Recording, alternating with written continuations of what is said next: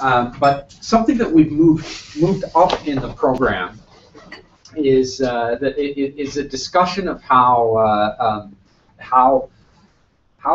data that's generated with the mobile application that we have will fit in with data that you already have. And this is proving to be, I mean, we thought about this and we've got some ideas about it, but this is proving to be a much bigger and more difficult problem than we had initially anticipated. But because of conversations we had with Andy, conversations that we had with especially Mick Morrison at Flinders, this has emerged as as an issue that needs some work, and we don't have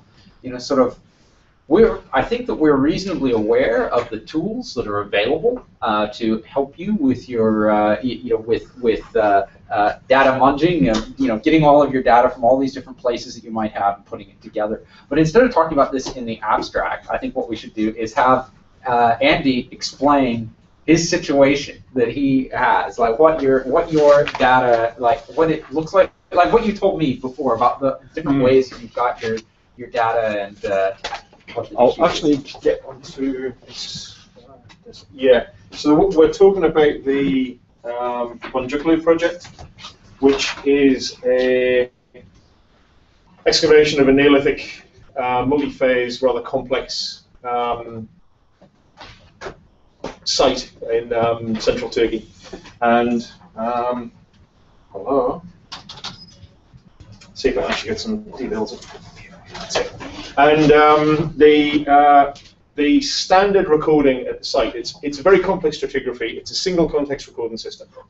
So for those of you who may not be familiar with that concept, every archaeological event, if you like, that'll be a cut or some kind of deposit or some kind of building event represented in the stratigraphical record is actually recorded individually as an individual context, locus, unit. It all tends to mean the same thing. It's a very intensive form of recording. There's a lot of information about each unit that you excavate, and then of course all of the project sampling, photography, and all that kind of stuff is linked to that. The way that this has been done, you've got sent some piles of these sheets around on the end of the tables there, so distribute them. The way this is done in the field and continues to be done is on paper, and there's complex context recording sheets that you have here. They're double-sided, and they have all manner of different information on them. That's the basic unit of recording at the site, the context. They can be grouped into features, and I think you've got some feature sheets down there as well, which can be things like walls and all that kind of stuff. There are specific kinds of features, such as burials, and here's a little skeleton sheet here, which will be familiar to many people, where you can record all the details of your skeletons. There's a whole series of samples. Don't start laughing. There's a whole series of samples here that are collected from these contexts, and they're processed in a whole variety of wonderful ways and sent off to different specialists and have different products. Each of those has their own recording system. There's spatial coordinates for all of this stuff as well. Now, that's all been done up until, well, now, and we're starting our excavation season in, what, a month's time. And we will continue through this season to use effectively paper records and then a whole series of objects that are sort of linked to those paper records, including artifacts and things like that. Now, what we've had, and let me just excuse me while I actually try and get access to these documents. Oh, right, okay.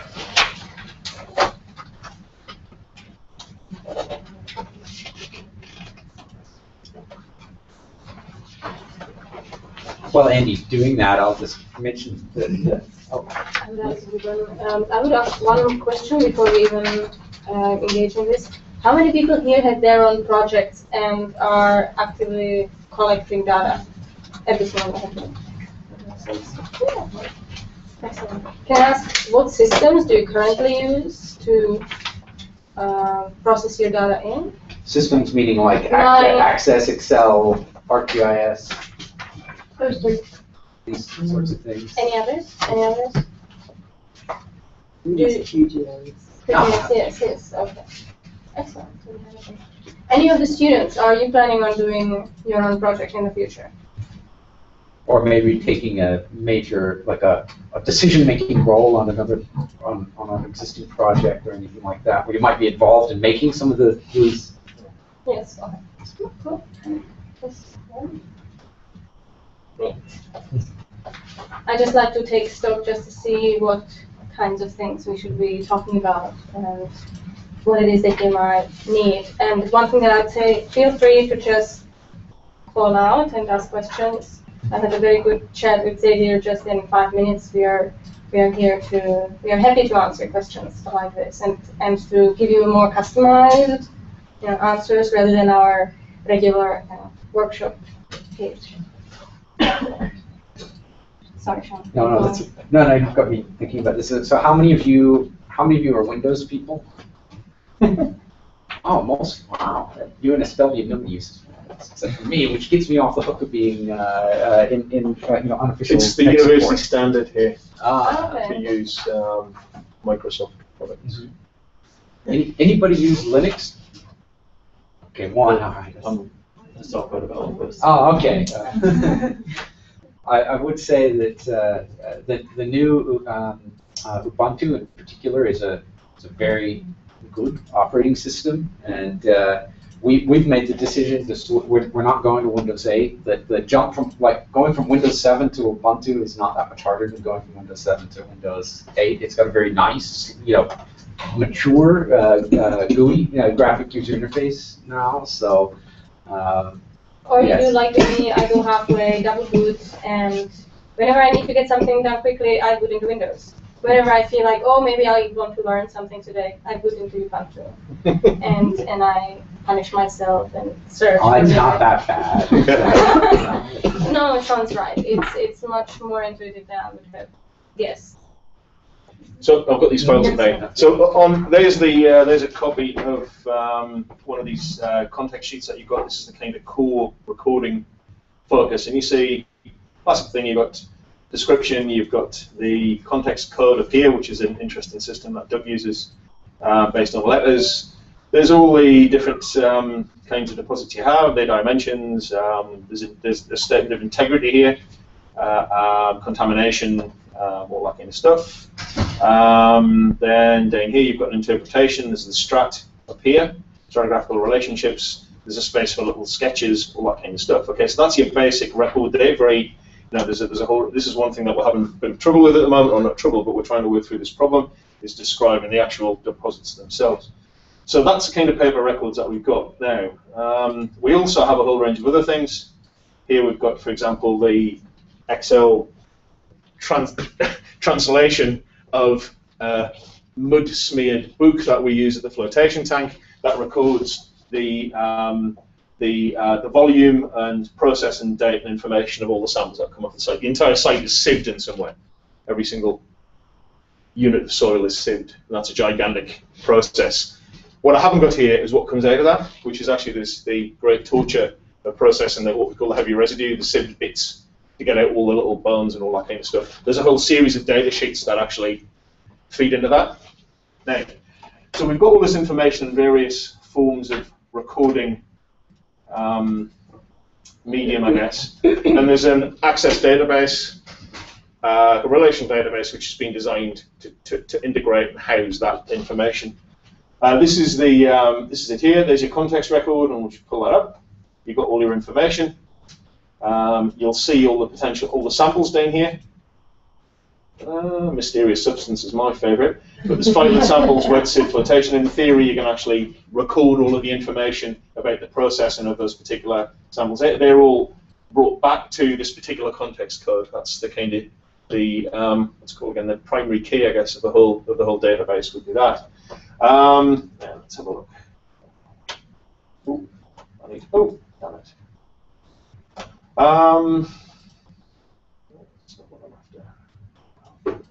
Yeah, and then there's a whole range of other forms that are stored in there. We've got different. That's the individual context forms, but we've got a series of. There's a photographic register of plans. There's hundreds and hundreds of plans. Each context has its own plan made, and it has a number. There's the different sample registers all the way down here. So this is a massive, complex recording system. There are thousands of contexts on this site. Well, we have survivors. At least three survivors of the excavation. Jess, you probably did most site work there, didn't you? Yeah, I just found like 10 of my phones all stapled together. Were they yours? Are they? That was totally by chance, actually. Yeah. But you'll agree that it's a rather complex system. It takes a lot of time. It is. And then, of course, we go down the line. We end up with this database, which actually works very well. What we're talking about is often several phases of handling of data to get it in there. When it comes to my role as not being kind of one of the people who tries to manage this behemoth, but as a specialist, all my stuff comes out of the flow samples. We have comprehensive sample collection because we don't know what we're going to get until we've looked at it. I actually need some kind of stratigraphical information and contextual information to work out how I'm going to spend my time actually working on samples, because I could work on this stuff forever. It's got to be really targeted. Sometimes it's taken several years, and this is no fault of anyone, it's taken several years for me to get that information. Not particularly responsive, all right? But this is what we've got. So we've got the legacy issue here in terms of what we've got at the moment on our project is actually a nicely designed access database, lots of other bits and pieces of information, but they're very difficult to put together, and they're very time-consuming to update. Is that? Yeah, no, this is, thank you. No, that, well, I think that this is a very, when we go and we give these workshops elsewhere, the details change. So at Flinders, instead of Flinders, instead of having an access database, they've got a FileMaker Pro database. Oh no, that he's happy you're using access, but the shape of the problem of having all of the these different data in different formats. At some projects it might be an access database. At other projects it might be FileMaker Pro database. For us, because we're a survey project and we're very geography driven, ours is all in a GIS. We have an ArcGIS geodatabase that most of ours lives in, which is an ArcGIS geodatabase. In every implementation of one that I've ever seen is a series of glorified spreadsheets. That it's flat. It's not access, for instance, in this database is a relational database. How many of you are familiar with these terms like relational database? Okay, it's about half. That's pretty good. And we'll talk a little bit more about that tomorrow, about why you might want to use relational databases instead of just spreadsheets. It'll be something like ArcGIS geodatabase, access database, FileMaker Pro database, something like that. And then a lot of spreadsheets. Almost all projects, us included, use spreadsheets extensively. In Bulgaria, they still have the tradition of keeping longhand notebooks. Like getting them to use forms is kind of a big step for them. That they're used to the old your older European style of I'm going to keep a field notebook and write very elegant descriptions of everything that I see, which can be very, very useful, but difficult to difficult to analyze. So,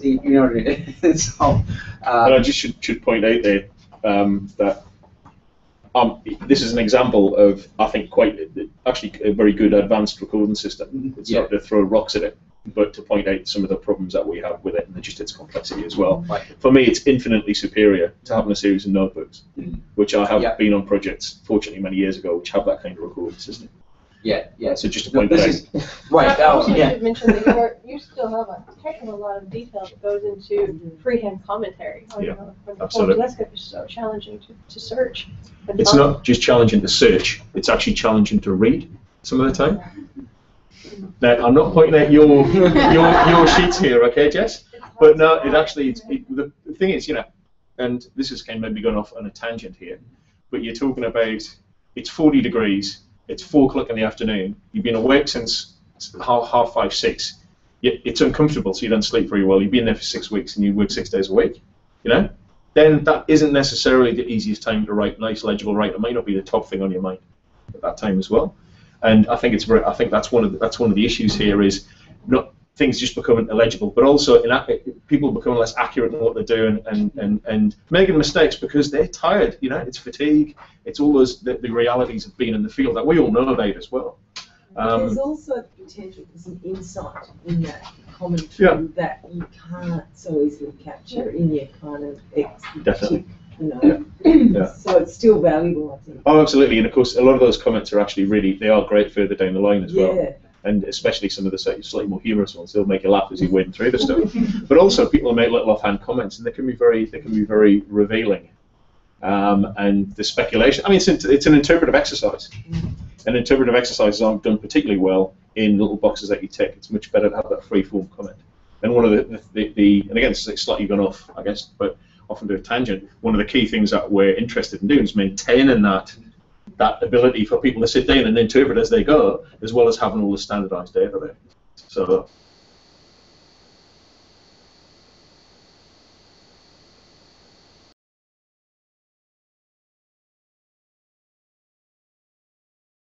Are happy to build that in, because it is important. I remember the first archaeological project I ever worked on was at the Palace of Nestor at Pylos, a big Bronze Age site in the Peloponnese in Greece, and we were re-excavating what Carl Blagan had excavated there from the late 30s through the 60s, and you know, to do the principal idea of the project was to do a state plan of the architecture, but then we started finding lots of ceramics and that he said weren't there, and bits of linear B tablets and things like this, and then they sort of said, okay, hold on, we're gonna treat this as if it were a new excavation because we're getting so much of this uncatalogued material, this uncatalogued material that's really important, and it would have been impossible to interpret that, even though Blagan kept pretty good.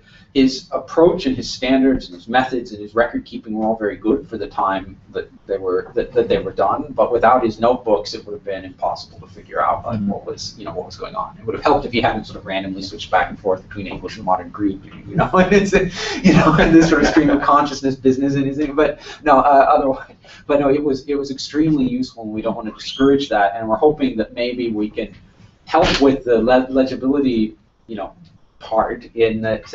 I mean, I find that on these Samsung devices that have stylus, that the handwriting recognition is actually very good.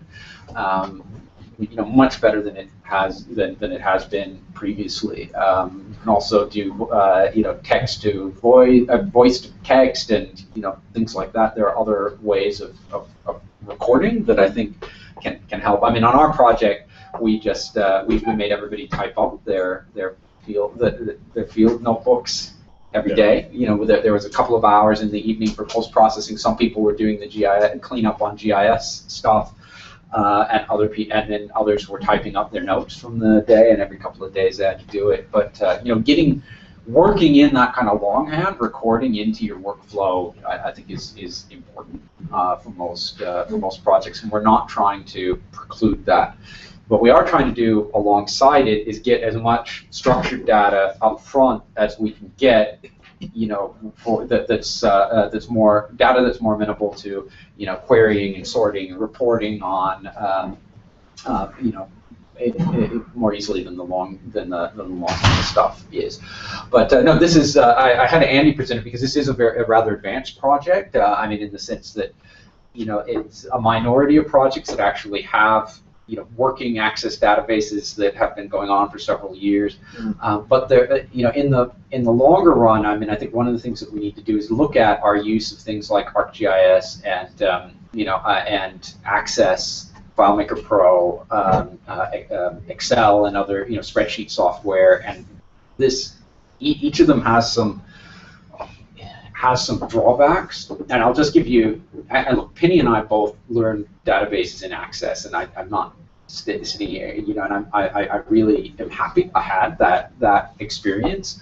But there are some drawbacks to it. Just to give you, I won't go into a long discussion about it now, but if you want to share data, Access lives in a single file, and so what if someone in Europe needs it, and someone here needs it, and someone someplace else needs it? How do you share it? And it doesn't deploy online that well, and it doesn't really handle multiple users that well. So there are beyond relatively small local projects that don't have distributed participants in it. There are some limitations with access. Excel is the same way. I mean, how many of you have ever been involved with something where you'll have an Excel sheet that is, contexts, 6 January, underscore with your initials by it, and then that goes around, or version 1, version 2, it's got, dates, initials, versions like this, version control like this, it can be very challenging if you're using anything that's file-based, the way that Access, Excel, Word documents, whatever you're doing, that can make it difficult to collaborate, especially with distributed teams, but even with local teams. And that's one of the sort of longer term problems. But I guess I'd ask, before I start lecturing on this too much, what if you think about what you want to do with that? I mean, as archaeologists, I've heard some criticisms of our field this way, but a lot of us are both data producers and data consumers. That we go out and we do our field work, we do excavations, we do surveys, we're producing this kind of data, and we try to do that conscientiously, and then at the other end we want to write interesting things that involve comparanda from other similar projects, or that are otherwise synthetic, they're comparative, they're diachronic, there's something that we need to use other archaeologists' data to. And if I put you for a minute in in your role as data consumers, I mean, what would you like to be able to do with your data? I mean, what are things that I guess you can think of this either from the point of view of running your own project, if you've got a multi-year project like what both of you have, and what you want to be able to do with your data, or if you consider yourself as data consumers, what you want to be able to do with it. What would an ideal system allow you to do? Everything. Everything. Yes, everything. Can I ask a specific question of Andy first? Would you like to see all the data that you've got there on the device? Like, how often do you need to refer to that legacy data in the field, or is it really when you're doing lab processing or report writing? It would be handy to have access to that existing data in the field, because and Jody is, Jody's and Jesse have done a lot of this kind of thing. You're often taking on excavations that have been going on for several years. There could be a pause of 2 years between excavation in an area. You're picking up from the slightly eroded surfaces, or the bottom, I guess, or part dug contexts from 2 years ago. So it's actually really useful to do that. And also, there's always discussions on site as well about, it was the same as something else. Where where did we find? Where were the other little caches of shell beads on the site and stuff like that? It's useful in a lot of different ways to have that available. So how do you answer those questions right now? Do you have a copy of that with you in the field? There's a copy of that in the field, and there's also copies of all the record sheets and stuff, and a lot of it's down to... What's in your head? Well, not my head, mainly Doug. He's the corporate memory. And if supervisors have had, and some of the diggers have been there for several years, it'll be that way, but it's very difficult to do.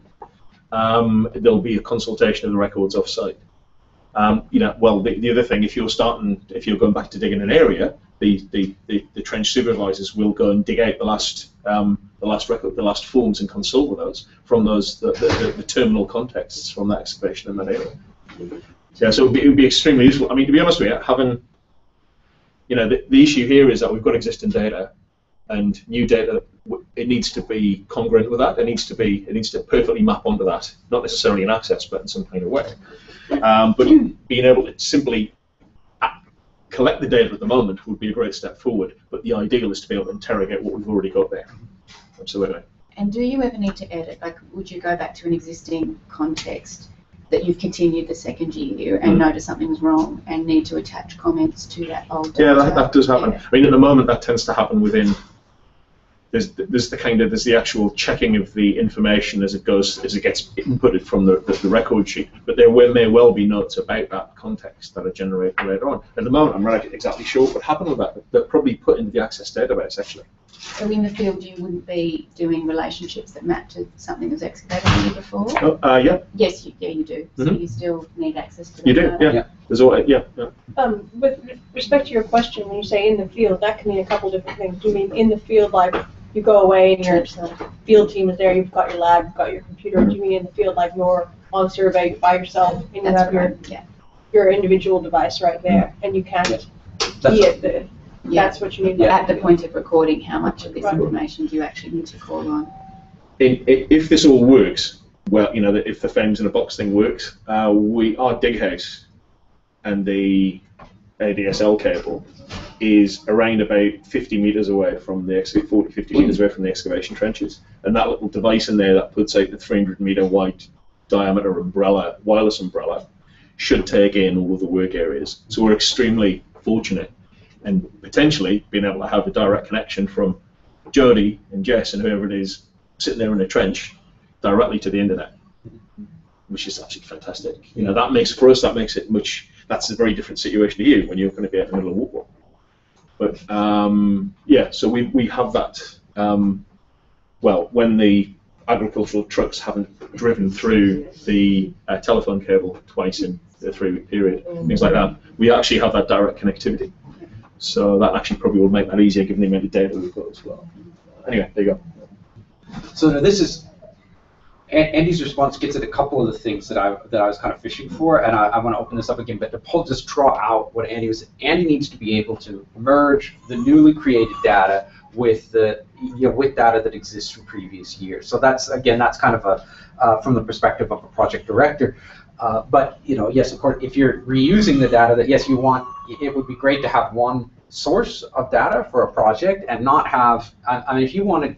We tried to be conscientious in keeping digital records for our project in Bulgaria. But if you wanted those records, you need to look at an ArcGIS geodatabase, a series of Excel sheets, and then we only took the digital records down to a certain level, and then below that you'd have to look at the scanned paper recording sheets because we found ArcPad too slow to use in the field.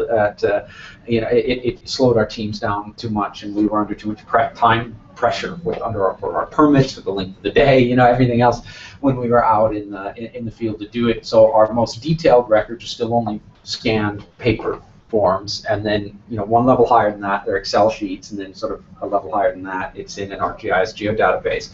So we're cleaning all of those up, and we're making them available, but you've still got to interrogate a number of different documents, and if you want to drill down to the finest level of data, the number of finds in a particular 15 by 15 meter survey cell, we call them, you have to go back to scanned copies of paper forms for that. It would be really nice if you could get if you got this in your hand and you find a nice little carved stone sort of token, right, which is really nice, just very distinctive part of that particular site, and you go, which other of these artifacts have been found in this building or this area, this excavation area? Cool. That would be really cool. Yeah. So you're not going to die without it, but it would be really nice to actually be able to have that level of information. Yeah, and we consider this sort of one of the basic queries that we'd like to be able to do of the data, eventually is show us everywhere where artifact X has been found, right? That's exactly the kind of thing that we'd be thinking of. But yeah, getting all of your data into one place so you don't have to dig through, lots of that's what I mean when I'm kind of trying to draw out what would you expect a system, what would you like a system like this to be able to do? So that might be one thing. Other things that you were asking about in terms of your perfect analysis as well. Yeah. If the entire world worked the way that you wanted to in terms of data access, well, let's take that example again. There's an incised stone. Okay, where else are these being found in Southwest Asia? And what period? What kind of contexts? I reckon to do that. It's a PhD or two's worth of work just to get that kind of information. Right. So yeah, being able to look up Comparanda, readily would be great, and to be able to do that, you got to think about what's in other projects need to also be loading it, and this gets making this data available, right? And this also then gets onto these issues with underlying ontologies, right? That what if your project calls these tokens and somebody else calls them something else, or even the simple thing that another project that does its German project and they use a German term for it, that we need to then be able to search across, multiple languages, whether they're actual languages or just the languages that particular projects use. Burial recording is particularly bad. What is? Burial recording. You're lucky with burials in the sense that now I've forgotten whether it was the Smithsonian or the Natural History Museum has put online a system for recording human remains that has done all of this thing, like mapping to an ontology, how you record all of the different, all the bones, of course, but then how do you record like trauma injuries and pathologies and things like this that there's actually it's very good. Very good. It's getting people to use it in the same language. Yeah, we consider ourselves lucky with that we have a target at least that that we can say, okay, we can use that system as a guide to what we need to do, as opposed to recording an excavation context, which is there's a surprising range of approaches to doing that. But regardless of what you put up, you can never guarantee that the person who's doing the recording fully understands the concept you're recording, which is often what happens, and there is no piece of software or workflow system in the world that will fix that, aside from really good training and quality control. But this is another issue, though, that again, looking at, okay, so one thing you might want to that you want to be able to do is look up all the data from a given project, or hopefully from many projects, in a supervised way. Another thing is try that we all want as high a quality of data as possible, and there are, more than is the case with paper forms, there are things that we can do with with our app or with other with access databases. Things like always using controlled vocabularies. Never let anybody type anything into any place, because they'll find 16 different ways to spell brown. And then you kind of have a problem with that. So we call it, this is use of controlled vocabulary, drop-down lists, however you want to think of them, to force people to select from a limited thing that in the most trivial sense eliminates things like spelling errors, right? And in a more taking that farther, forces people to use, in some cases, standardized system. Like a lot of projects, I think, Andy, you didn't do, you don't use one-cell colors, right? Is that you? One of you doesn't use one-cell colors. I do, so that must be it. No, not really. It's a bit of a waste of time, because everything's basically grey. Yeah. Okay. So maybe this is just what jumped to mind initially, is that I mean, we have now built a one-cell color picker, so that if you want to record colors, you can do it as one-cell colors, and so we can all use one-cell colors. Except unless you work on a project, this project I told you about at PLOS, the project director decided to use the other system, not one-cell, but a different color universe, and so we had to go back later and change them all to one-cells, because that's what everybody else uses. But anyway, there are problems with all of these things, but using control vocabularies of some kind, at least because he did use a color system, we were able to translate later. I frequently need to query things by their spatial, their actual location, like their elevation, for example, rather than by context, because the context designations we use in the field are pretty meaningless and arbitrary, and we haven't linked them all up at that stage yet into actual meaningful layers. And so if I want to find out how high something is above something else, querying it by context, which is the easy thing to do because that's in the access database and gets entered as a number, is just really, really difficult. You have to go to the GIS database. The GIS database gets cleaned every single day, but then it's a separate thing, and so then it to actually be able to query between like actual, where is this sample found, and then light up all the other samples that go to it, and then you can have your computer on site for that. That's the whole rigmarole. So that's something that I struggle with a lot. And then if I haven't updated yesterday's coordinate data, into today, then I can't check it. I have to go back to the spreadsheet version of it, and then I have to check it that way manually, and it just becomes very, very hard to even look up a basic thing. I think there's two things that I'll draw out from this. One is that, again, the one thing that we found was the most common, if you go going beyond, your basic office productivity software, the one piece of software that most archaeologists use is GIS or ArcGIS or QGIS, GIS software, right? And our data is inherently, much of it is inherently spatial, right? And so we really feel like in the medium to longer term, we've got to, that Access is great, and Excel may be useful for some things, but having this spatial aspect to data is going to be is critical. The other thing that was also sort of underlying this that I heard, that the principle that on a project that you have one source of truth for something, that if you've got the coordinates of whatever, that you may have a lat long table or a northern easting table in or two columns in Excel, and then you may have a geodatabase and making sure that those are connected so that they don't diverge from one another. I mean, controlling, like not letting things get out of sync with one another across a project, that something's written up one way in a notebook, the Excel summary of the notebook is something else, the geodatabase is something else, and then if you change something, you have to update all of those things. So we want to only update in one place, and then we want to, and we want it to cascade through everywhere else. So single source of truth is is another one. So I guess we should have been kind of writing these down. What was so we talked about? Recorded. Oh, it is, yeah. I guess that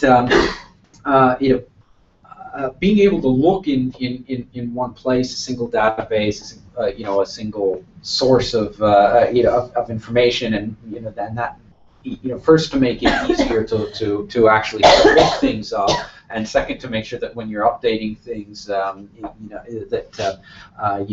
updating them universally and not getting things out of sync with one another. Having geographic capacity is another thing that's come up. At least for tomorrow morning. The data modeling. Mm-hmm. Yeah, and I'm even thinking beyond data modeling now to what the sort of requirements of the end product would be of something like if we had an unlimited budget and an unlimited amount of time to work with Andy or Jess, what would it look like in the in the end? Another thing, of course, if now we're in a period of transition in archaeology where we're moving from paper recording to digital recording, and digitization happens at different stages of the process. That we tried to do digital recording on PDAs and it was not responsive enough, and we gave up, and we did paper recording and then we digitized it at the end of the day, and we only used ArcPad for the geography, to outline each survey unit out in the field. You could see where we began, see where we end, we could draw that in, but then all of the details, the counts of ceramics that we saw, the environmental conditions, the agricultural conditions, all of these things, we digitized later. And if a project's been running for a few years, you'll see there's sort of different layers of data there. That initially it may be all paper, and then there'll be some that's digital, some that's being born digital, and some that's being digitized at the end of the day, at the end of the season, whenever. And then now we're moving into another, hopefully with our software, with other software like ours, where more and more data is being born digital, created digital initially, and you've got those different artifacts of different stages of digitization, and we need to get them all together. That Andy and Jess, they're not going to want at the end that, okay, we've got a nice, clean, structured data set that we made with FAIMS, but it's only for 2014 and on. They've got all the previous years that need to be brought into that, and you can see the variety of types of the variety of sources of information that there are from that. This is a big challenge, and we're not seeing, that there's no cheap and fast solution to to this. In broad terms, you either sink more labor into it, lots of HDR students retyping stuff, you know, on the one hand, versus you know that HDR students are cheap, so we you know we can have lots of them and have them do menial labor and you know throw a pizza at them every once in a while or something like this. But you know, on the other end of the scale, you can you know you could go and hire someone like Brian. You know, I mean he's his IT specialization. He's the IT person for our project on the leadership team.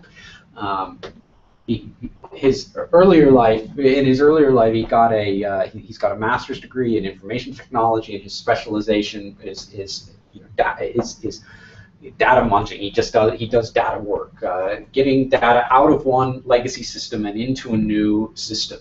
That was before he went back and got a PhD in the philosophy of data, and yes, has taken a little bit more meta look at these things. But his role on the project is largely this kind of data transformations. He's in charge of developing for instance, the exports from our system, and we can talk about that. That your data isn't, if you want, we can talk about that. Your data is not locked into our system. We can do various kinds of exports. Some of them automatically, and some of them by Brian sitting down for half an hour and writing a custom query on your on your data. So he's at the other end of the spectrum. That Brian costs about $500 a day, to recover. That's that's just cost recovery. That's not us making a fortune on it or anything. But he's watching this. Yeah. So some interesting comments. Yeah. But I'm sure he'll get even with me later. But that there's some combination of of time and effort and retyping stuff in that in many cases may be faster but more error prone, and has to be sort of you're solving the same problem over and over again by taking stuff and copying it from one place to another, versus how much of this can you automate? Can you write a query to pull stuff like out of this database and put it someplace else? And it's a real trade-off, and it's not any solution to a problem as complicated as what Andy's got is going to probably involve some of both of those things. Some information that's on the scan sheets may just need to be re-entered, but most of what's in the Access database, it would probably be worth it to spend a week of time developing a series of queries that would get the data out of the Access database and into a system that can do more of the things that we'd like it to be able to do.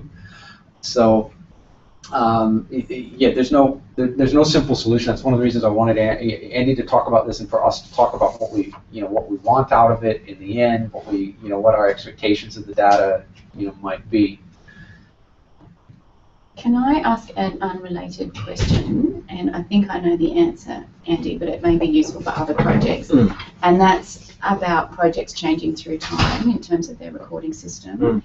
When you have a paper form with the vocabularies as you have and you showed up on the screen, it tends to stay fixed through time. When you have a digital recording system, and particularly one we've developed where you can add to vocabulary lists, even in the field, there's going to be a tendency to fiddle and play and make small enhancements as you go through time, which I think is a bit of a risk.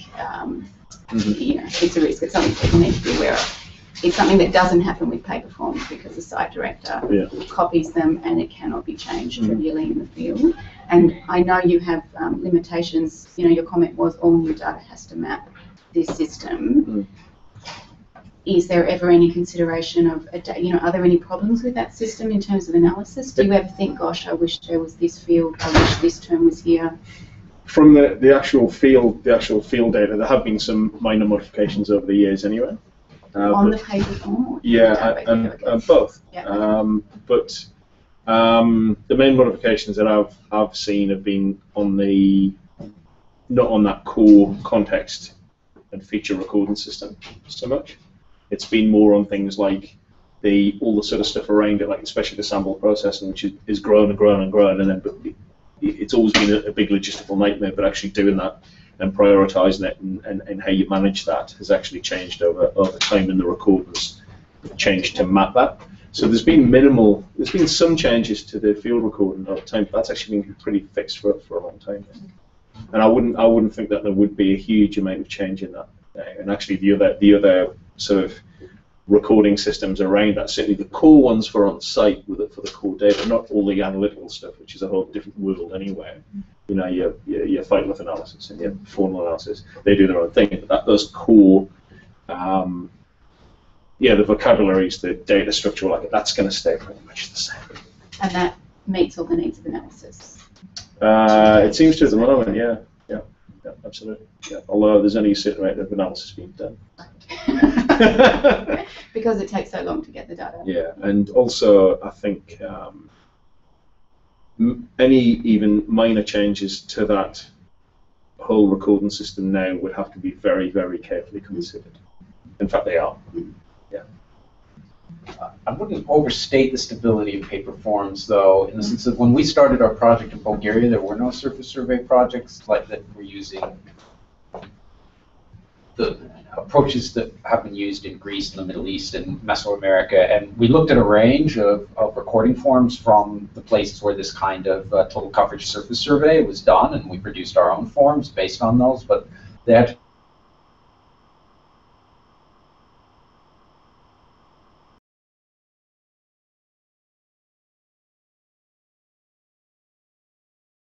period of digging. That's what I meant. You know, our system will allow you to add vocabulary terms. We had to add vocabulary terms. Oh, okay. Pencil them in onto Right. the form. Well, edit the form, edit the Word document, Yeah. and re-PDF it. So and, you just did print that it in again. a non-structured way, or Oh well, I mean, Yeah. we had sort of checkbox type lists, the kinds that you see on the forms here, and we just had to add new things because we hadn't, I don't know, thought of sunflower fields as one of the types of agricultural things that we were going to run into, but we ran into them a lot, and they had certain implications for surface survey. It was this sort of thing also. But it stabilized after a while. But they could change, and because we printed them off, like we'd go make copies once a week or something, and we could always change it between the times we were making copies.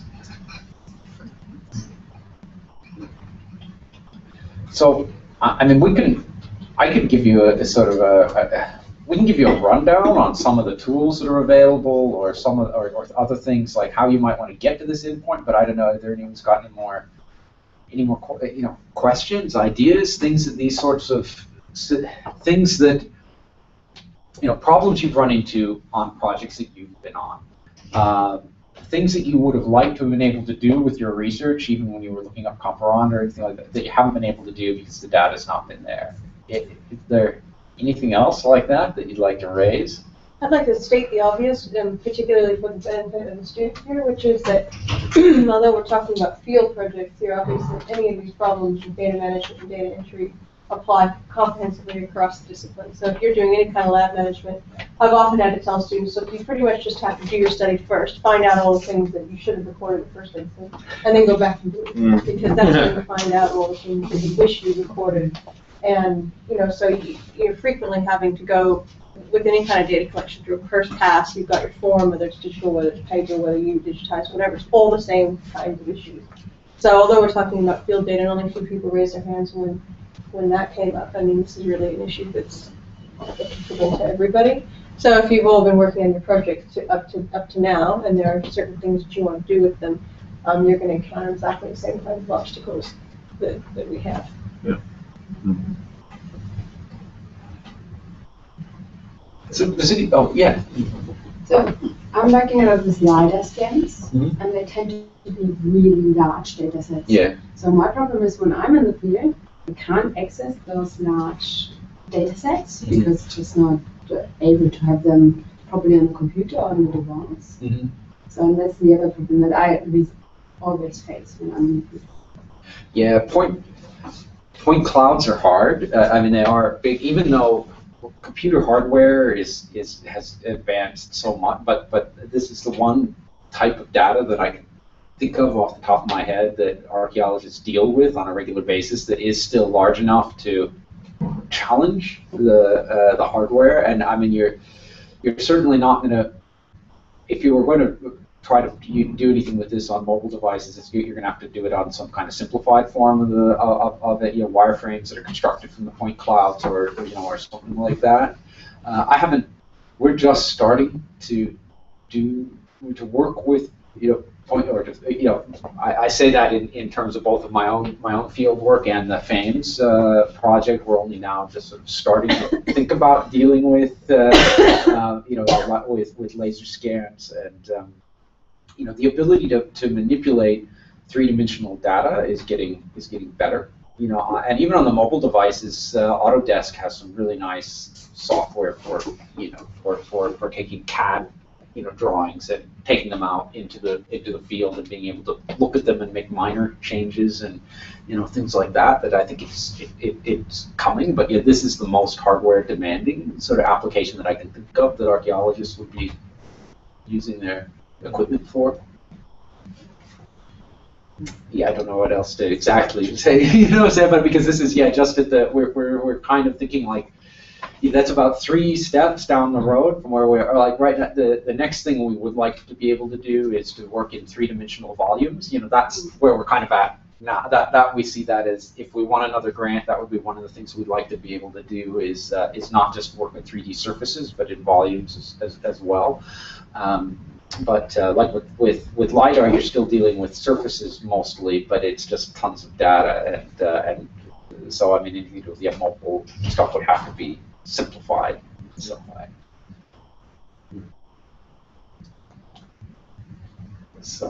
no, I don't know.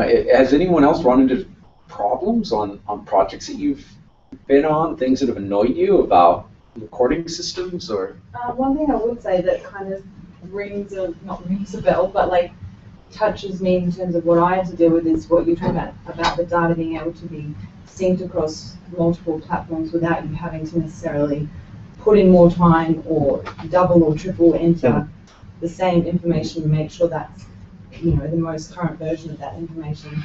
And that was made more complex by, I guess, what Jess said, where you go through a first phase and then you find out all the things that you should have done and you need to do it again, and yet you have to make additional versions on top of the ones that you've already done that are different. So I was working with Word and Excel and a database plus an analytical software program, and kind of integrating that was really difficult. So I think the aims that I guess you have to solve those problems look really good, but difficult. Yeah, and I mean, one of the problems that we're finding, it is turning out to be much easier to solve these sorts of problems from new data that's being created. From 2014 forward, it's getting it's easier. It's still not easy, but it's easier. But when you start looking backwards then at all of this legacy data, it's not so easy. That makes that adds that's what I agree with anyone who was saying before. It's fair enough to get it all set up from this point onwards, but in order to make it sync with what he already has at BK and make sure that that's not lost and it's consistent, I think that would be one of the big challenges. Yeah, and look, we don't have an easy answer for that. But but I mean, everyone's this is what we're talking about now is what this NSF grant in the States, being led by Chicago, is, and what they're looking at doing is drawing together a bunch of different tools to try to into a shared online ecosystem, essentially, where data can pass easily between the different. And we've tried to begin this process, and you can take data from our mobile device and you can export to various desktop software. We could do a CSV export. It's a comma separated values. It's basically spreadsheet type thing that you can do a series of exports that from our software that will produce for you a bunch of spreadsheets. So like one spreadsheet's for context information, one for your ceramics. Ceramics might actually take a couple of different spreadsheets. a number of different spreadsheets, but we can export our data as a series of spreadsheets, which then of course you can take and ingest fairly easily into ArcGIS, and then you can link them together. Join, I guess, is that you can join them. So there's a number of things you can do there. You can export as shapefiles if you want, which is a different way of getting the data out of our platform into ArcGIS. So there's these exports that you can do into desktop software, but what we actually find more interesting, and I think more important in the long term, is that you can export from the mobile. You can export from our mobile software directly into Hurist, which is this online database, and Hurist will look at the data, make its own database that reflects your data structures, and then you've got your and then you can work on your data in this online database. We're pursuing. We did that with Hurist in the Nectar phase of the project, 2012, 2013. In this LEAF-funded stage of the project, 2014, 2015. We're looking at developing similar, interoperability between the mobile application and Open Context, which is a publication platform out of Berkeley, and with Ochre, which is this data management platform out of Chicago. And what these things all share in common, and of course you can, of course I say, we are hoping soon to be able to automatically export data from the mobile application into TDAR, this repository. There's been a few issues with that, and we're not quite sure how granular the data is going to be, how small the pieces are going to be of the data. We'll be able to get something out of our application and into TDAR. But TDAR is, a lot of these systems were developed in the early 2000s and used different design principles that were constrained by the technology of that time, and things have changed dramatically since then. But without going into those details too much, the feature that all of these things have in common, Ochre, TDAR, Open Context, Hurist, is that they're not desktop software, they're online, they're web-based software, right? And so you can, multiple people can access them anywhere. You can have a single, source. You don't have a bunch of MBD, like access database files floating around. You don't have a bunch of spreadsheet files. You've got a single database that sits online. Now, of course, that raises that can cause problems if you're working in a remote area, but another thing that most of these systems share in common, Ochre doesn't, but the other systems share in common is that they can be, like FAIMS, deployed to local hardware, that they don't really care whether they're running on a server in the Nectar Research Cloud. This is National E-Research Collaboration Tools and Resources. One of their things, in addition to funding application projects like ours, they built an infrastructure for servers that you can log into Nectar and you can start spinning up servers online and use them for whatever computing needs you may have. That most of the software that I've mentioned, it doesn't really care whether it runs on a server online or runs on a server like the FAIMS in a Box server. You can use a laptop as a server for a lot of this software, so you can keep local copies and then later sync those. And because all of them are fairly robust databases, you can sync them. Like with Hurist, you could run a local copy and sync it to an online copy at a later time. But I guess I would say this is one of the broad directions in IT development in the last few years has been away from desktop applications into online applications like this. And the other big move is from desktop applications to mobile applications, but most mobile applications, a lot of the computation, a lot of the work that goes on is being done on servers online, and you're just accessing that through your device, like Google Maps or something. Most of that's going on Google Maps on a server somewhere, and very little of the computation is actually going on your device. And that was one of the problems with the requirement that archaeologists have to be able to work offline all the time, is that we are kind of going, in a sense, against the grain of mobile development by making it work offline all the time. But that was a price we were willing to pay, because that is such an important feature for archaeologists. Yeah. So presumably, these online databases can have user control, so you can have people with edit. Yeah, they've got user, versus all of them people have who can user consume it management. and download it, but they can't change it without checking. All of them have user management of one kind or another, and like TDAR, for example, has various other things that were, TDAR stands for the Digital Archaeological Record, and it was designed as a repository for archaeologists, so you can do you can attach a, how are you going to license your data? What's the intellectual property that's around your data? You can put that in, you can embargo data for a certain length of time, you have access control to the data, you can, like in Bulgaria, if we couldn't publish precise location of burial mounds, or they'd all be looted the next. Well, they've mostly all been looted anyway. But we wouldn't want to publish them and say, oh, there's a there's a necropolis here because the mafia would be there the next the next week to rob them all. But so it allows the ambiguation of spatial information. It just gives you like a 1 kilometer square and says it's in there somewhere. It does this. Anything else? Penny's the expert on TDAR. Map obfuscation is that's what right. we call them. But one thing to clarify about TDAR is that it's an archive. It's not. It shouldn't be used as an editing space. When I first came to use it, I kept saying I want to be able to edit this record when it changes. In 10 years' time, I find out that manufacturer actually began 10 years earlier. I want to change it from 1810 to 1800.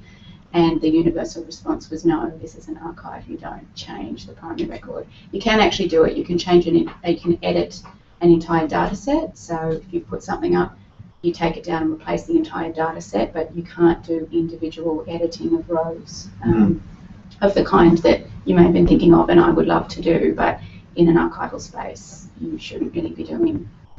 And if I could just make one other point about the difference between TDAR and open context, which is useful in terms of legacy data. TDAR was built to house legacy data, so it was actually built around the idea that we all have spreadsheets, and usually lots of them, and you shove them up into the system, and TDAR will take anything in any format, doesn't matter what you call it. You then build an ontology on top of your data, because that's the way it works with legacy data. You start with what you've got and you start explaining it from the ground up. Open Context is a publication service and also a semi-commercial service in that you pay them to take your data, align it to their core system, and then they publish it. So you can do much neater searches across the entire data set in Open Context because someone else has done the hard work of aligning your data and your terms to their primary concept. So that's part of the distinction between it being an archive, where it doesn't matter how you recorded it, it's going to be up there, it's safe, anyone can access it, and a publication service, which is a bit more enhanced in terms of searching. And international, source, the National Science Foundation has endorsed both of these approaches. The Journal of Open Archaeology Data has endorsed both of these approaches. It's not that one is better than the other, they just behave differently. TDAR is also about, we're going to grab this data and we're going to keep it here forever, and that's what's really important about it. Open Context is much more about ease. It's a publication service again. It's more about the ease of looking up the data. So it's got very nice faceted searching, and the data's been sort of standardized to an extent when it goes in.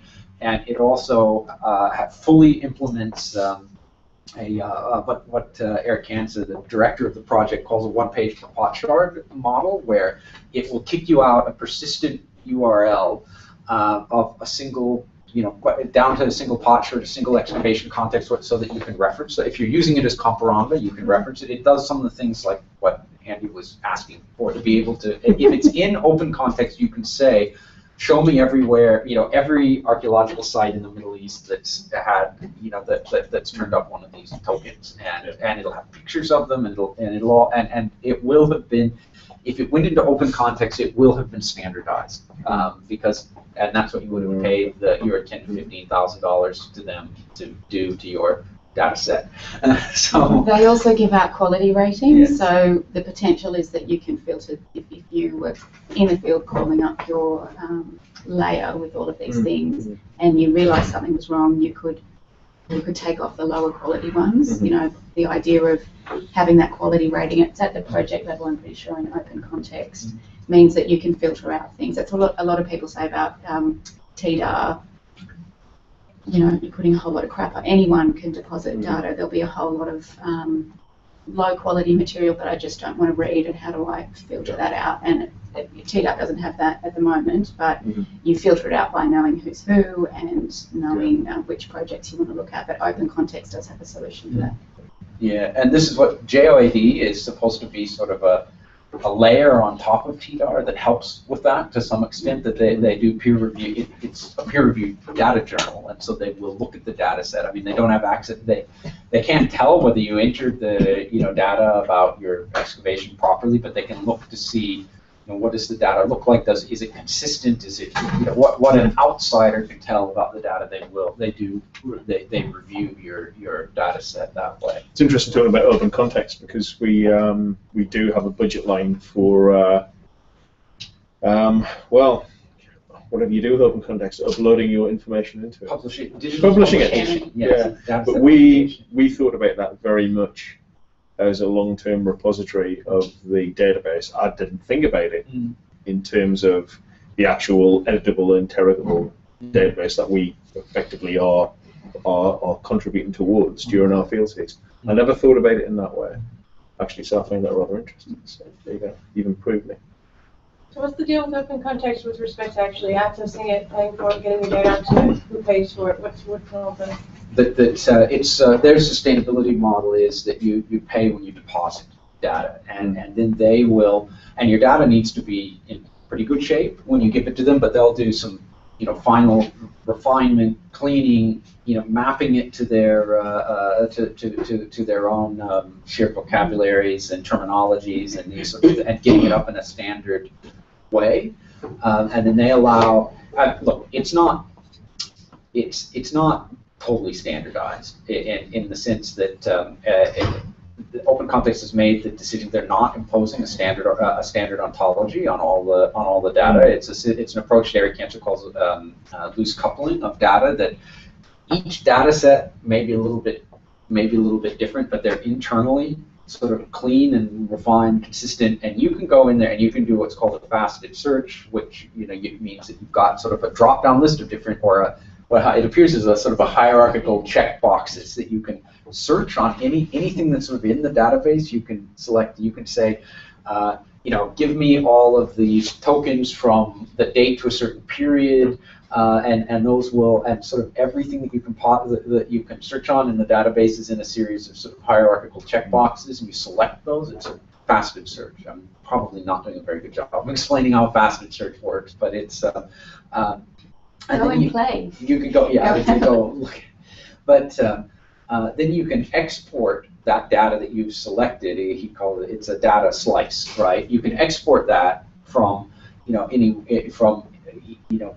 one project. You can go to the next project and export the same things. You can search across projects and get some idea what's in each one, but then you can go select a more detailed slice of data out of each project, export them, but then Open Context expects that a human being will then reconcile these things. Will then do what Penny did with some historical data sets in Australia and look at them and say, these 80% of what I've looked at, that are from different projects is actually the same, and I can reconcile them. And then you're encouraged to do that work and repost it onto Open Context so that other people can then build on your reconciliation work between the data set. So it's looser than it was. I call it loose coupling. It's looser than imposing a standard ontology, but the data has been cleaned, refined, standardized in some ways, and then and put online. But it's the individual researcher who pays for it? Oh yeah. And the cost is approximately? Oh, he's got a costing tool online, and it's 5,000 to 15,000 sort of range, depending on the size and complexity of your data set. We have an estimate of about $8,000 or something like that for our data. Being the legacy database. Yeah, and all the photographs and all the other stuff there as well. And I would say that this is in the United States, TDAR also charges an ingest fee. So the ADS, the Archaeology Data Service in the UK, charges an ingest fee. It's a little different than typically, like if you think about cultural heritage registers in Australia, if they make their data available, they often charge for data use rather than ingest. The model elsewhere in the world is generally you pay for ingest and use is free. At least in the United States and the UK, and I think mostly in Europe, that's the model. So. But I guess that in the few minutes that we have left before we break for lunch, that this is I know what I was going to say from what and what this conversation is starting to reveal also, that especially in the another broad trend in software development, especially in open source software, is developing tools that do particular things like. TDAR is a repository. Open Context is a publication platform. They've made different design decisions to make themselves better at the specific thing that they do. Purist is more of a one. It tries to do more than one. It tries to do many things. Sort of jack of all trades, master of none sort of approach with Purist. You might not like it that I put it quite that way, and I'm being a little bit facetious, but. Purist does, it's quite a flexible system that does allow you to do editing. Neither Open Context nor TDAR, they're both destinations, slightly different destinations in terms of publication versus archiving, but they're not where you want to edit data. Purist and Ochre are for editing data as well as for longer term, I'd call it more publication than archiving.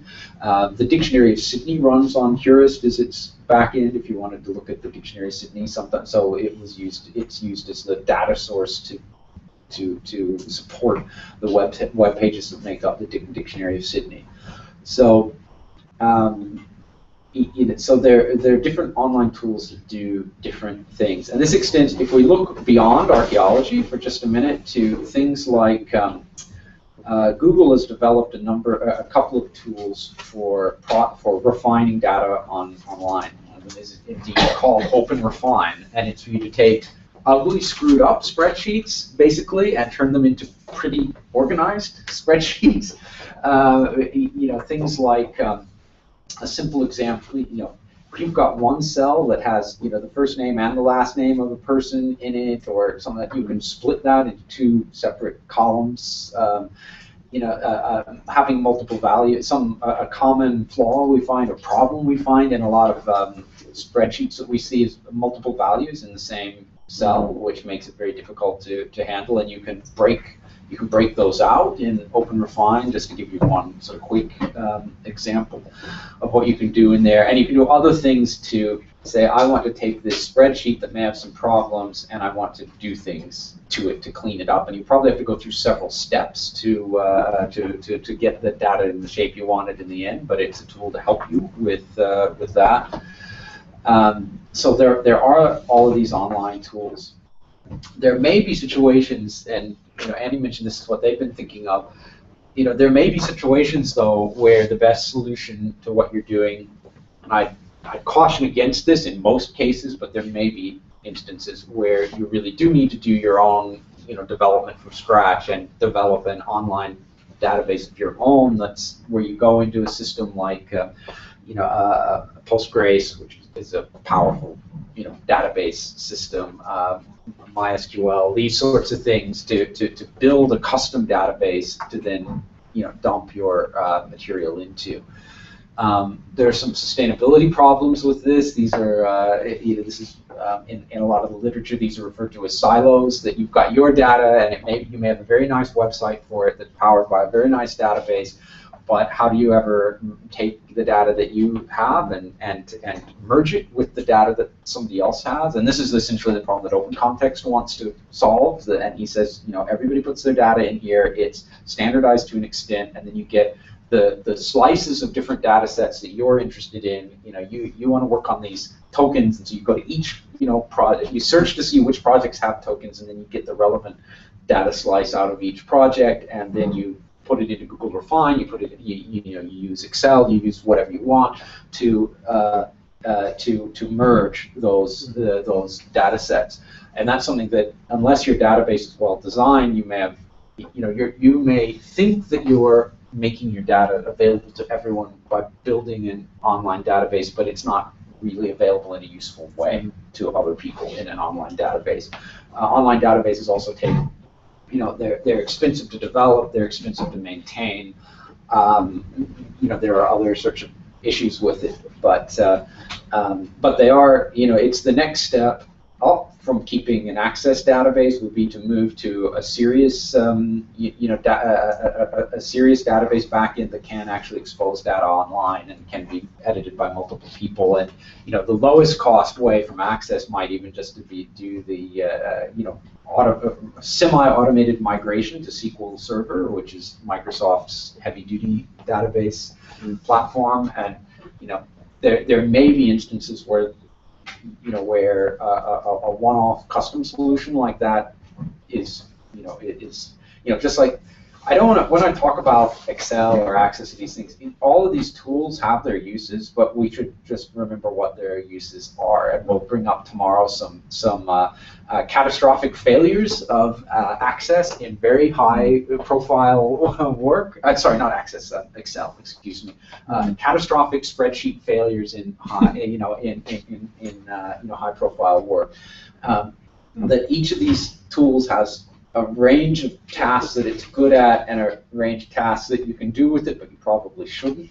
And we'll see if we can't talk about that a little bit later. And the same thing extends to one-off bespoke databases. There may be times and places where it's where they're quite useful, but I would encourage people to look at the broader solutions, like these, domain-wide solutions, like Open Context, TDAR, Heuris, Ochre, systems like that. Whenever possible. I just wonder about the cost, doing a sort of cost-benefit of that.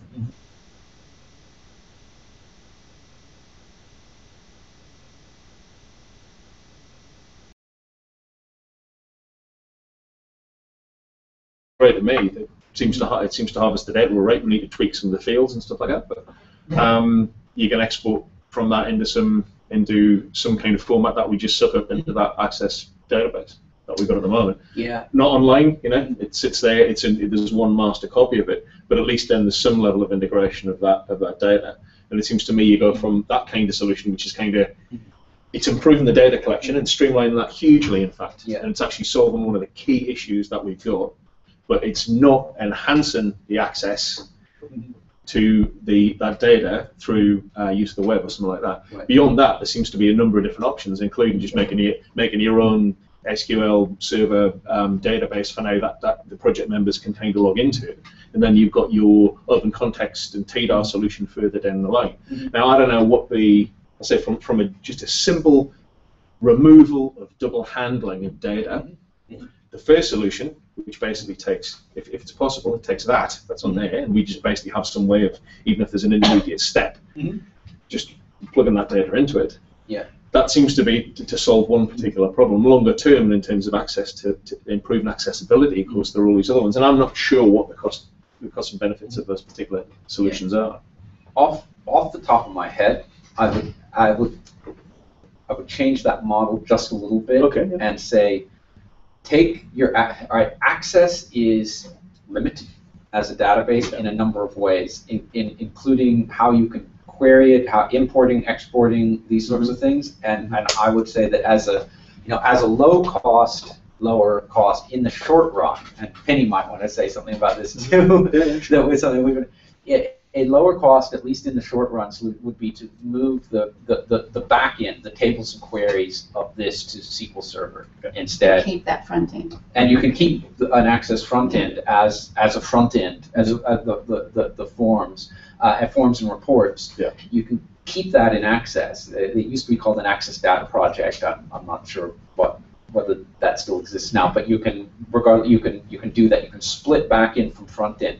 Once it's in SQL Server isn't SQL Server is lost out to some of it to an extent to some of its competitors, but it's still a serious, robust database that fully implements SQL, and you can use it online. It can have large companies use it with thousands of concurrent users and millions of records.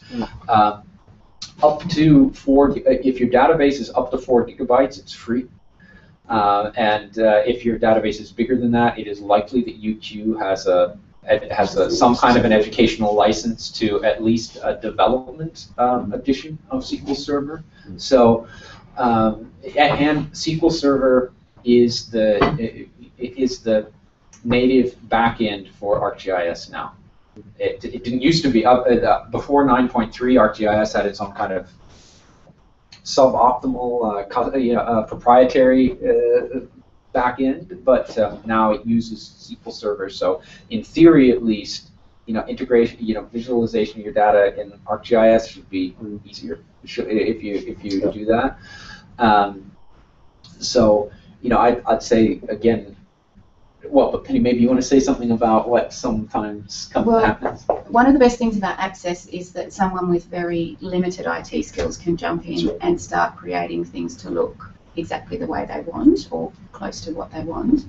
The danger is that the back end is not secure, so that's a very good solution, just pushing it to MySQL. So you've got user control, you've got it's on the web, so it's network controlled and anyone can access it at the same time. Yeah. But you still have full flexibility overseeing whatever you like.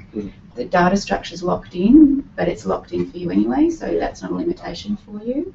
The question is how much you want to keep the data structure at a technical level, because the data we'll be producing on the mobile app will be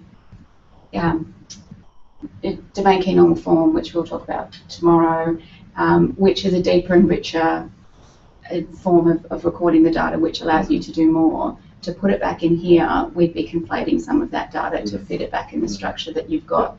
So you would be wanting, and I'm looking at fields right now that I know need to be split up, so you would want to refine that anyway, in which case maybe just recreate, that opens up your opportunities to, it would be a quick thing to move it to MySQL and solve some problems, but longer term, there's some other things you need to look at anyway from a technical point of view. But from my point of view now, I've got to put this in a project context to start.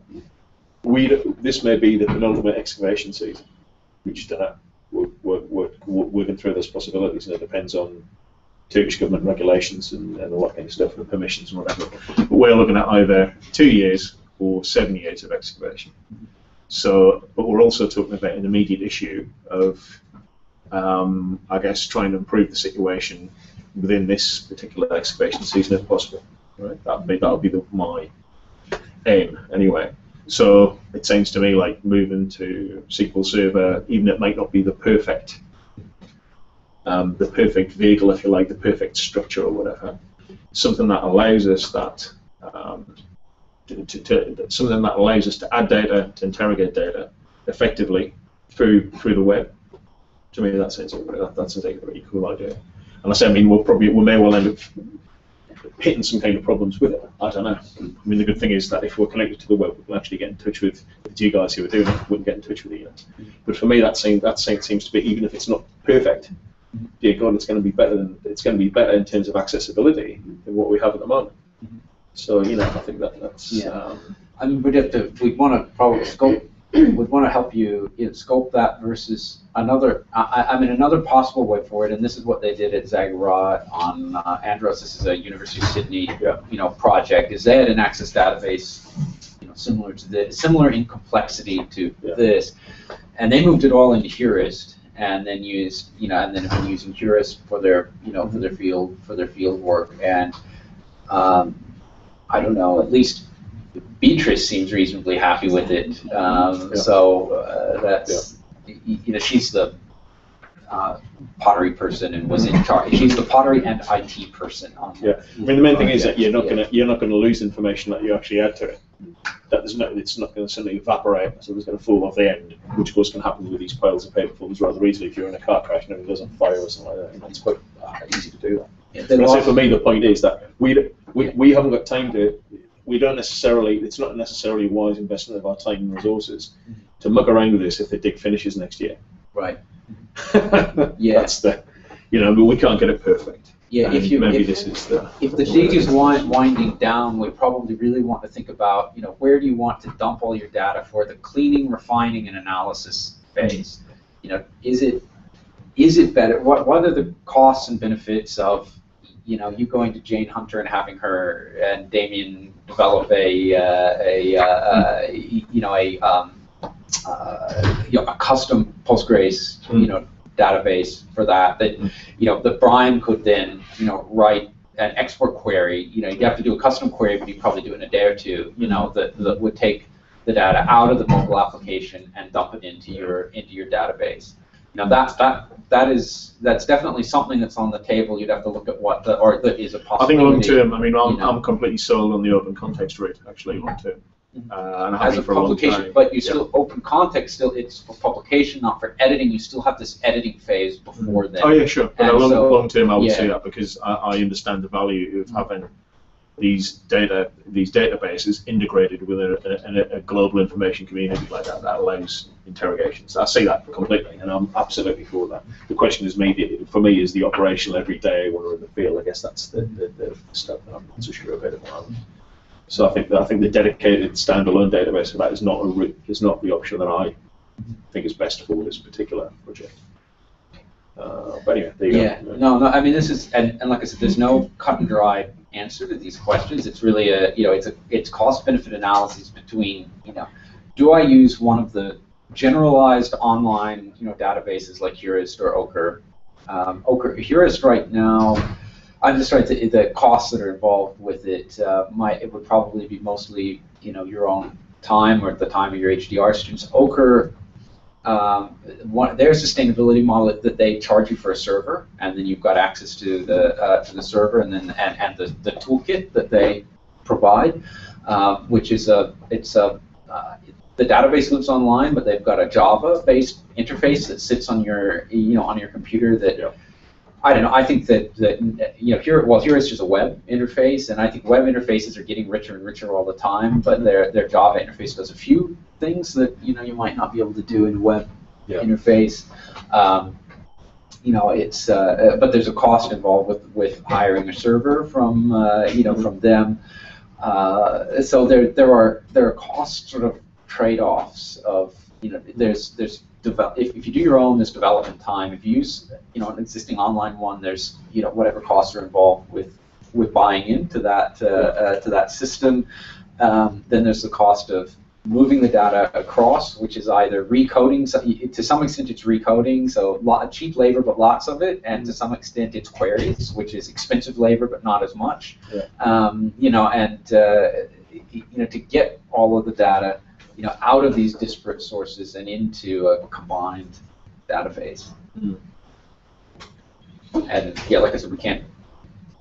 It's a longer conversation to decide. It's got to be a project by project basis, hasn't it? And I mean, that's one thing that I just realised that I hadn't actually pointed out earlier on is the time frame for this project. Right. We're entering the liminal zone very soon on the project, and we're not sure whether it's going to be ended or whether we will attempt to extend it. And I say attempt to because we're never sure whether that's going to be successful anyway. And if you're going to continue on for another 5 years, we look again at your data collection and the whole data lifecycle. If we know it's winding down, then we probably want to say, okay, where immediately cut to the chase and say, okay, where is all of this data going to end up? Yeah. What do we want that for refinement, editing, cleaning? Just basically cleaning it up, right?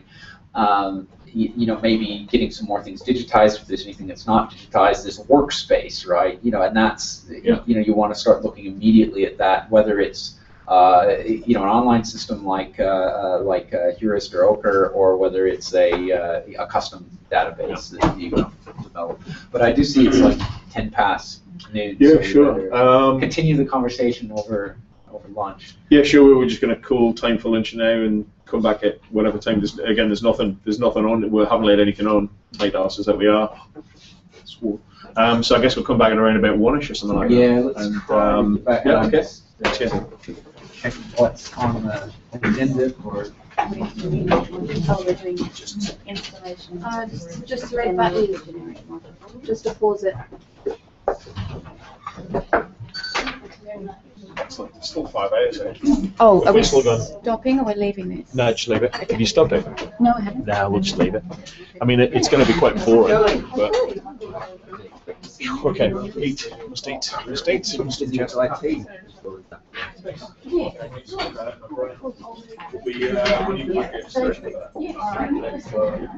Yeah, maybe about 5 years ago.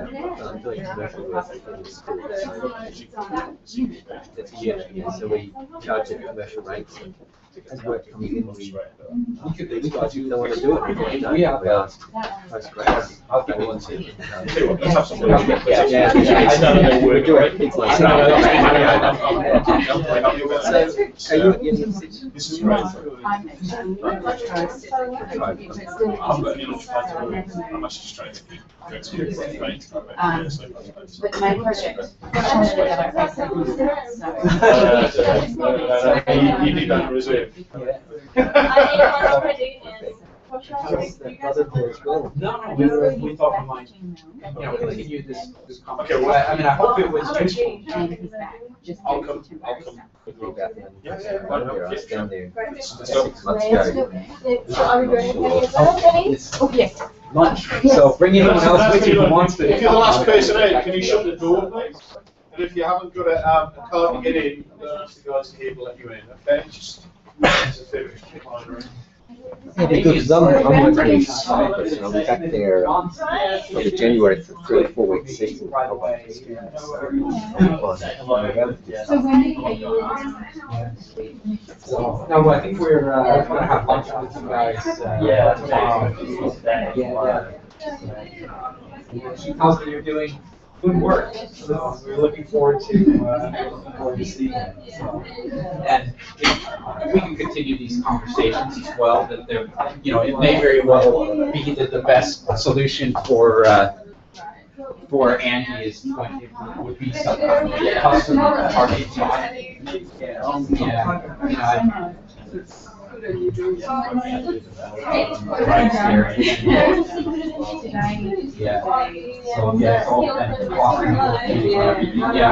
going to continue talking to him, but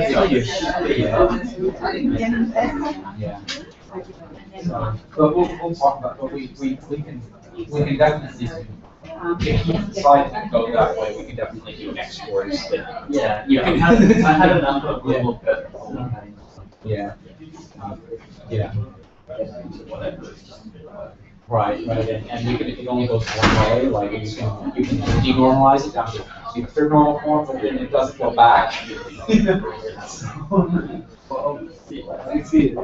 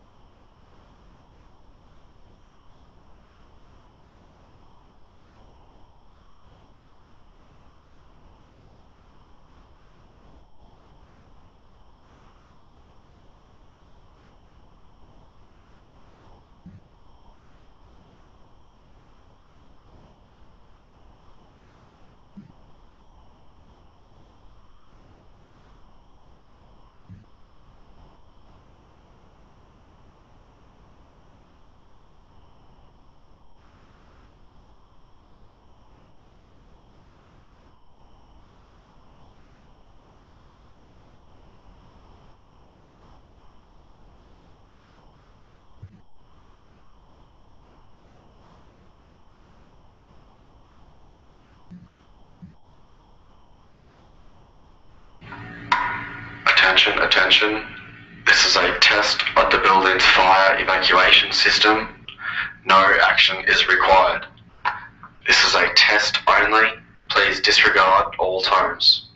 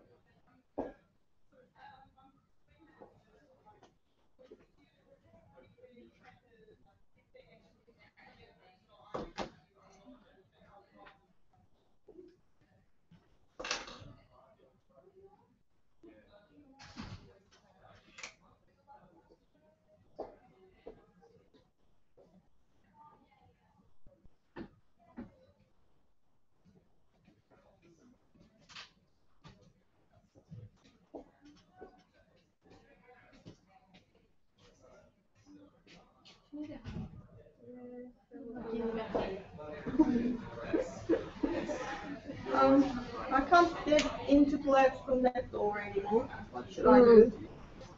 You're on my list, so I only got about halfway through. Ah, So that's okay. Yeah. yeah, I'll put it on there today. Well, I can do it right now. Present it.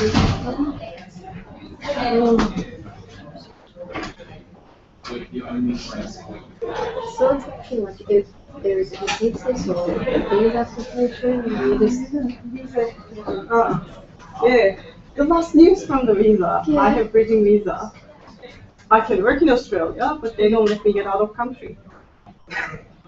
So I can't travel to anywhere. You know, it's just like. Not even to Turkey? No. So how does that even? Because I was really scared of like just like they're gonna kick me out of country. I have my visa until 31st of May. I'm just like they said, no travel. You can stay indefinitely until we make a decision.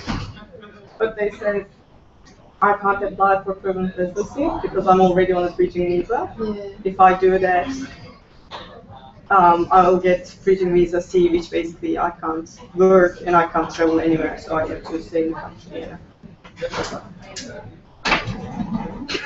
Can you like appeal or anything? It's the student visa extension, so it shouldn't take that long. And they said once you get the student visa, then apply for permanent residency. Because until the that period, you will have your student visa and then bridging visa. So if you get back into the country before that visa ends, there aren't any problems there. The problem is because we were going to, I mean, we had the tickets. I have to go to Turkey and UK, I can't apply for a visa because, yeah. What if you get married? Can you, and then you'll stay in here? They said that 3 months, most of the people, because I've been living here for 4 years. Yeah, yeah. So I should have done it earlier. It's just like so many people yeah, It's not an easy process, or it's not a happy one. yeah. But I get my background check in Queensland Police. And you're all good, you have it? Yeah, I just sent it next day basically. So Yeah, yeah. if there wasn't anything. Yeah. Not that you know of. Yeah. Oh, hang in there. Usually, election. I usually went tomorrow. Oh, do you? You prepared?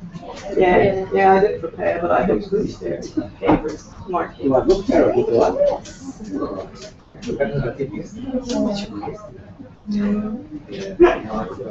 How was your Melbourne trip?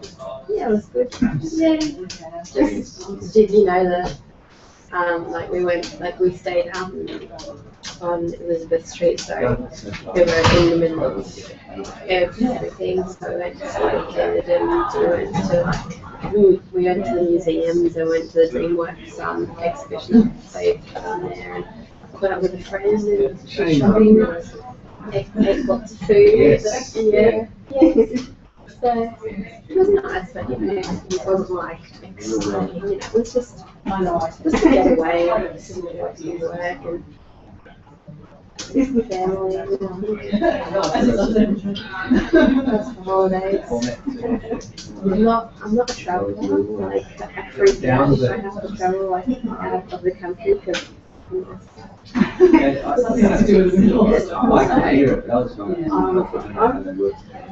getting it's so interesting because my mom and dad got divorced when I was 7, so I had to travel a lot starting that age.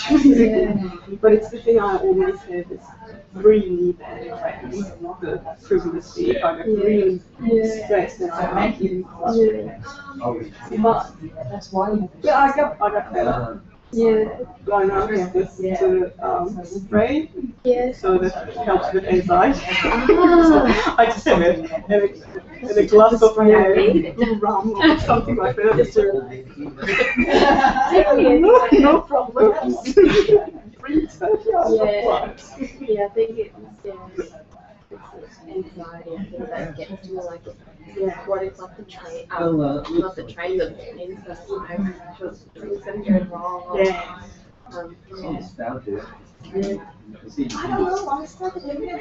It's really weird. I was just like, sometimes I'm okay, and other times I'm really, really bad. I like literally can't. But it's 2 years ago when we were coming back from Tech, I don't know why I asked myself and just like, it's like gonna be terrible flight. Because I don't know why. There will be turbulence and stuff, and it's just like, I got phenomens, and 2 of them, and next to that I slept the whole 17 hours, didn't even make up for food, and it was a really bad flight.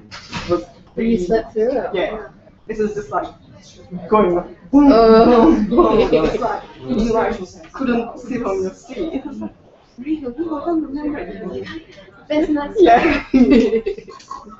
Australia. It wasn't such a bad flight, and everybody was like,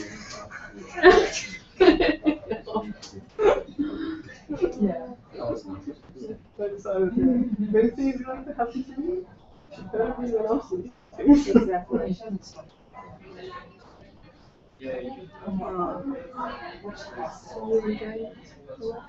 This was the microphone camera, I just remembered.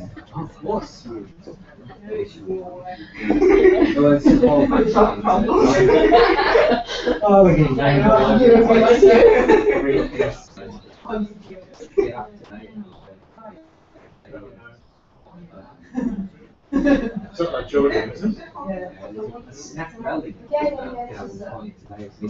What hits you? No, not against us, against the mind. And they've always been threatened species. I think that the golden eye people are getting looked after. There was one family people we worked with on that. Articulate and media savvy. We changed the act open so that. Keep listening to triple A. Oh, what did Trish say?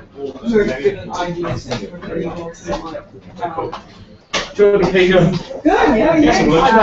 yeah. Great, yeah. I was just having to look up to get working on this stuff. There might be too late. And then I was waiting for so I was Oh, not feeling so, so did you get some of that campaign? I had some food. That was it. But, That's sad, you're just going to sleep. it's just awful, awful. No, we're-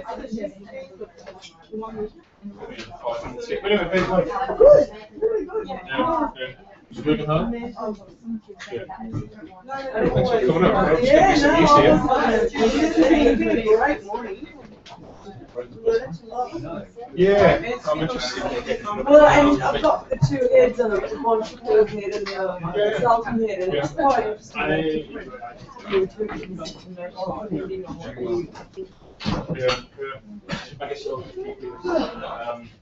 By the way, there's no particular rush.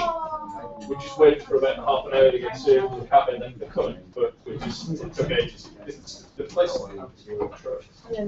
Worse. Anyway, it's kind of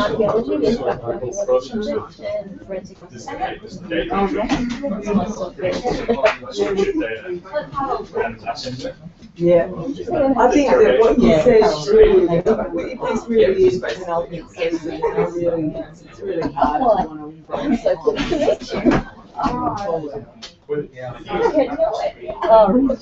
Yeah, that would be, that thing wouldn't bother with the muscle. I like it too, but we're used to using last season.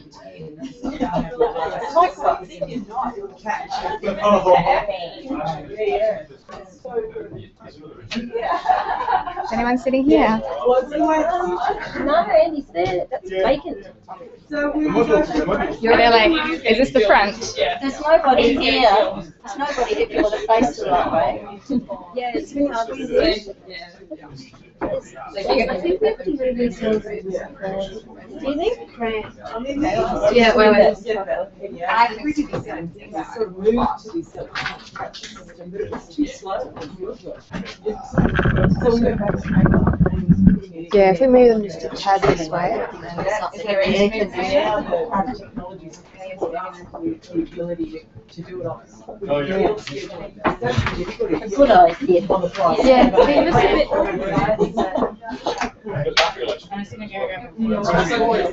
What's usually things like taking photographs and stuff, if you actually use the camera, I've got one there are some things that can pretty quickly. Yeah, I don't know, I think use it I think, yes, you're right. Thank you. Because I've got eye. See you, little boy.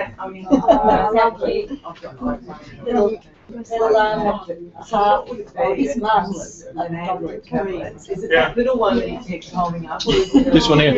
This it can be any. It could be a photo or anything. We just got these ones because they're actually quite nice size. So you wouldn't need, I mean, what about, walking and rain and, I don't know. Well, we're waiting for the. We're waiting for the covers to come. Yeah, but we're waiting for the covers. There's outdoor covers, which we didn't get. These are actually, we bought a load of these and we're trying to get actually discontinue them next month. Which doesn't make, it doesn't actually matter because we see these being affected by disposal for 2 years. Yeah, right. And that works and the data's backed up. So what sort of But it's a peripheral to the problem because they've actually stopped making the covers for us already because they knew that. So we've actually managed to get the last 20 covers in Australia, durable hard extinct zero covers in Australia. What was ballpark cost? It was $300. So with a hard cover, it's like 400. Yeah. I was worried about this, and I don't even think it's I'm new. I've had it for a couple of months, I haven't changed. It just changed. So you load it with Word. I don't have any data. So you go area. Get someone. Got your context. It should all. So it's already set up so you're Yeah. So you got the And it looks really description there. You do all your dates when it starts and finishes. Fill your context there. So you've got your. It doesn't. You actually have iPads, I can't even like download.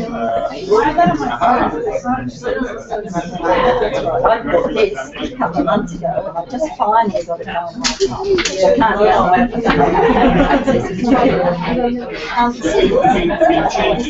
So you don't see all that rapid stuff. Yeah. So I looked at that the second time, and similar to this. Last sort of really similar. You know that list? Yeah, done some tests on it. trying to wiggle around. And that changes. So for example, if you have interpretation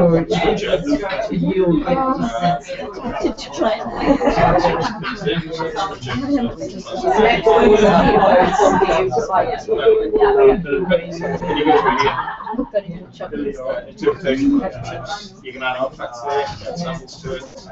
And I mean, that really well there. I don't know what is residue on it. It's a line of residue. There's a similar residue. Yeah. Well, we've got a lot. So this residue is a lot less. Yeah. Yeah. It's not residue. No. Well, it's later. I've identified it. Whether it's because It's really easy. You can access it. Yeah, it's on Google Plus. Brian's on it. It's on YouTube as well. On the channel called Juggler Archaeology Project. I don't know if it's still working because I have the platform. and that white part there, see that white test, I thought that might have been some calcareous infrastructure. So what's that so the first session It's scraped it with everything that's in it. When I scratched it, it was scratched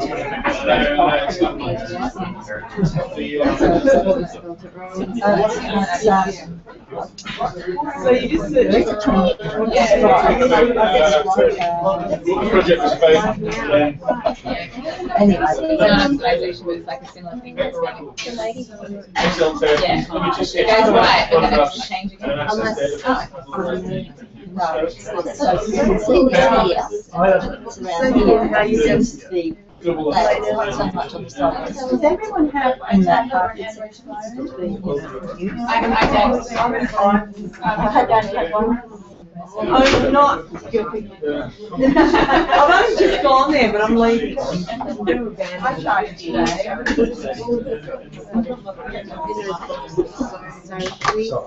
Anyway, that's interesting, but, and this residue is the same. Same, exactly the same. So I reckon they might have even used it. That stuff is exactly what that's And you said that they had Now, these, I mean, how to make it go for that? you can actually, it's soluble in acid just breaks it out. There's actually another one here that hasn't been taken. Obviously, it's probably It's not soluble. yeah, handy. So, do you want that? Do you want to have? It's not the same. we can do it, yeah.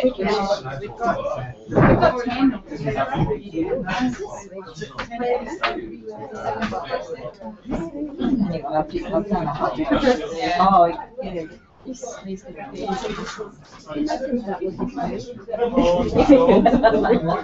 Right. It's pretty retro. It's not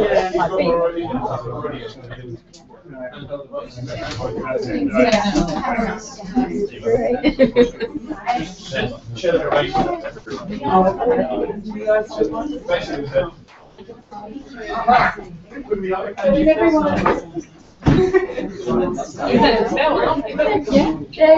Again, if you got here, just come in here, small space down here. It's not next to me. For me. This one. Yeah, wheeler, chair, sit down.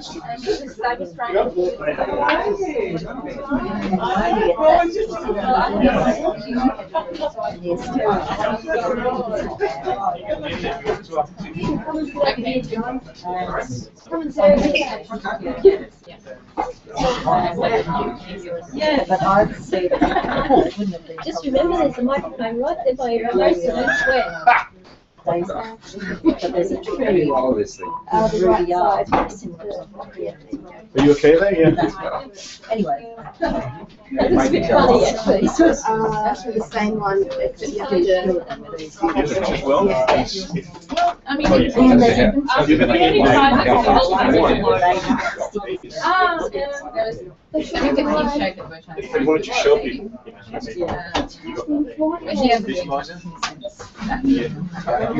Someone teaching Yes. charts. Because he said when we went. So it's Tuesday, I just like that. It was the same and as there you go. So you can works pretty well. You're not going to be seeing for some of the small writing, but you can zoom in. So there you go. Now put See this pretty good yesterday.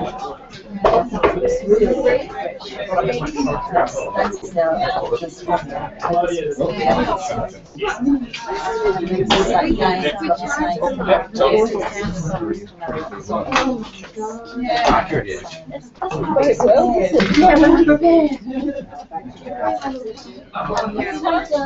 Here, they'll up it.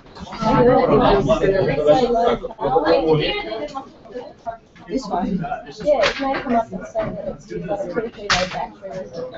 Okay, guys, let me make it a little easier for you. There's a, They were. there's a high power charger. All you need is the cable set.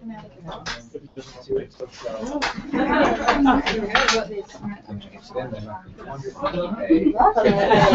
Just wait.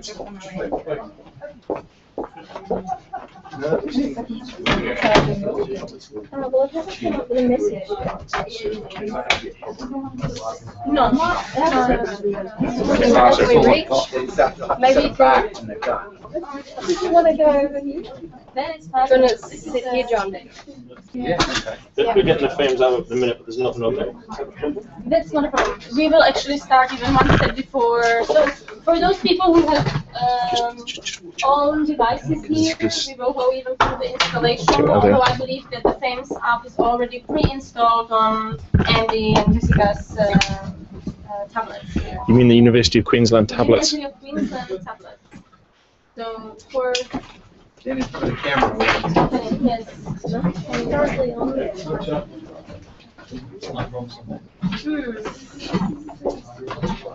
So, this one is like, sorry, I'm trying to show the FAIMS app what people should be looking for. But when I actually get to the, if you have your own device, all you need to do to install the app is connect the device to internet and go to Google Play and search for FAIMS app. That was the little screen that was on this computer beforehand, which I can show you. Does anybody have their own device here?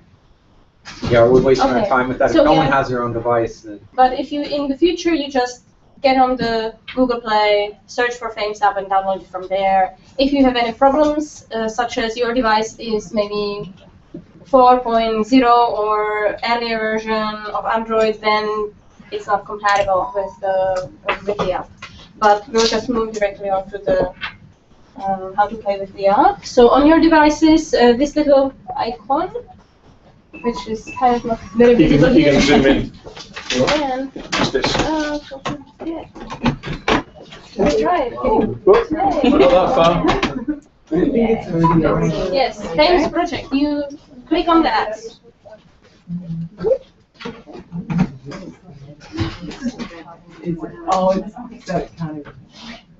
Will we get?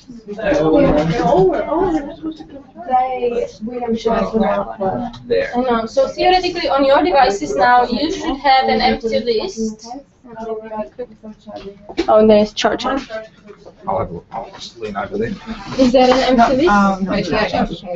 Excellent. You should see white screen. Can you just raise it because we already have. So you should just see white screen with the black bar on top saying FAIMS. Yep. Are we using Sandbox? Oh, demo. So, But on the Samsung, they've got to press the setting. yeah. So if you've got a Okay, we Yeah. need to grab one of these. hardware compatibility, So to get onto Google Play, you've got to have a Google Play. So what I tried to do with my project was I tried to set up the website account, which is what so they didn't like that because So I now have a Samsung device here, just to make it a little more clear. On the I had to put in my account. on the lower left, on the lower left cover, whatever you want to call it, this is a settings button. You click on that. Tell you what, do you want to have, do you want a microphone? How do we stepwise, obviously? There's a Or shall we want microphone. to? I can shout louder. So if you want to, what we're doing right now is having you connect to a server. So like we were saying before, the application itself that you download from Google Play is the interpreter that will interpret a module package that you're getting from a server. So on your devices, no one here's got their own devices they need to load it on. It's already preloaded. But if you went to the Play Store and installed the app, that's installing the actual sort of interpreter overall software. But now what we have to do is grab the module that we want. And to do that, you need to connect to a server, which if you've just entered the app, you have to push the, on the Samsung devices, you push this, the menu button down here. And when you do that, Well, I just clicked it. So when you do that, you will get settings and about. and hit and then tap settings. You should now see this screen on your devices. Got it? Yeah, let's make sure that everybody's there first. Is there anybody who can't get to the settings? Yeah, internet. We all we need to get online. That's for this, and this is only for the initial setup. Like I said, it runs offline. And if you were deploying in a remote location, these modules would live on your server. You just got to connect to the server, but we're going to grab a module from an online server. So, Andy, is there Wi-Fi here? You can connect to the visitor, or you can. Yeah, the Wi-Fi should be on. Yeah. Should be on. Okay. so maybe. Before we go any further, can everybody just check that the tablets that we handed out, the Wi-Fi is on and actually working and doing its thing?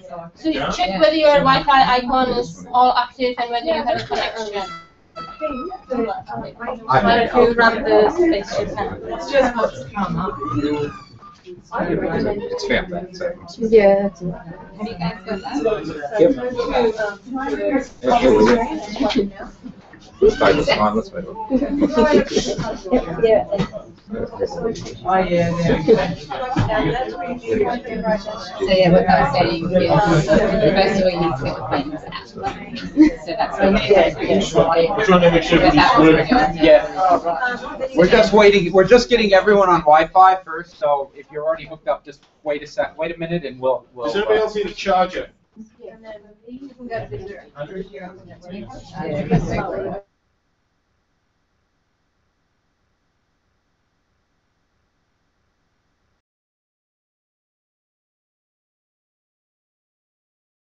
See it like completely, just click that and that's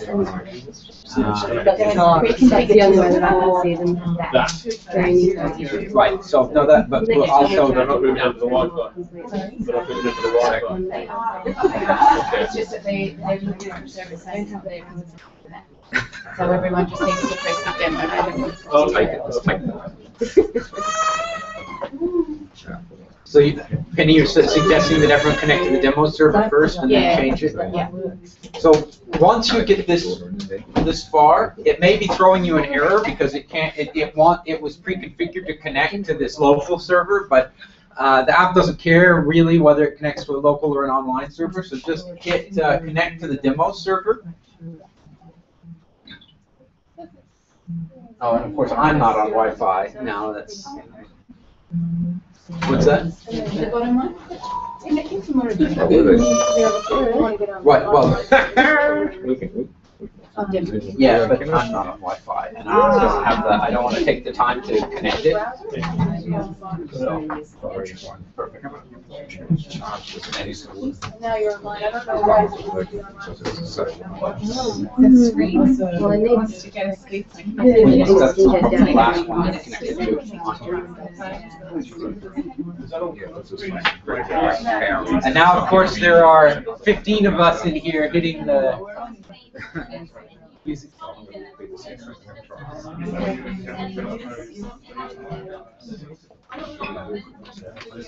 Yeah. Do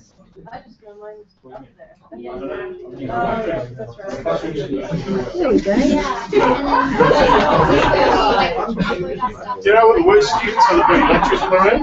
Do you know? What's that? The worst students are the lecturers in the room, I'll tell you.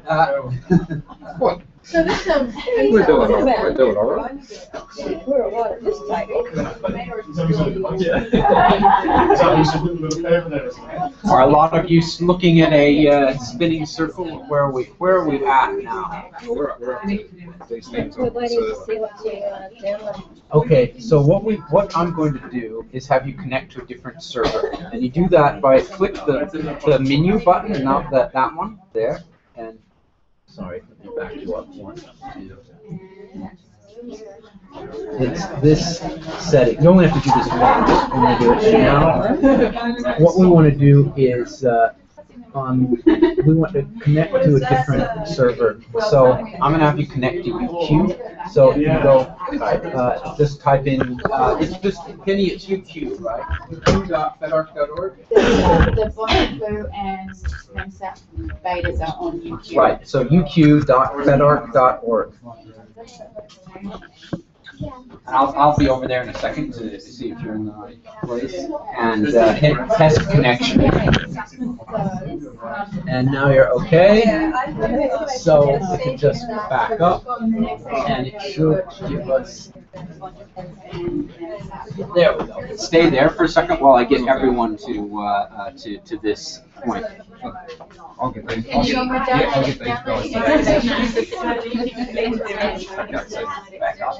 This is herding cats, the UQ. Okay. Alright, so we can actually go one more. Go ahead and click on the bond. Penny, are we starting with bond 2? Is that No, I would do basic explanation and MemSap. okay. No, we're doing just what sanitation uncertainty. Okay. Yeah. Place there. Oh, that's Sorry. okay. It's all the same though. I mean, it's all the same. Should I have you just go ahead and get the bunch of blue one, or do you want Yeah, to really go good. back up? Because we'll just be, they all look similar, and you'll see picture galleries. So I'll just hit click yes, that it's going to download, and it'll just take a minute to download, and it might, especially since everyone's on Wi-Fi at once, it might be a little bit There will be a. There's a lot of people. Everything's on demo. Places now big enough for lots of stickers.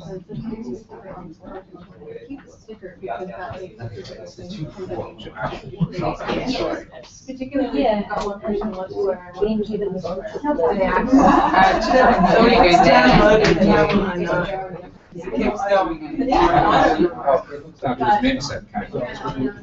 I accidentally.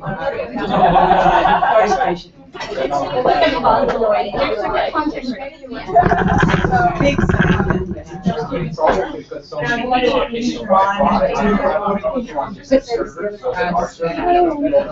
Yeah, right. It's like doing a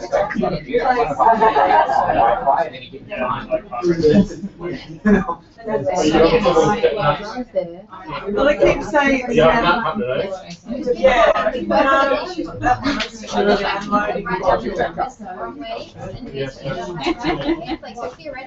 Interesting. I don't know why that is. I don't know if people won't bother.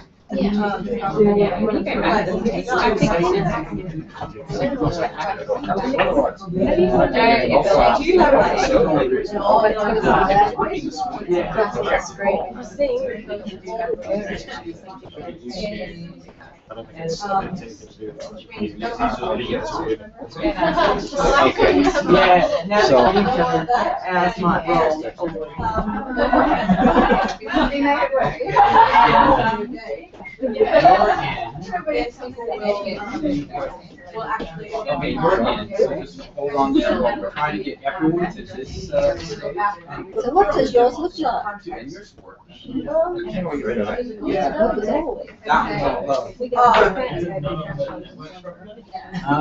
You change on one device. It thinks it is on the network. Yeah. David, you want to see And then it shows like. it's doing the same thing that mine is up front. It's doing I think we've got enough in the room to be able to say something here. So.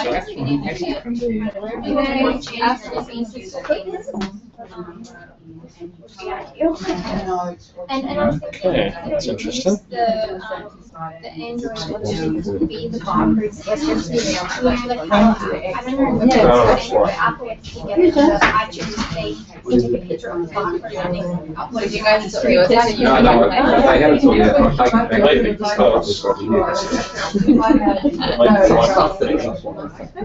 Good one, John. The other thing we can do is Yeah, well, that's not a bad thing. It's the other lady in the orange shirt who's hanging on the okay, but you still need that scanner. See, I just use my phone and it loaded fine, so I think it's the Wi-Fi that's the bottleneck.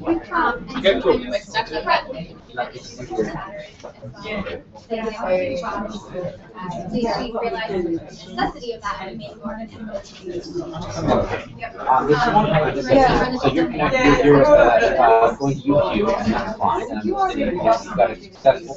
This is one thing we're going to ask them to put an extra button at the back out. And now you've got 40 you want to add. This shows you what that little screen shows you what modules are actually installed. You hit the plus button at the top. So I'm going to go do the bunch too. You know, it's actually really funny. This part at the beginning where you have to work on the interface. It's not entirely intuitive. And once you know how it works, it makes sense. But because you see that blank screen because you don't have any modules, so you're going to and you hit the plus and it lets you select the modules that are on it. So if you just hit OK, then yes, yeah, and you're on. Fine.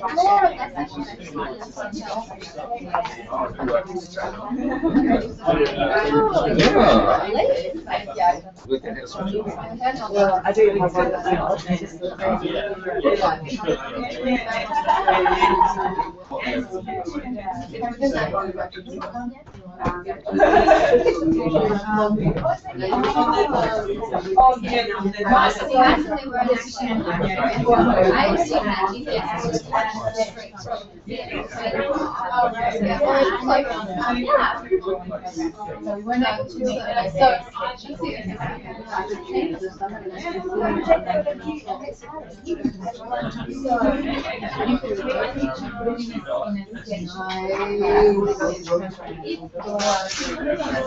So this is message source, this is just generic.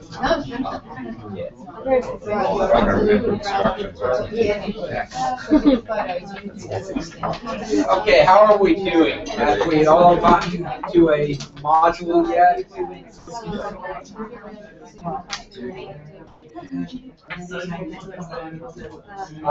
How far are we here? No. No, if we still have to type in there are first components how to build, and it's really there will be that. For the most part. And especially you have to do a lot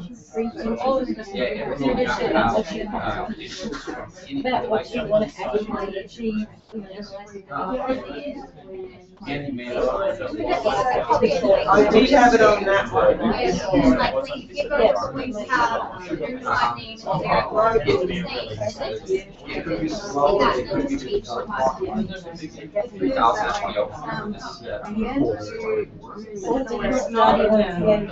The user interface and everything like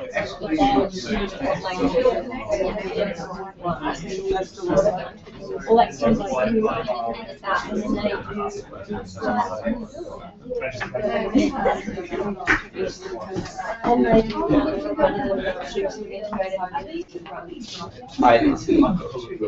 I know we've got one device here that's having trouble with it.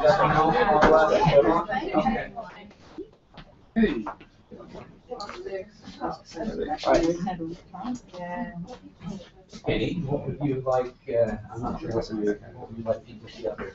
To be having the people doing cases to demoing the maps, even though we're not outside, we're having a look at that.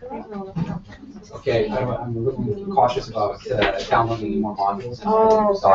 And I've got, do you want this one? Yeah, someone wrote from that. Exactly on that. There's,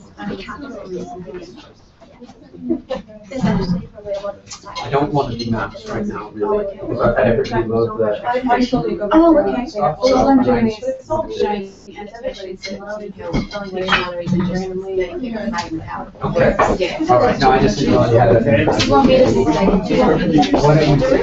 Sorry, just I like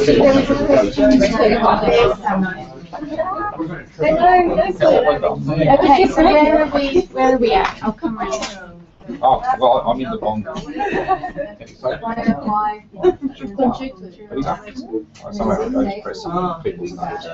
Yeah. So pretend you're Brian, just for now. We are on video. And choose an area and log in. So I just and the reason we ask you to choose an area is so that we can do the order numbering and the way the system works.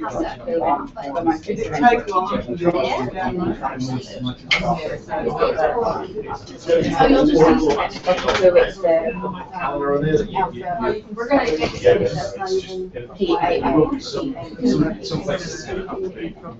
all because they can have an old requirement. Yeah. So choose an area. Yes. Okay. Choose an area. Anyone you like. Yep. And log in. So nobody needs to put anything in. And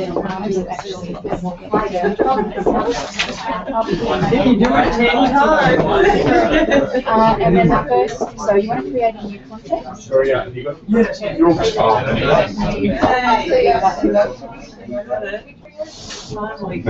Where is it built into? So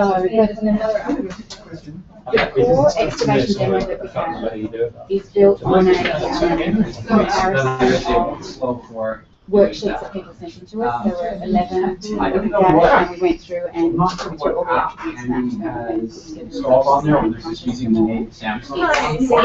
yeah, it works really well, doesn't it? You like that? Did you see how crap my right is?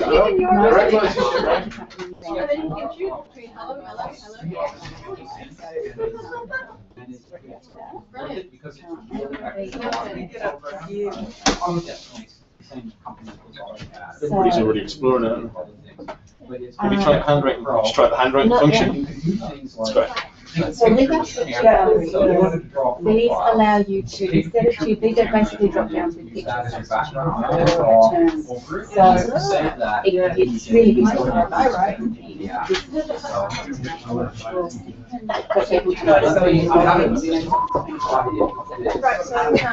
I've pulled up about it's really good for Are you going to do that as a group, or Finally got. just everybody start to break up into their own? I think that's okay because some people were ahead. Okay, We were happy for this to. So you choose the picture, and once that you say use the word above it. So when you see the data come out, you choose an area code. These are actually your friendly area codes in here. The one on the left is the one on the right that you've got access to. So up the top there, that's predicting the next number in the sequence. Excavation area. And still, if something goes wrong, you can Log create in, it. and you'll get into. But once you create a record, you And create a you record. would type in context code for creating that particular context. If you've already got context added, the last So there's no flexibility to just. No, the reason we do that is so you don't accidentally allocate that to certain because it's very easy to create in the device. So that's the reason we cut it off. And that's for the ride. And maybe with trying Yeah. it's slightly more. Oh, well, you must have hit a text field. Yeah, so in the text field, the keyboard will come up. You can use any keyboard you like. Find your really good ones. That's the first thing. What's that now? I think that's good.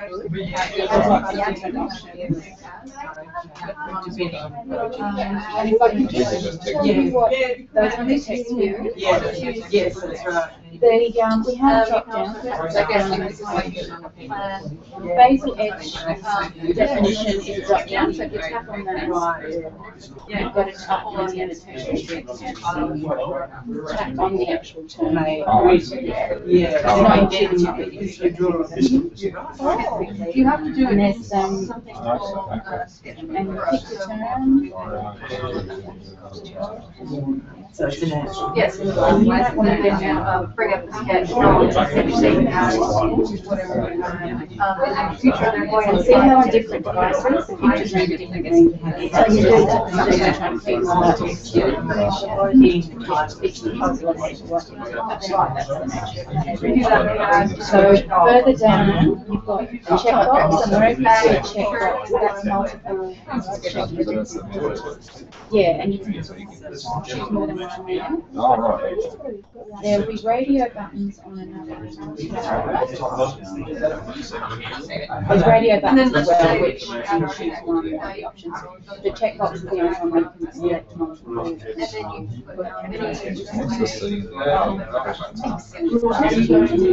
So the C.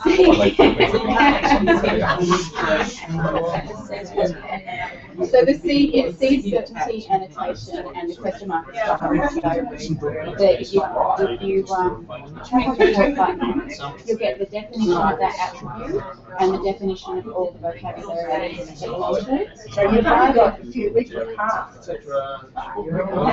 Well, you Brief have that. description. For half. Yeah. Oh, wow. Which is a text. Yeah, so that's fine up here. So this is the actual context. So what's, sorry, can you just explain what certainty you're talking about? So certainty is, it's like a question mark in mathematics. So, Oh, okay. yeah, when you're in the device, Wow. it's for Degrees. Yeah. Yeah, And so, yeah, but I was like, certainty about what? Certainty about. about the thing you're recording. Yeah, On yeah, your yeah. recording form, is that 3 question marks? That would be certainty 0.01. So what can you put in there? You just slide it up and down, and it's not intended to be perfect. Yeah, no, I was thinking really complex about Sorry. Yes. I'm reading this right. These are like the additional parts of the data that you're recording. So one of the things you'll see is that if you add a context, save it. One of the problems is that people have been, this is a comment that will keep coming back, is saving as you go. I've noticed that sometimes you can add stuff, and if you don't press the save button at the bottom, it's not saving it. But just for people who are just starting there, make sure if you add something, it's worth adding a few records and to play around with them, because you can start to play with the relationships tool.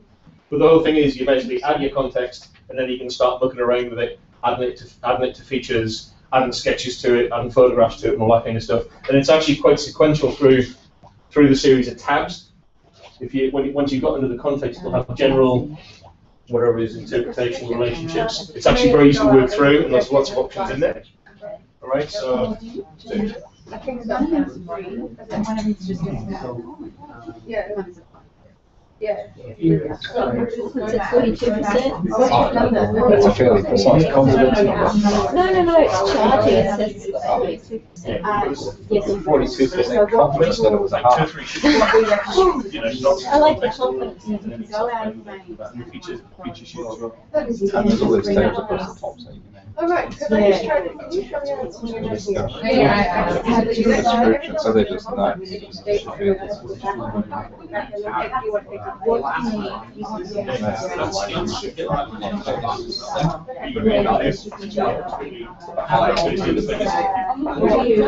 I'm going across the tabs at the top. The different parts of it. And then just tab the which makes What's the interface? Oh, that'd be interpretation. Well, that's how I worked out it was interpretation. How confident are you in your intelligence?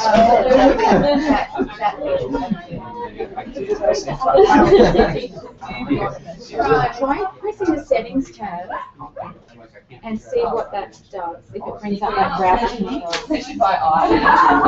So the other part of the data is annotation, and that's again where if you're forced to put a number in or choose something from these, and you need to make an additional note. So on a piece of paper, you can literally write in the margins. In the device, you can't. So the note could be, I took a measurement of 1 and the annotation okay, couldn't see clear line.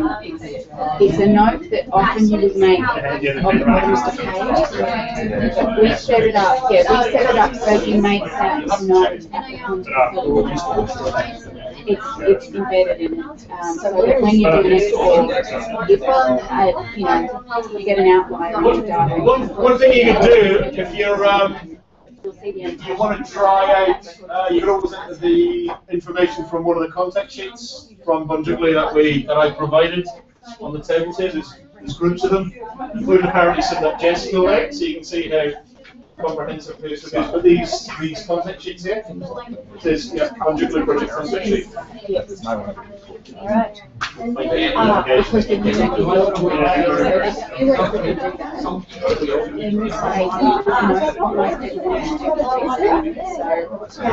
And you just need to tell us to say that should be length in brackets. How much do you really need? And that's the way I prefer to do it, to find the unit of parts of the concept. Yeah. But we can also but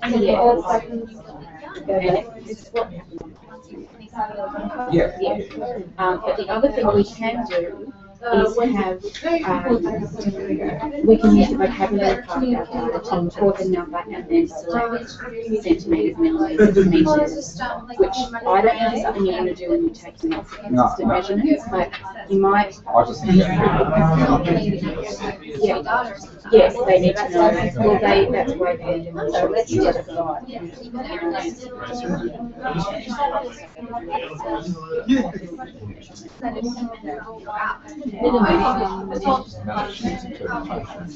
That's right.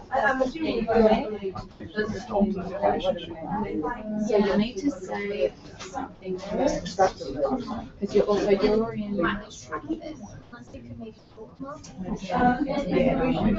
in P. The brings to the bottom. So scroll down to the bottom. And it brings down to the context. And also click in fill in context details. And you see that instruction pop up. So what? It's one of the limitations of the way our design is at the moment. But the only way we can bring up sort of class of sub-values is to put them on a tab. So when you chose and click Save, you see the structure tab. I've got a deposit, and it brings up the deposit tab, which has a range of different values. Yeah, and more pictures. There are some pictures there, but there's the English one. not so useful. Anyway, But useful for everybody else. if you've got a negative balance, Exhibition demo should. On the demo, it didn't have to ingest it with okay.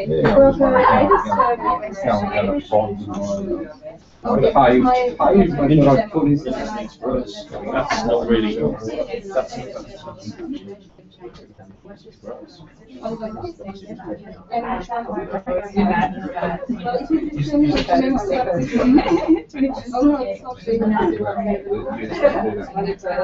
No, it's a picture. Oh, it's a picture. I didn't pick up. Those particular features. Yeah. Imagine.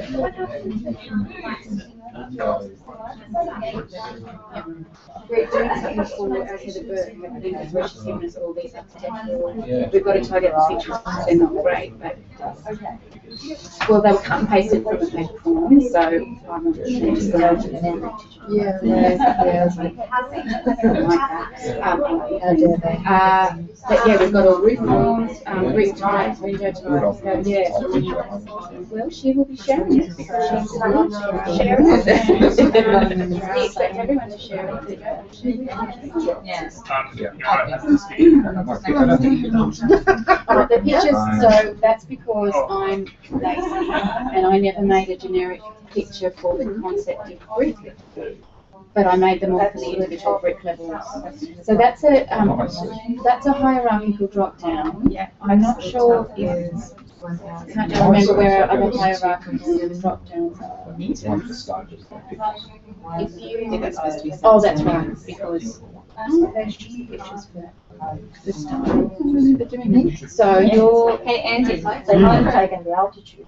so this is a hierarchical It is in drop down. meters. So you choose Why the is top this level in, class. this is in meters? Is it Yeah, a meters like above sea Yeah, level? the pictures you can do. It's altitude. Yeah, well, yeah. Recording? Because of the Oh, no, hang on a minute. No. Which one is that? What are we looking at? Hang on. Which include, I was just curious because. Dimensions, right? Dimensions is like. Ah, let's go back up. Genetic is there. Sheet. Just have a It look makes at sense. it. Yeah. Yeah, absolutely, absolute whatever. Yeah, that's altitude. It's 1,000 meters. And you can do that with No. stylus. No, it's ASL. Yeah, we can use the stylus. The flame's almost exactly the same. Oh, okay. So, the excavations are all completely, Very good. they're all relatively tied into, oh, sorry, they're absolutely tied into. Yeah. And you can also This- get this two makes keyboards. sense. I have a keyboard called SwiftB that remembers everything you type in, the words in the sequence. That's pretty standard. I guess if you're running a project where you're digging. I was counting that. Well, it's also. But there's many other ways. I mean, of course, once you do that, complex strand as well. yeah. People who end up with, you know, like sandy brown loam, you're typing sandy and going up No, it's a brown good picture. as a version That's actually true. So there's a lot of ways that The love of reason. Yeah. note-taking is getting quicker. But it still will be more, it'll be much more laborious to do those non-trivial factors, it can take more than that. So if you've got multiple contents, so you come up with a list of things. That's So right. it's okay, and that's why it's not good. If you add another one. Yeah, so I would say. Yeah. I think I've got one in here. So the relationships. Can we ask That's a the one question? I first. Yeah. So, So there you go. information relates to the pit, and it has, Yeah, so it's got, yeah, so it's got the so it tool has, set up. length, width, and depth dimensions, but it doesn't say meters or centimeters. Oh, that's That is a trivial change. Yes, yeah. Yeah, well, no, I'll use the context relationship, sorry. Description of how many meters. Yes. Okay. So it's a trivial change using RCM to put length in Yeah. meters. The entry is relate Which Yeah. So do we think so the government has to be in Yeah. So, well, then we can change Take pictures.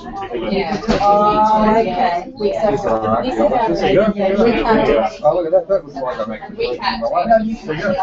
No, you can. Here's a sketch. We use this one, we'll use this one for the spectator.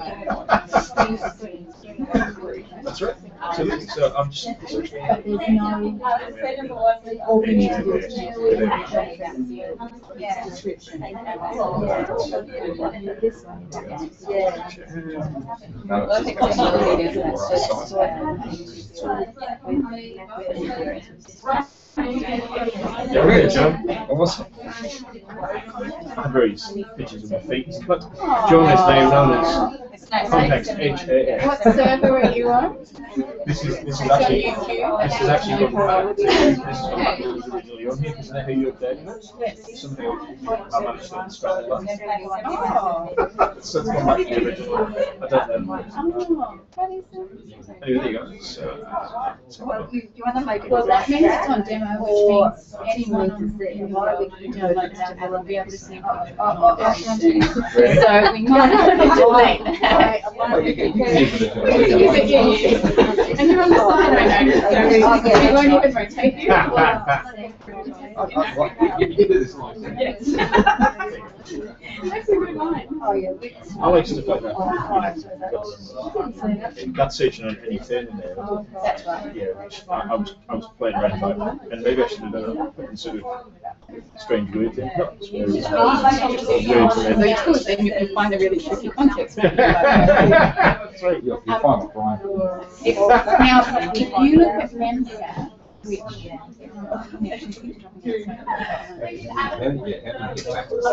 unfortunately, we don't have to arrow back. We're looking at having an integrated menu that will allow you to just go back to the first Exit page. from that module. And go into the MemSat. Oh, that's Oh, one. now That's we one can that I do tried. Yeah. So MemSat, That's one that actually put in from the sheet.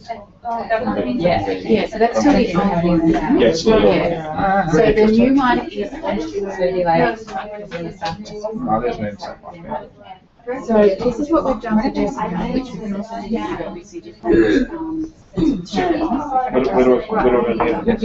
We need to change that to EQ. So tap on it and delete demo. The MemSat. EQ. You gotta put uq.fedarc.org. Oh, sorry.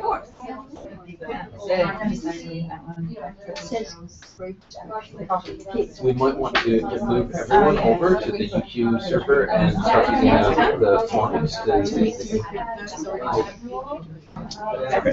you put back in, right?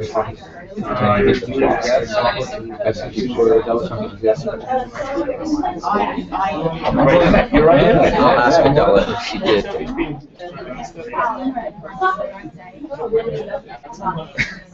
Yeah, I didn't do that. Mine didn't do that. Mine just went straight to the two options. I think there's a problem here. I just want to see here. Why is it doing that? Why is it Why keeps this question mark? You have to tap on it. The Wi-Fi. You can jump in. It's okay there. Why is it got question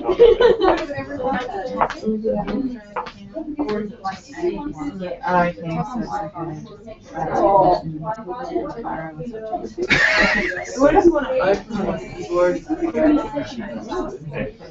You should be able to search.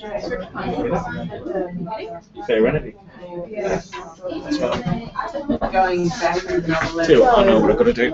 See, I've already got, you had one to do, because that's what everybody wants.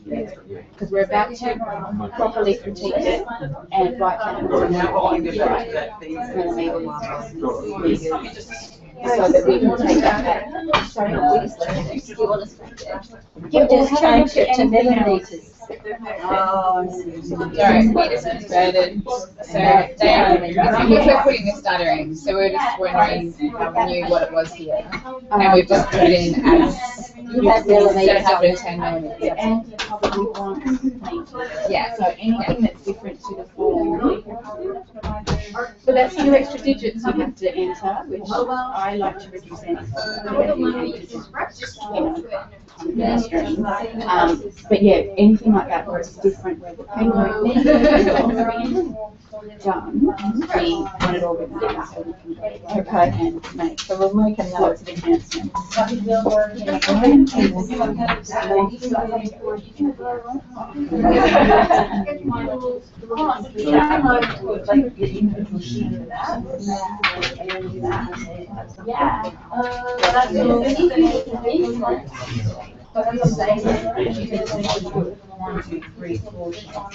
Probably need some sort of I know, but like that part of it, that part of that description up in that one. You guys don't have that on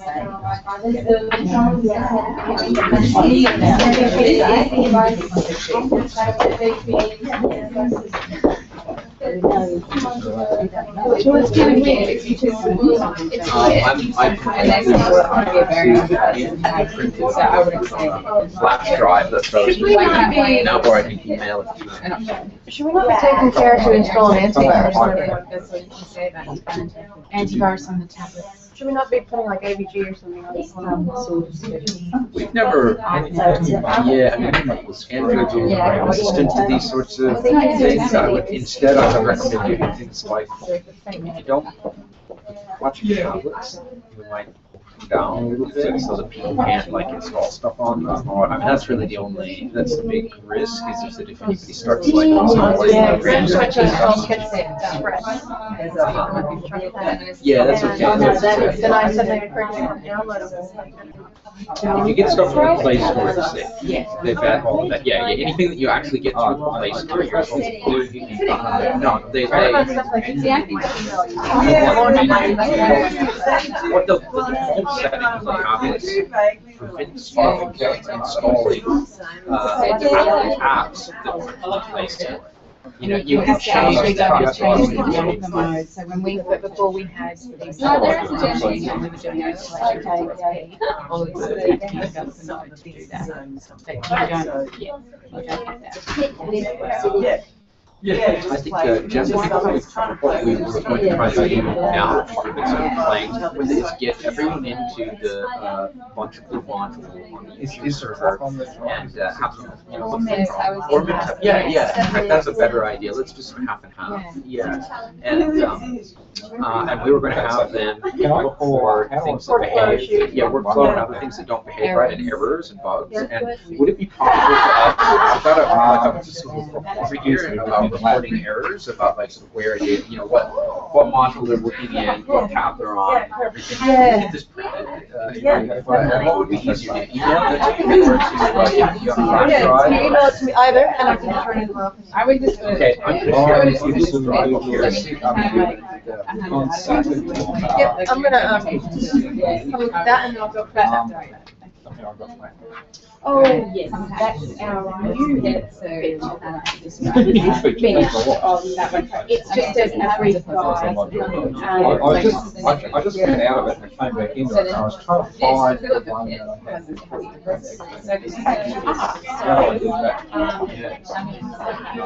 It has like, it's a negative feature. There it is there. There it is. So if I click on that, I'll get it back. Okay, And so you then can I can edit. edit the data. That's right. So you can always retrieve records you've created. And what we have on MemSat is additional code return. So just needs to say the contents are open, the contents are reviewed, and the content are entrenched. Yeah, okay, when you're describing like a big context, you describe. We've set up these queries, they go to Or it'll come up like a plan, it might be like like straight, so let's have slope signs and search and So, but there's no. but You can set up a bunch of standard queries to search as well as research. And you always see the list. We can now filter the list too. Because once there's 1,000, all that testing is redoing, you know, the text record was 7,000. It's boring to scroll through all of that stuff. We're now firing in.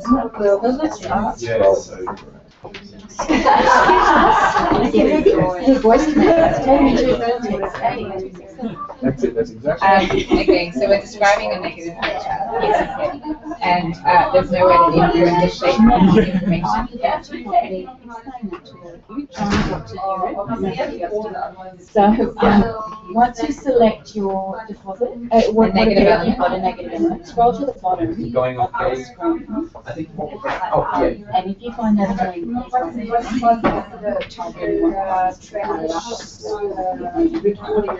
so it should say, just to say, Where is save? the big green, right now. And then fill in context. Our application, there are good back And if you need to get out of the keyboard, just use your back hand. You sometimes the keyboard. So you magically see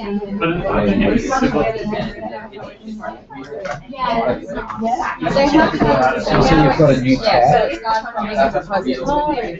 So this is a whole sheet about that meeting. It's just, whereas if you pick one of the others, When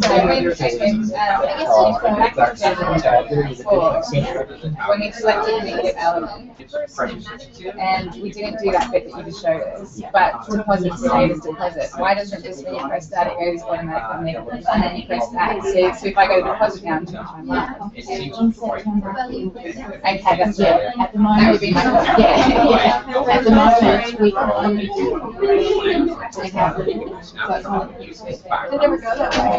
you'll be able to do save it. So if I select this, the attributes will pop up there and it won't have to be captured. It's also at the moment additional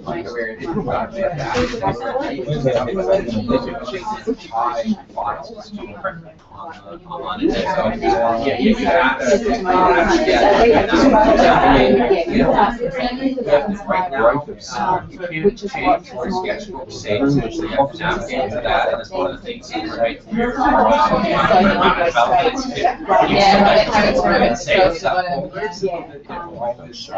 and you can put these dimensions in.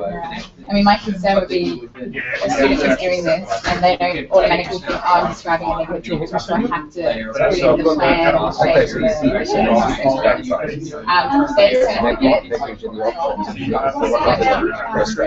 like this should be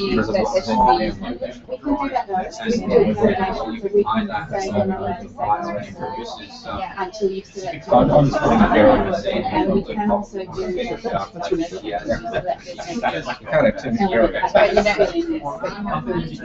we just need to I think it would be really good fun to have one of those diagrams, but that you can actually fill in.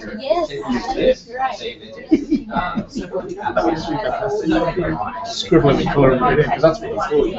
If you've only got one of these moments, you scribble at it. There we go.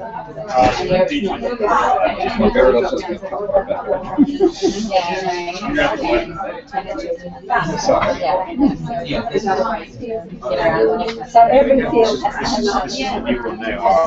we haven't been asked to do that. That would be one of the recommendations. So we need to look at that. It probably makes it easier than having.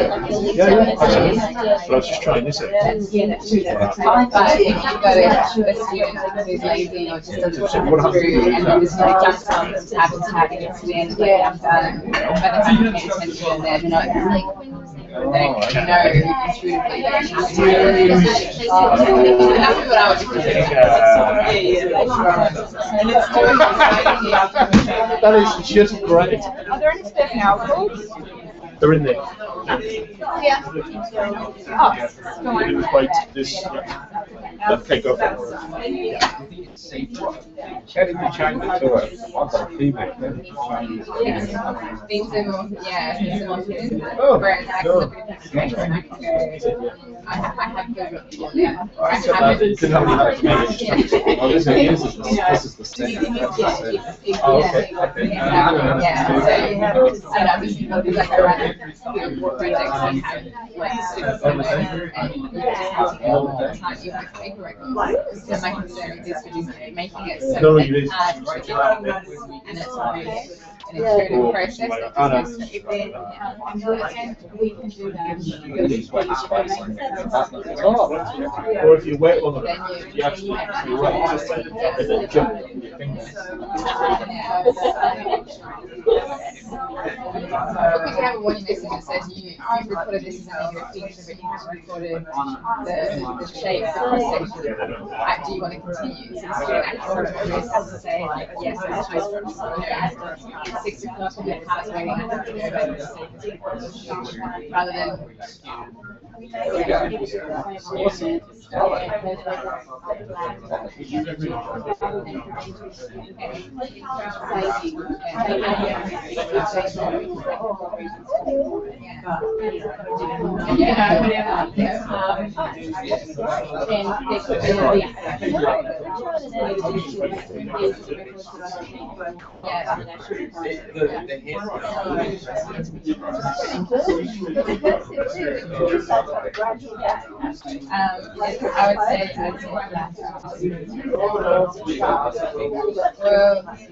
break it slow, break it slow.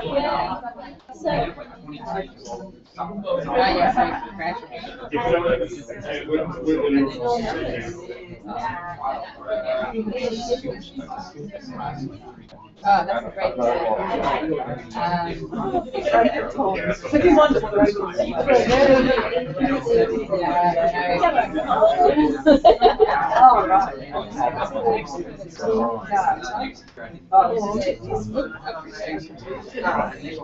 and then at the bottom,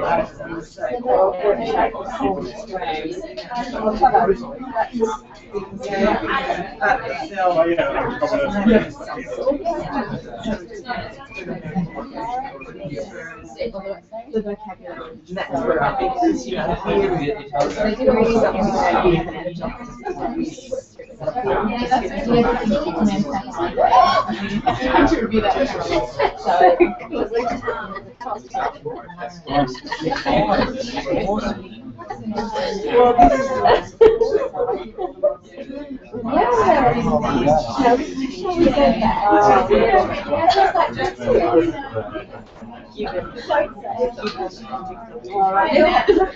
was talking to it and I said that's so cool, but the text it came up with was green.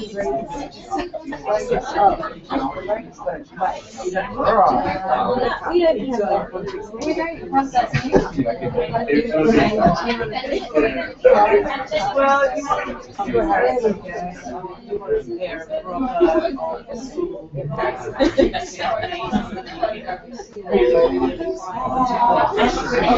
Yeah, I just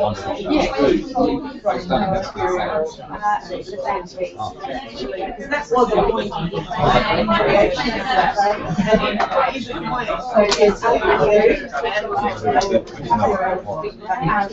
But it doesn't necessarily take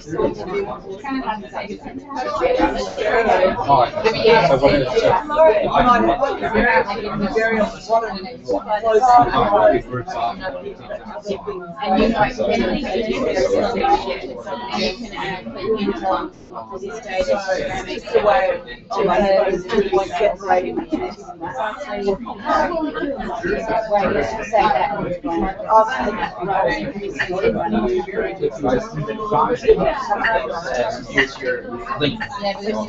Maybe email. Yeah, so if we could just relabel this.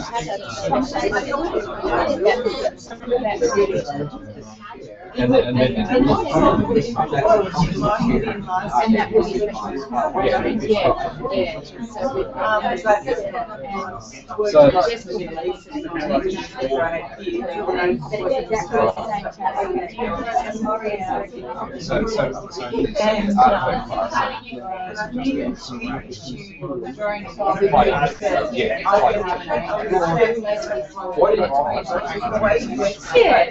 okay, so it's a guideline. So in quantity, we used to get measurement.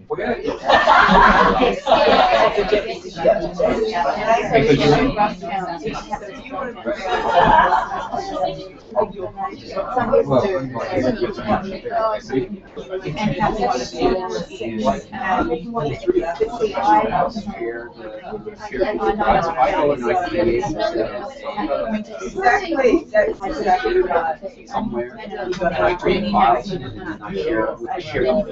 They create files, and they just go and create something. Yeah. That's why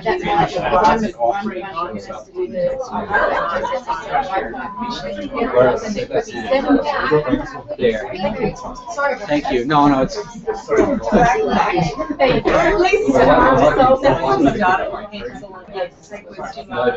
know what I mean? At least then you've obviously got those. You can add bits in, and then at the end you can reinsert that.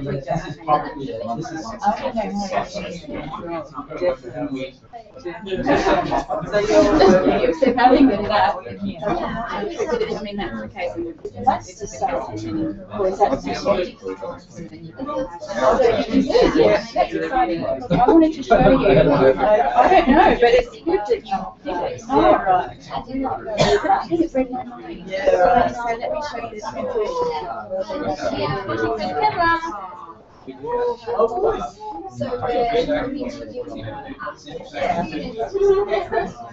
How do you use it if you've got it?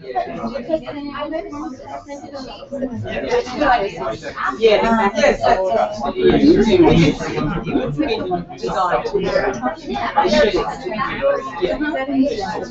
Yes, you push on long push on the right side. Yes, Yes, each of us can see and you're going on. And also, it's just different. Oh, yeah. No, I know that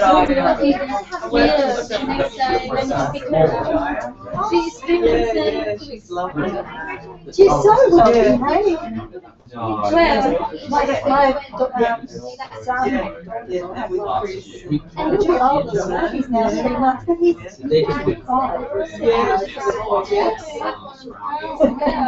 so good. Vivian knows that she would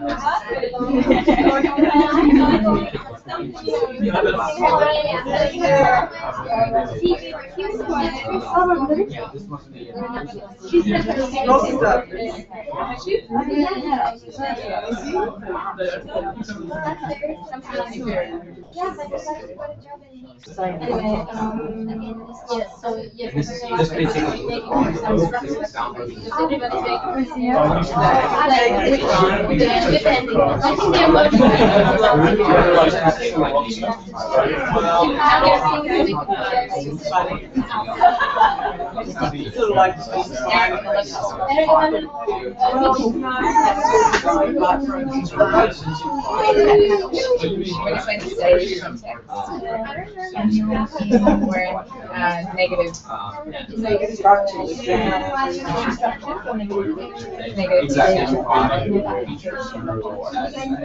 So those just they couldn't find it. So if we went to the next step, the interpretation, wait, that makes sense. Okay, yeah. But in the negative one, that's what it came out.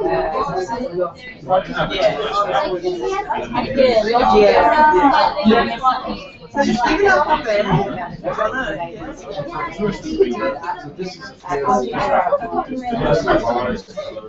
Yeah, it's doing it on that.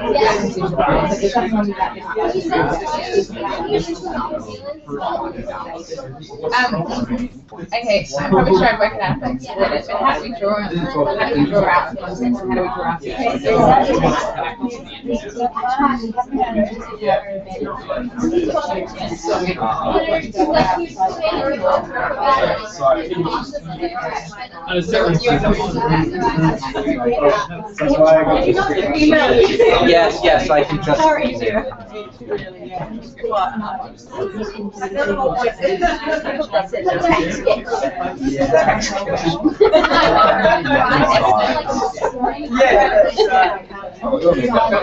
Yes, I can just email it.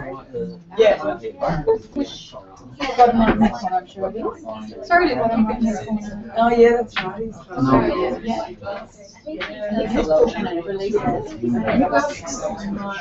I guess so. Or maybe just pull it out. It's pretty cool. It's really saying, her and John and I. Yeah, I use my fingers. That's a video. Did you take a picture of us, John? Yes, So, you're gonna have to delete it because it's lost. Picture wasn't very studious. How many copies do you want? We'll be copies for everyone, so. Okay, so Like you said, Take a photograph.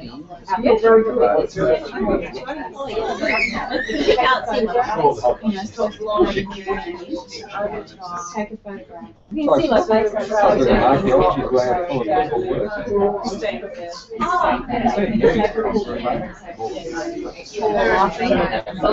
So you take a photograph and you draw it on top of it. Yes, but you do have to take it out. So we put just a little bit of a, and is there a way of setting up a relation when so saying to FAIMS that the record there's a drawing and like a file? so you go to that last page, which should be on file. Yeah. Attached, yeah. Okay, so you can take a photo. And if you should get your Take straight away.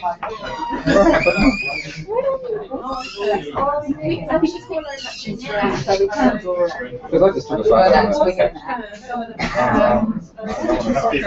well, you're going to go back into here. What I'm going to have you do is actually, if you haven't done it already. So photo log is for properly recording the numbers of our names.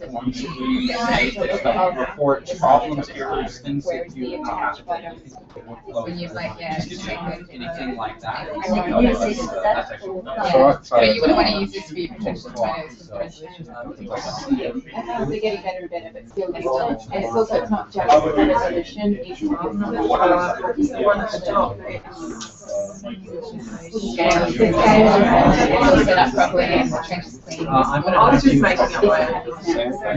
Oh, no, it's I wanted you to know it for now, but now I will actually have you see how far this line goes. I think we need that actually to the best ones that are like Okay. So you attach that will tell you which the sketch has to be. Just a happy snap. in the process sketches, it will actually attach any information. Because a lot of people. Oh, you would? Okay. When I draw on the Yes. yeah, which you can do. That's a fun place to. If she clicks your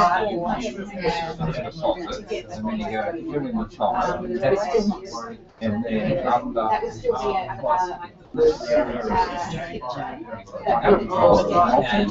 I know I just mentioned that very briefly. That's right. No, I'm sort of just going back and forth. On the different, this part tab, this has a hard connecting positive. So if you don't like it, it's positive, then you go down and the bottom, fill in the top. A lot of size spots. Just on the back. And then you get the positive button. And other your interpret on that project.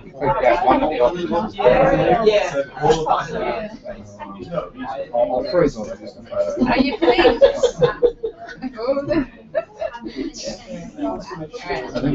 So we do our style of the century slide.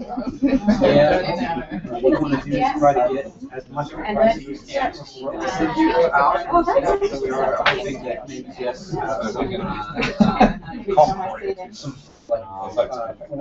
previous seasons to go through it, or if you've worked with it before, There's a certainty value for your attached sketch. I don't think it's that at all. Definitely not joke. No, it's definitely not my pit picture. Okay, like what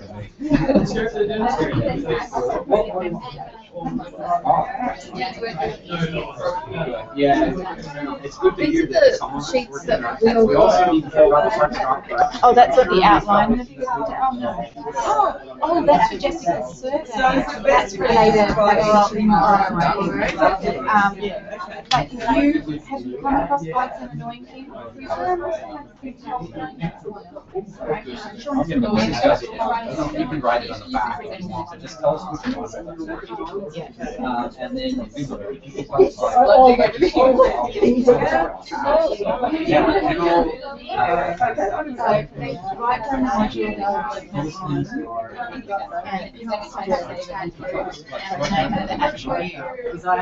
and then the problem.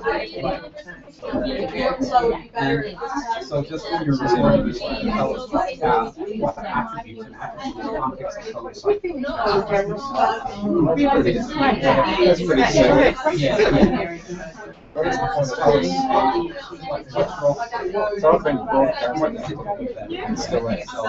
And I'm watching this. Why would you be doing this?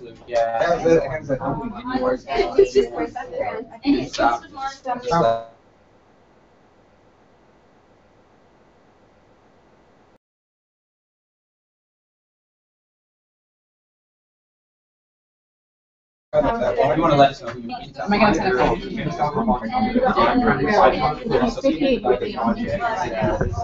apparently this is one of yours.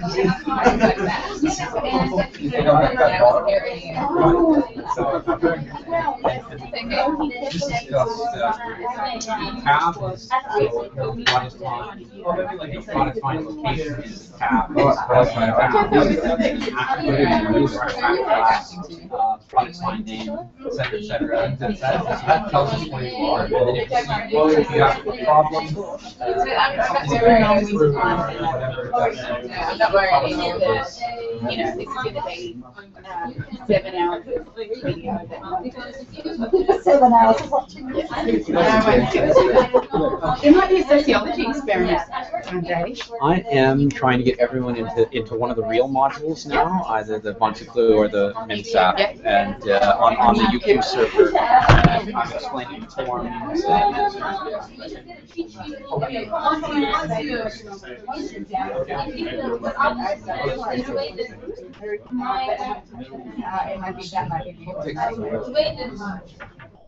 I overcame my reservation, so when I was like enrolled in my module, it was called Programming 101, something like that. Yeah.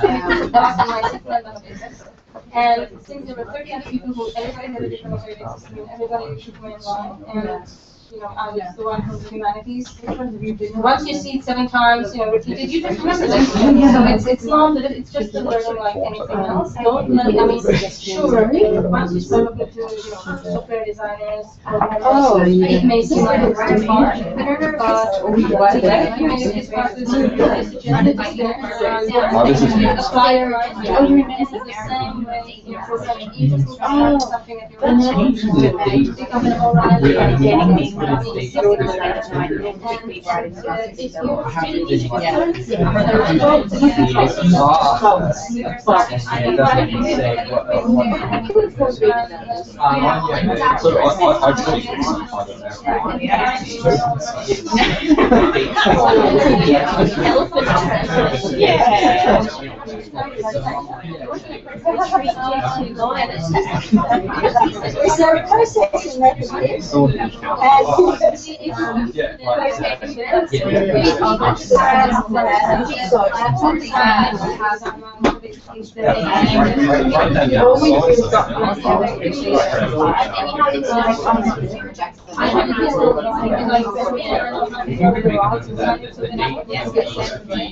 The date open, general date open, the discovery, it can't just be a plain text. Things like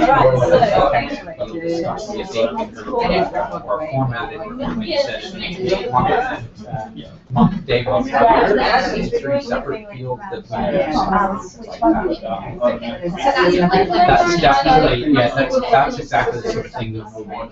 Because I'm surprised that it's not a date, because I know it is on the end. I don't know why they made a design decision, but I mean, honestly, it's the sort of thing that developers they may have they've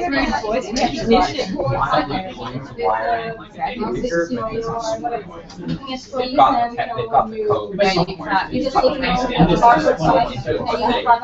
They may have said one that. Well, I was going to say, because then how do you do that?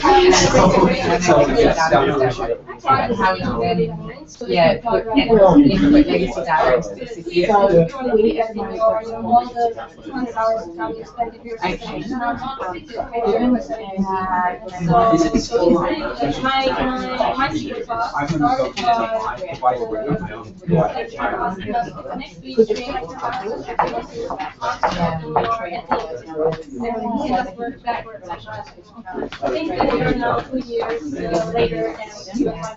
And if it needs to be done, it might be done.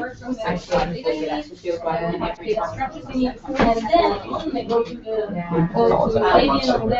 otherwise you should be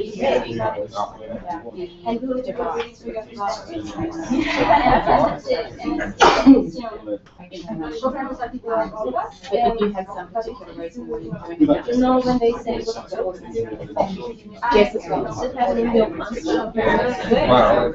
Well, no, just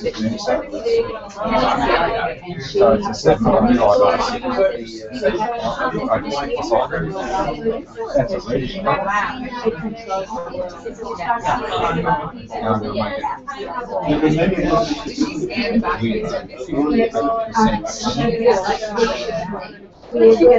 but I'm confident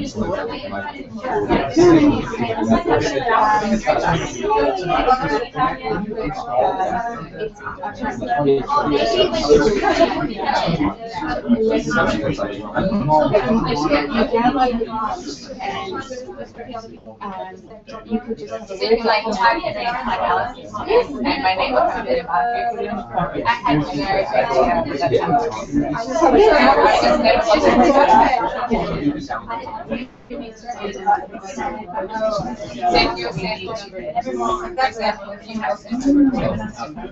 where you get contact period and then you have your examples like how they have their fine sources. So what sections are create a bunch of and then you need to so you type yes, dash and people ask because it's very creative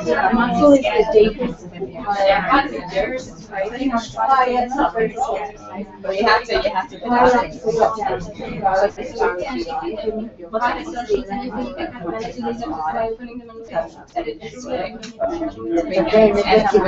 the one exception to that is once you work on it, scan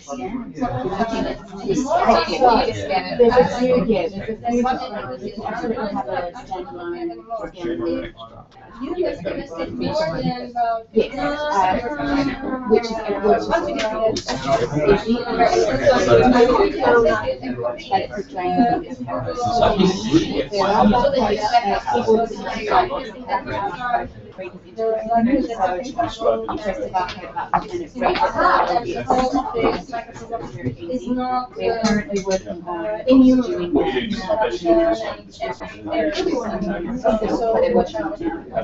what's the is you still going to talk this? Well, no, it is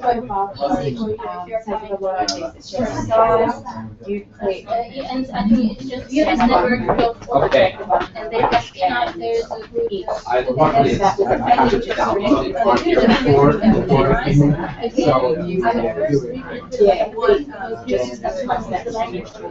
Yeah, so if you've got tool number 1, so yeah, you've got the site 001. That's tool what she's number doing, 1. like millions of Yeah, and so you have to put tool number 1 and then tool number 2 will automate with the next one. Think about bagging. Yeah, if you bag everything as a like separately, instead of writing ceiling to, I don't know, ceiling 2012, you 1402 ceramics. Yeah, imagine if you just whack the barcode on there, you beat the barcode, and then you inputted ceramics, and it was already related to like you didn't have to write out all the just whack the barcode on there and that's it. That's what like the stuff was doing with the Olympic Games. They just barcode base layer, which is the sketch layer that we should make.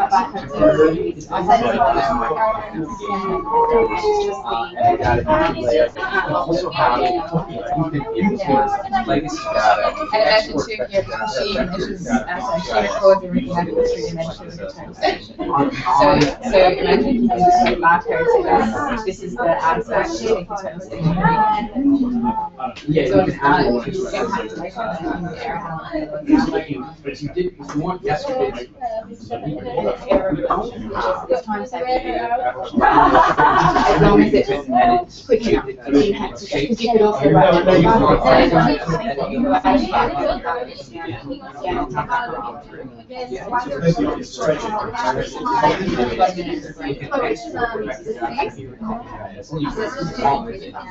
then when you return it to the body stream, that's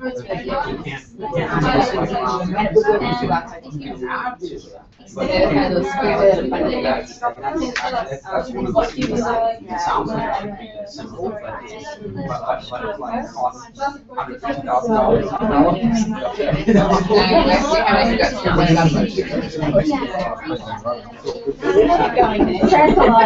I know.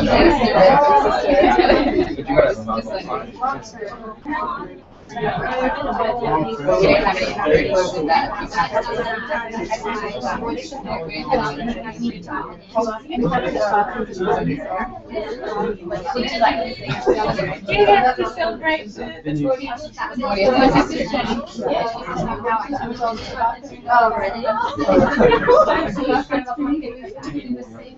Like selling models.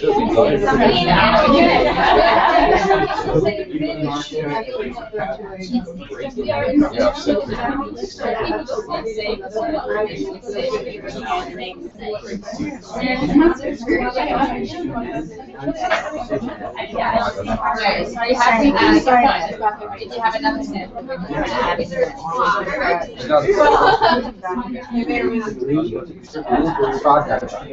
So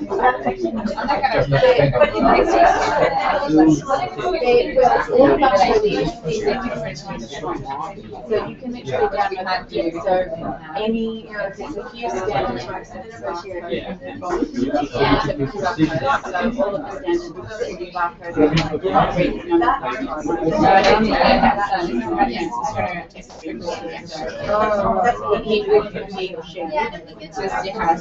all of the standard properly, then you would definitely could be just that related.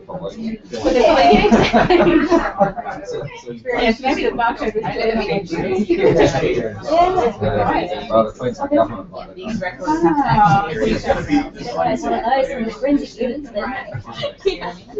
Sure, you would have to say record. Yeah, but MOG doesn't exist because we haven't put in each one of the countries, so we can't say it's related to an application. So I'm just old small. Navigation.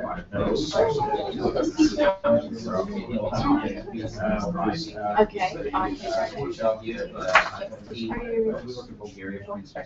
We were about to start a new conversation. So we wanted to, if you have a quick. I was going to ask one quickly about the excavators. It's unlikely that excavators have. We then had a conversation about where we thought we may be having to use that in our module. So we The excavators, yes, the Quite long to get around. it's not, what it's, we have better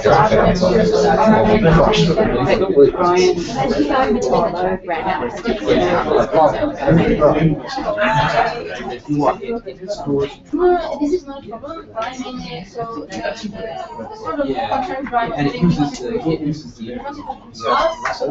something about some module today, and the whole is more than the sum of the parts. So the sort of wiring is a priori through description. It's not a problem. It's just an extra, but it's best done. Brian also can discuss them first. What kind of works, and then it's not a problem. So, and we just need to say like where we go. You click a button. Okay, you want to like tab, you want to do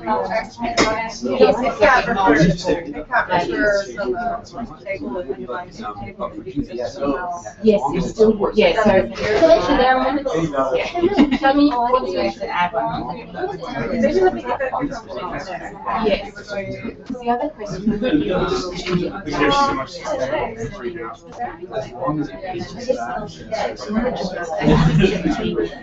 Yes. The other thing you might want to do is so that you're not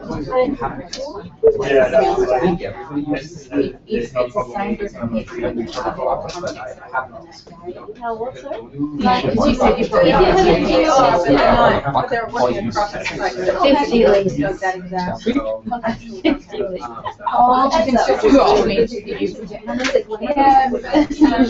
That's what she said. Oh, is it perfect? So that's easy for each one. That's why we can't use the use or why now in our because there's usually a set, and then we'll get and do the per digging site, ourselves. and then we just monitor behavior to just get So, how many sites do you have? And just make sure Right, so this is defining 3-4 lists. And the team that is excavating several weeks.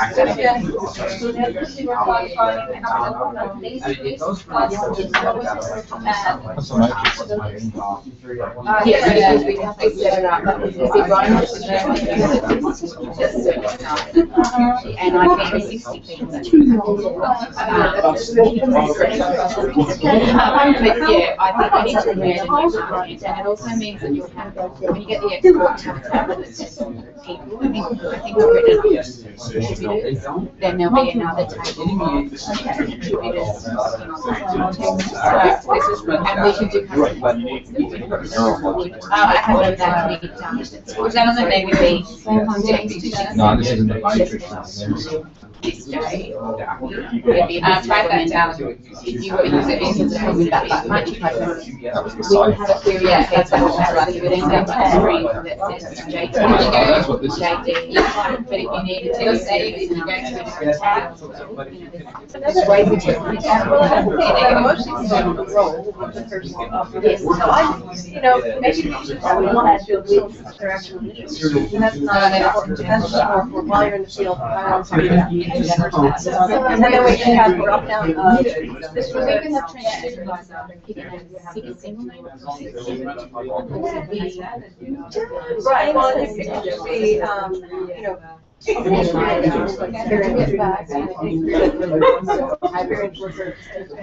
if they're multiple, we still need to do that. Yeah, if there's going to be more than one, it needs to be for value to compete, it needs to have its own title. If you just want us to know, when you say role, they know you. They're very loose, but you know, you really get to differentiate if that information was done by a local guy who was one of the biggest versus and would be honest. So is that role it's all, but yes, I'm in the middle of trying to just make it very little experience of being a totally different role.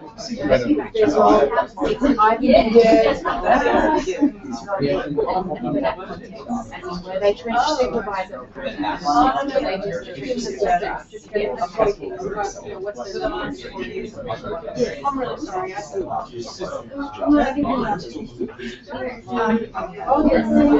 Yeah, we talked about the process, and you need to get a resolution up and running.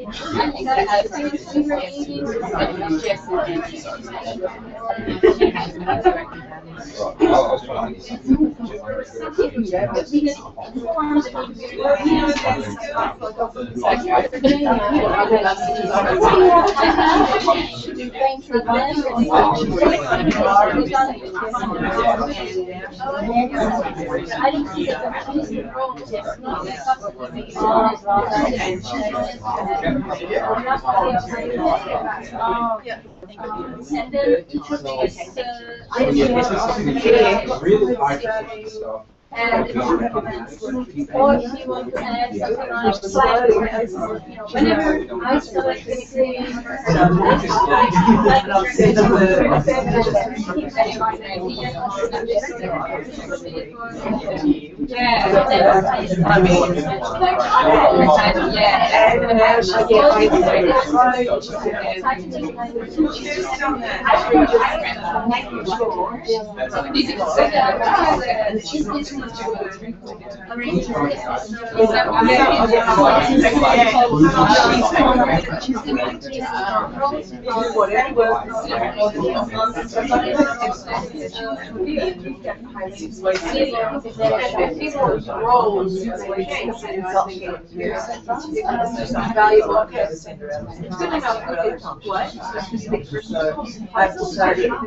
It is.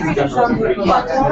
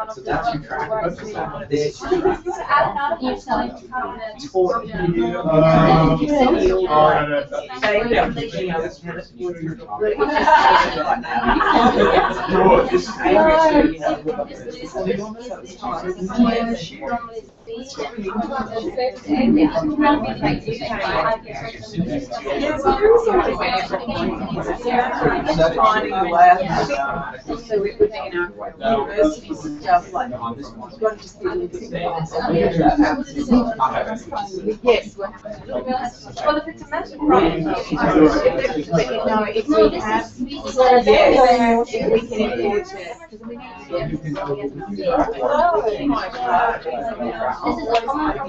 They were up in the very on this one here. I think they do, but there's so many other things to just check that.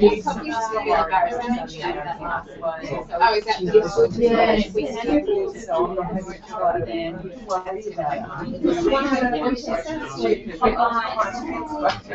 I want to there's no way that we can actually modify that. We can't have it. So we're talking about that. We were talking about We don't do it that much. We don't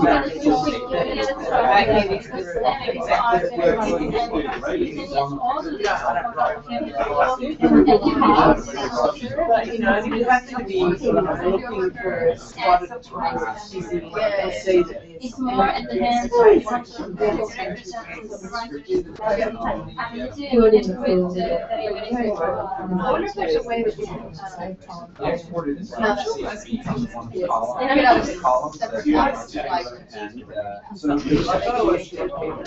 well, you said, what do you think other devices will always have an option, so you're saying, add this person saying, in the evening, you just do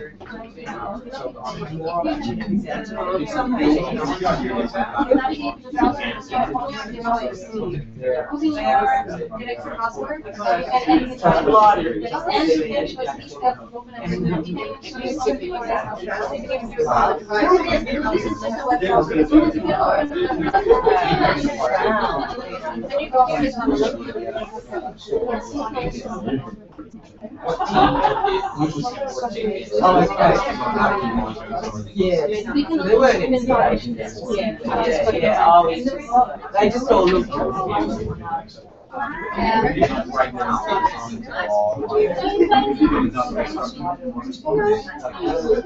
Maybe a victory.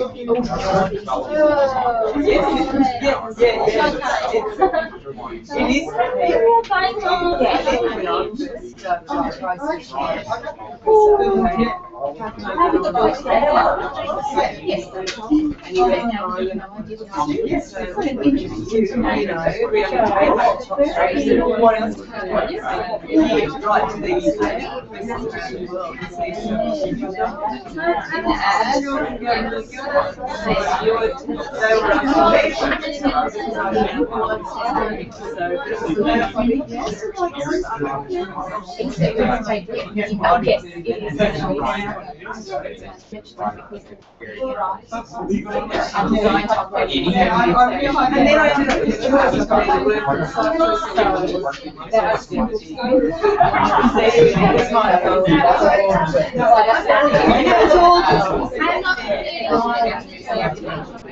To create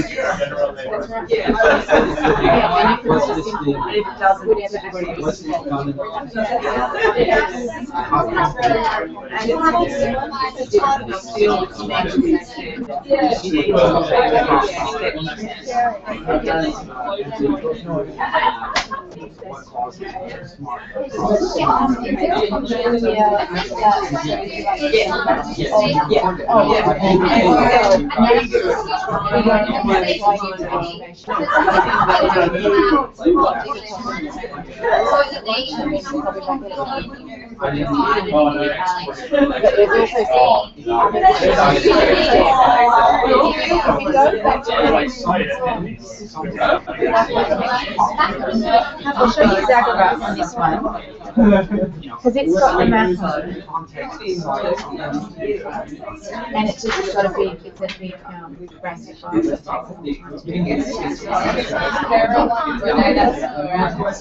Like, so this is a simple survey. Yeah, no, it's but it's a simple workflow. So to get the drawing working, You need to have a data entry lab. No, and it's really like And just write down a piece of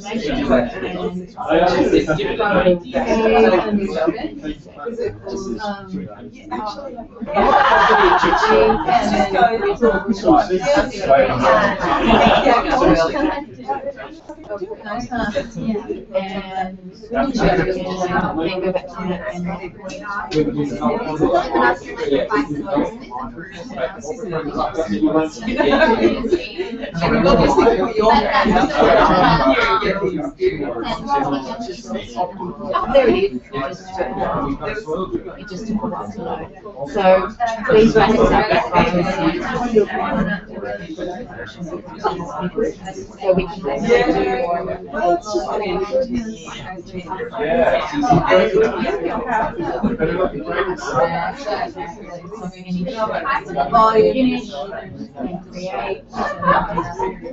Yeah, so when you can also come up with a general.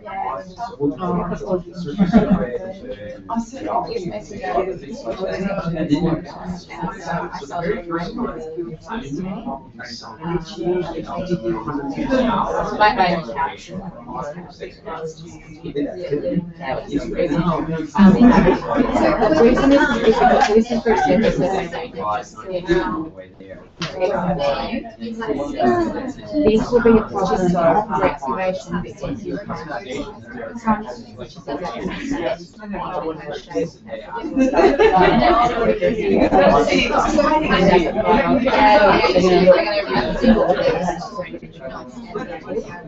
and all this really crazy and overlap. So yeah,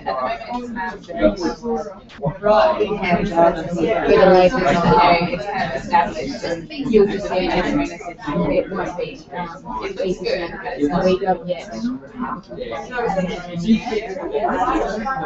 terms of being able to hide the laser, hide objects you don't want, we need to find a way temporarily taking those objects that you want to bring us getting you out of things that we just need to work out some so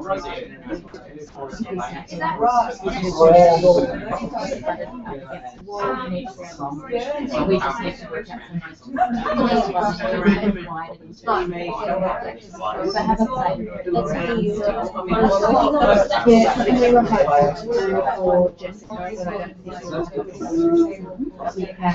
Let's see you. Yeah, and we were hoping for Jessica, but I don't think we had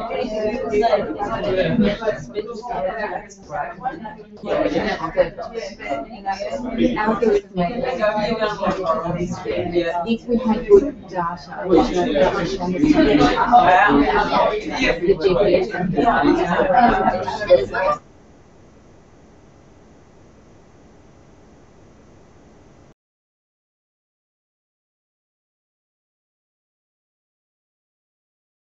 GPS query that says from this point hide everything.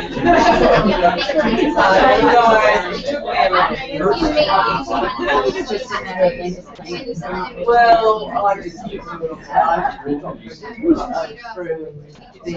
pulled out for a while. But yes, the points and things are pretty clear. Every time I read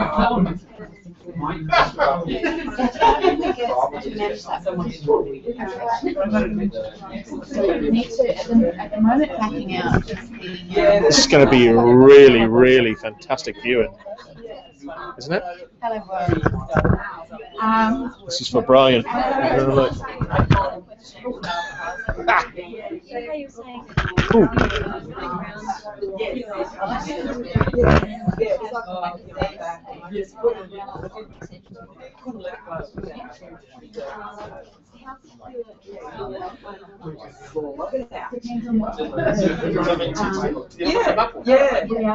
The map one.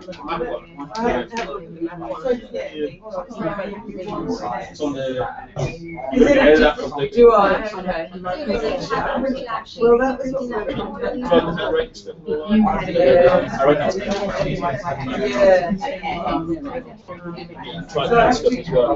yeah, I've done a few. I've only just finished I've still had a few things that are really You're happy. with the way that dates are set up. Yeah. We've been trying to work through that. You're right here. Slowly getting Yeah. So is this the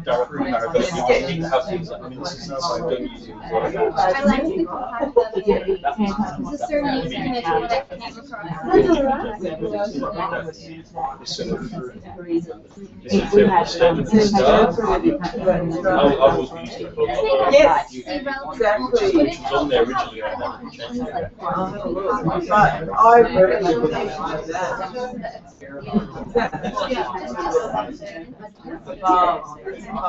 Yeah, you do, but it's not early, it's later. Yeah, I didn't like that at all. Yeah. Certainly why would you think like, this is Yeah. well, just the fact that they're exposed to anyone within the earlier later.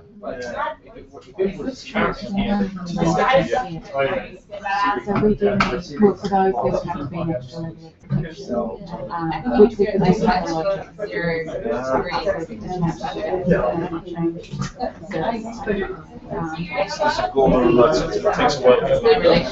And what's on there?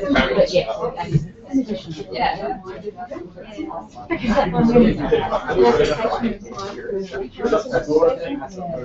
takes ages to load up. Oh, does it? Yeah. So, you need to go with them, like, just need to hold them, no, we're not.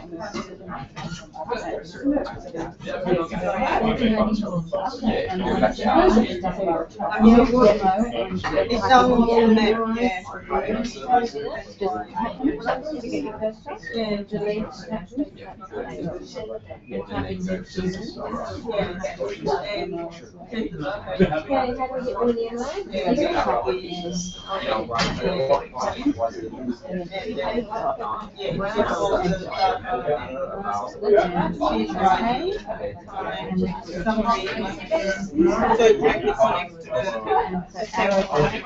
Right.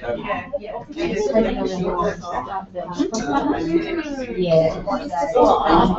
you have to say what you're going to I give it a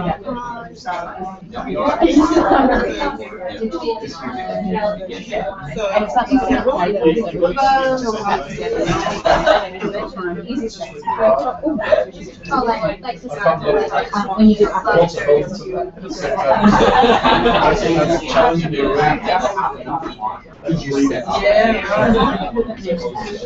So that's a layer in FAIMS.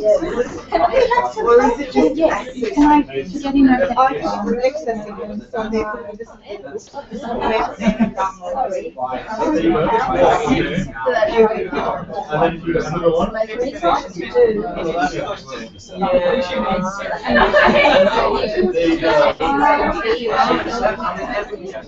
And then that's one I mean, either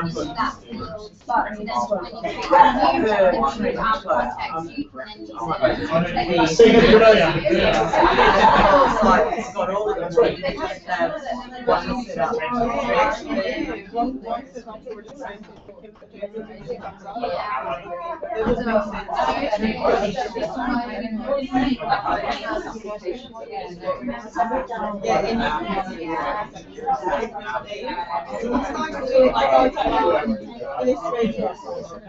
Right. As they said before, that's different in an area. Never so different. Yeah, I think we'll just go over past this last. the different thing is like photos and things. I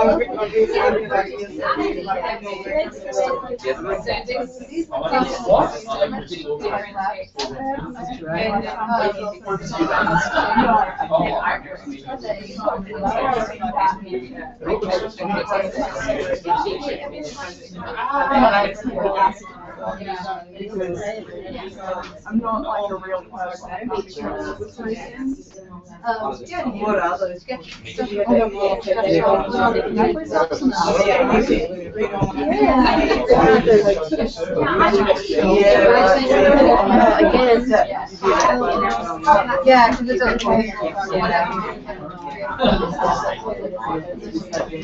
You've just been on the internet. Oh.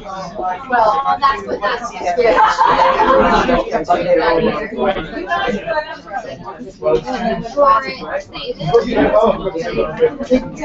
Forever. I've been thinking I've seen it.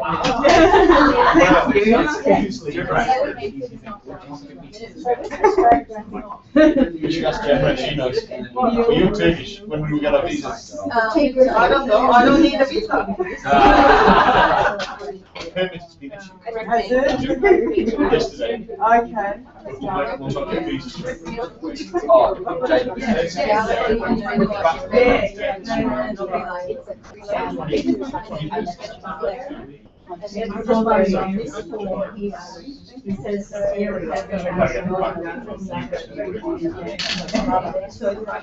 What area is different? Probably. Well, Bahrain is like What's happened you're using this for a while, but you're not in context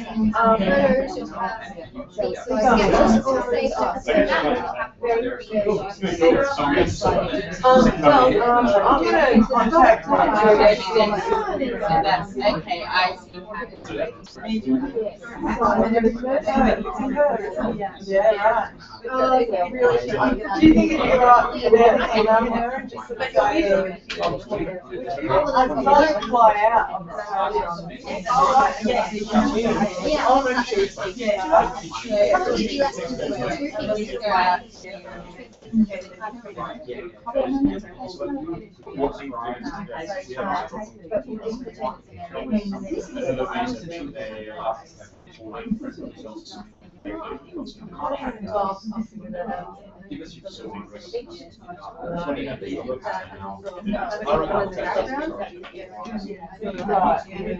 Oh, well, I'll wait 2 weeks, but I'm still going to fly out. I don't need to remember, but the most of the passport, yeah,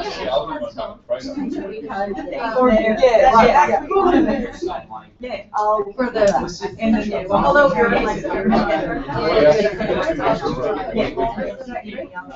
I'll get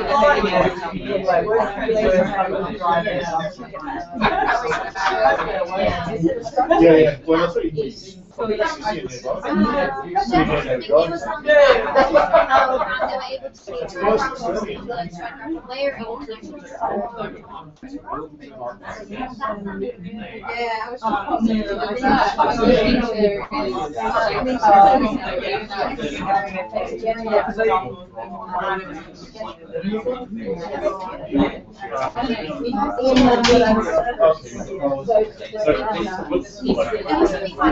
Scale between photographs and then together.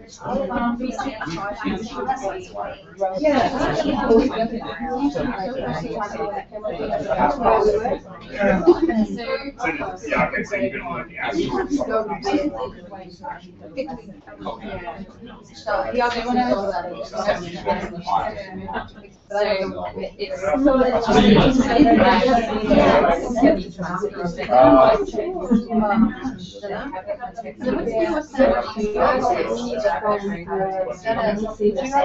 So I like to go back out and see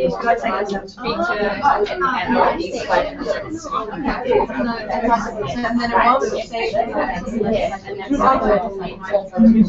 yeah, oh, and yeah. What I'm going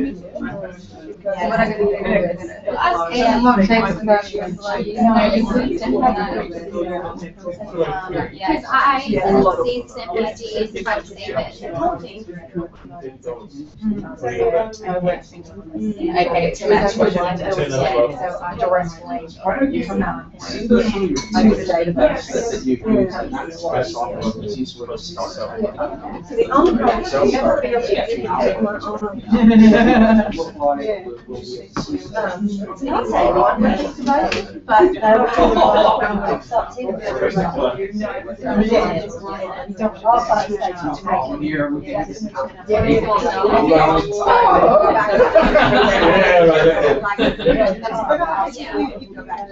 Especially when you would say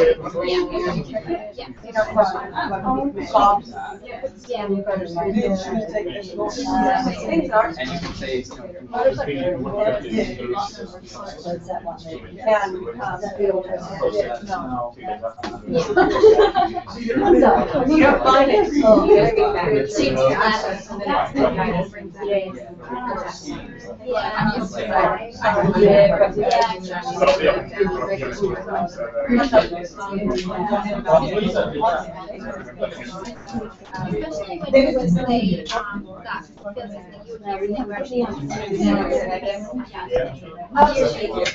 I still don't have the data.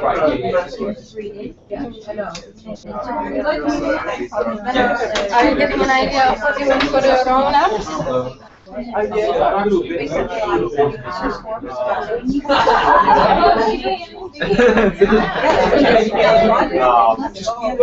Look, I'm picking it up.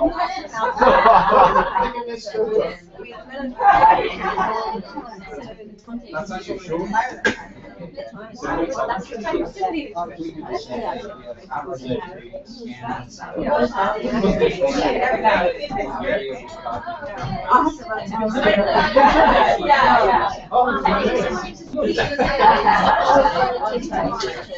And what we were told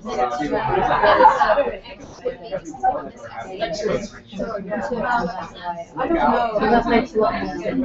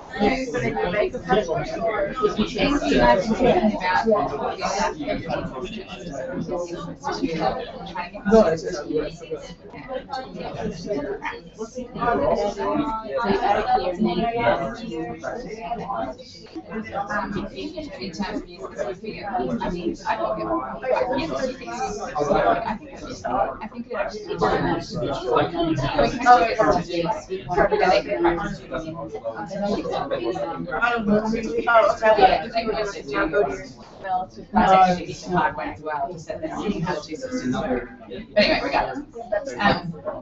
Now, Andy's taking the glasses away from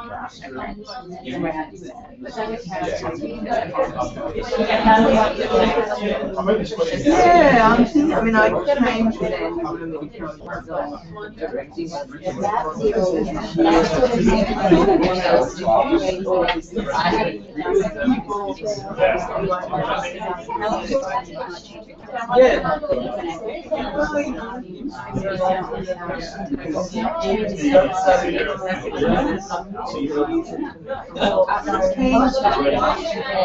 my mum doesn't like that, but I frustrate because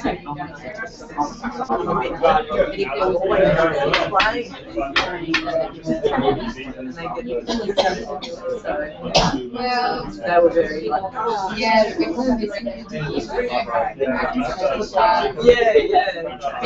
I think this would work really very well. One was just a survey. Usually the one when I use survey,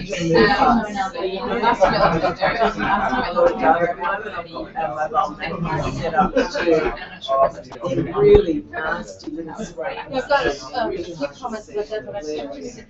But I have said, you know, you do take a point of an artifact, and you can actually do the more things of course material, blah, blah, blah, but it takes the expectations. It's easier to.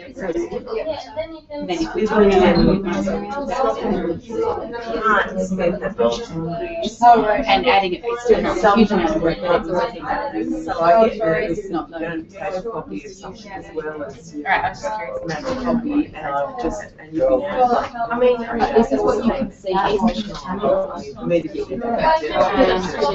it's just and so I've always been a little bit nervous at the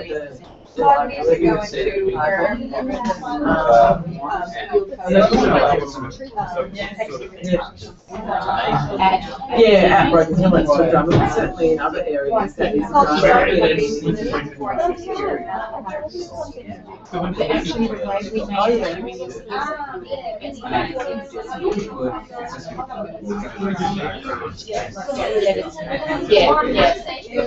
just do it and show it to you. So you just want to get exceptions. So you get any accuracy. And I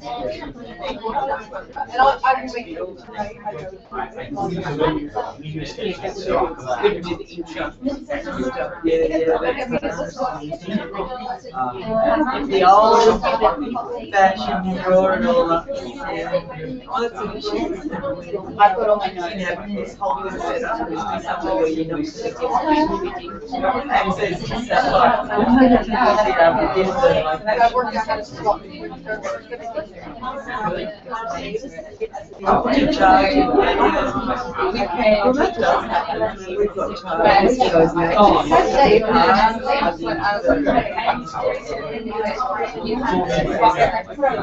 so we can see mobile charges.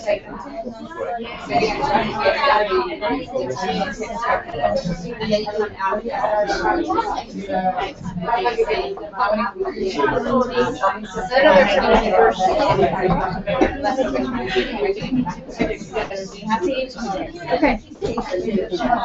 And then I'm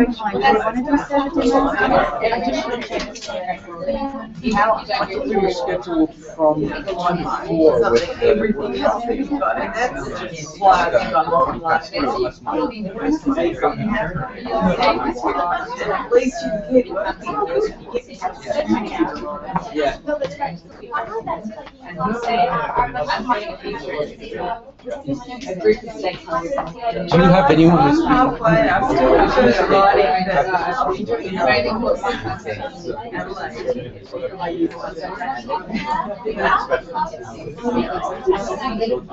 yeah, but I still actually prefer the process of writing.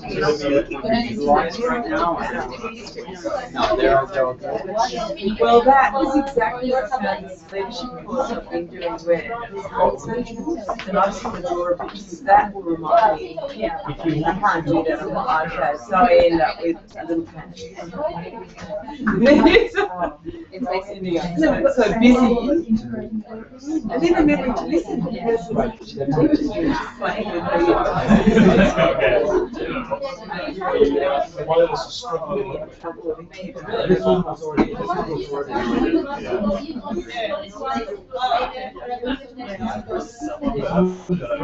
you're getting away with it. But at least one I'm just trying to like work out the timing. Maybe exam stuff coming up. This is supposed to be doing flat, so it's slightly irritating. But we've got Thanks for coming. Are you leaving now? Okay. I got you. I didn't do that. No, no problem. Definitely.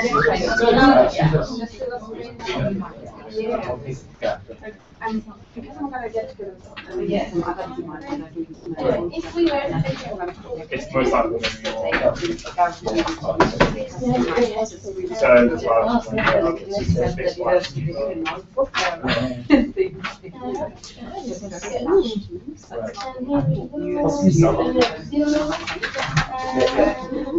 difficult to get some things that we always use, because we always change it, and not as much space.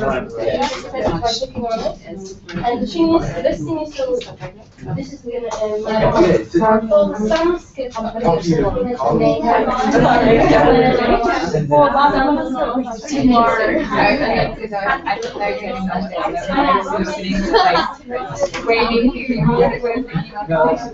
When you're reading on Friday saying that they wanted to 20 extensions, everyone in the sentence wants to learn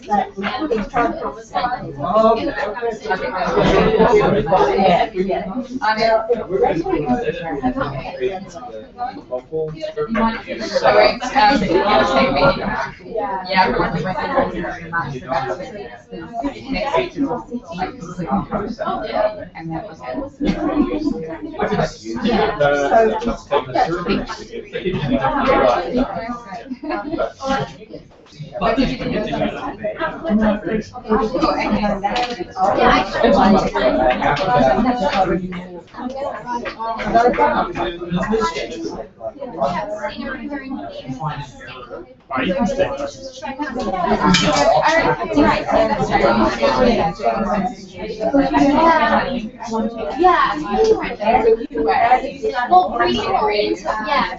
I think like on the Facebook, this is online so quite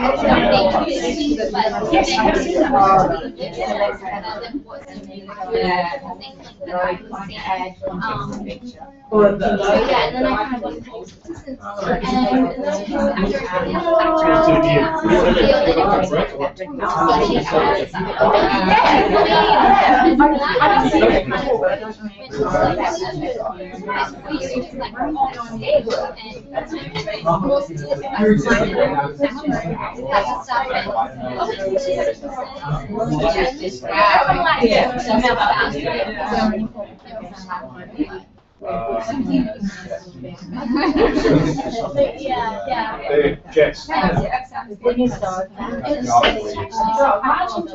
the reason I'm saying about this is for that one. Jess and Jody got assessed today, and they've worked on site. They feel like these fools. Another context of this. So,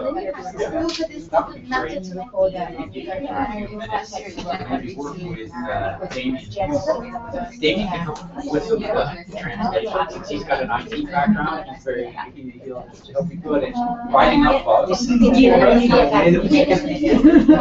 know, see how it's right. So we've got I believe this is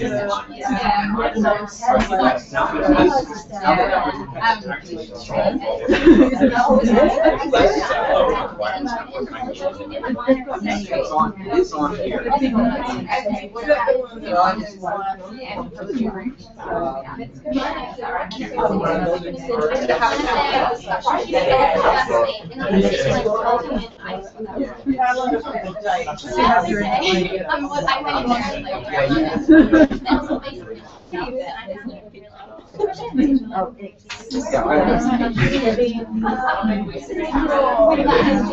More that I've read, that's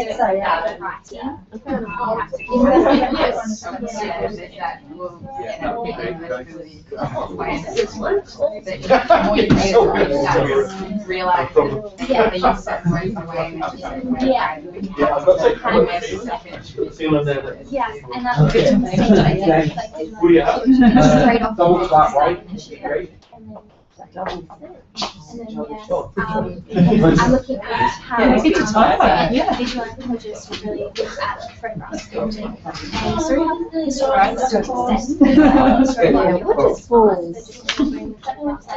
I'm expecting it's a typo when you should be following right. And like, well, no, you need to use it. There's a lot more that we can find from that stuff, but it's a little bit tricky because all the inequality stuff is thing that we have to do. Okay, yes. I think it's supposed to be something else. I'm not understanding that. Now, That's the newest one. And we've got a function there that we've made that lets you use the prompt that's tells you what happened. That like my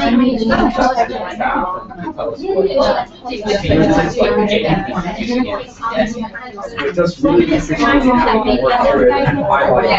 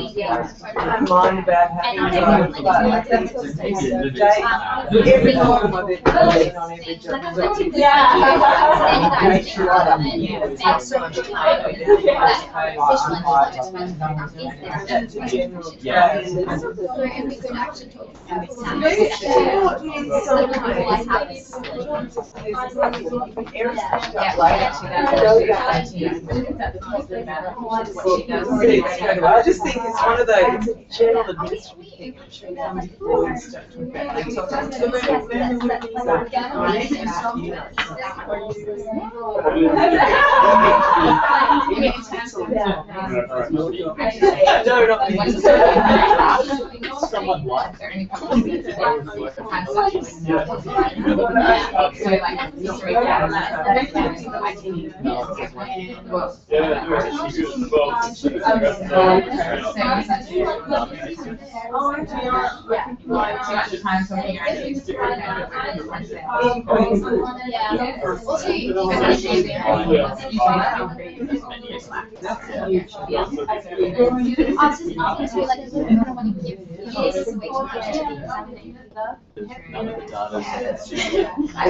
anywhere.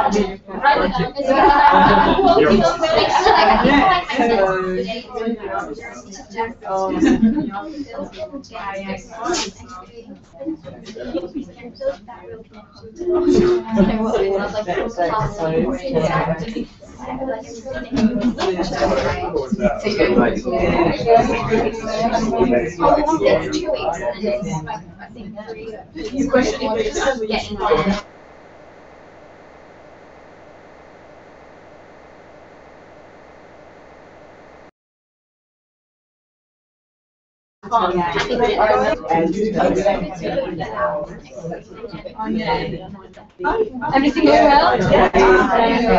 I think, yeah,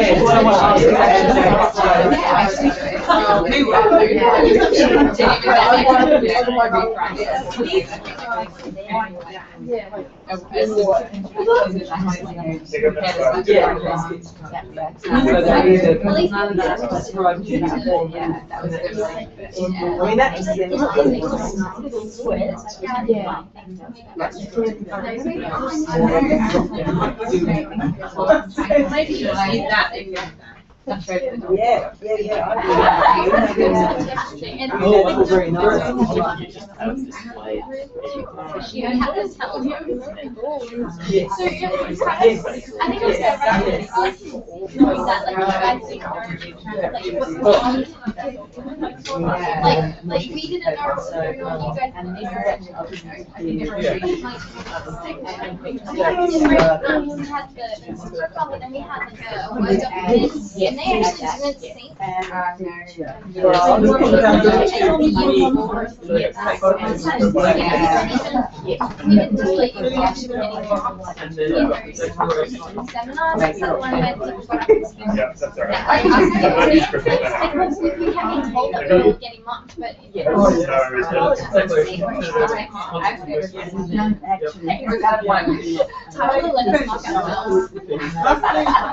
I went out there, I was like, I was actually my original class, like, they really like, we come up with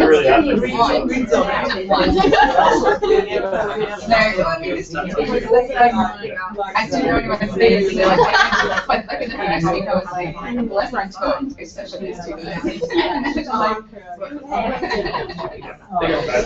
don't know if they always sometimes the context might be quite big. I don't know. And I heard that Is this missed? it's really easy. It's like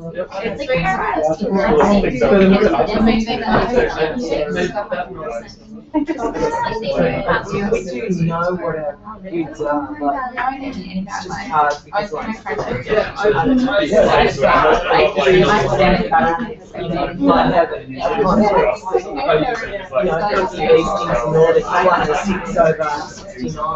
which is squared and you run on a 5, so you're not going to be running.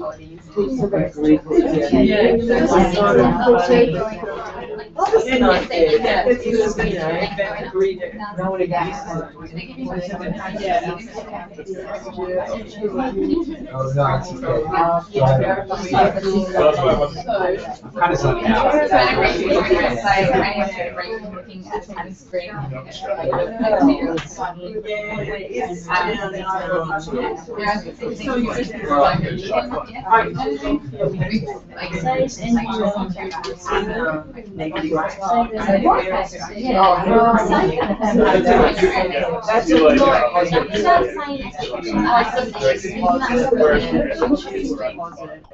personally designed our thesis question. But to be fair, like I decided with John, like I've lost and just myself. Sure. And I guess probably we had to use this as well. Thank you. Okay.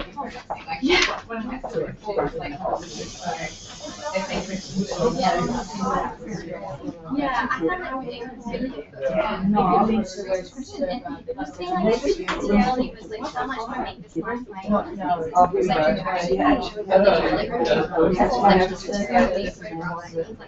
And then you have to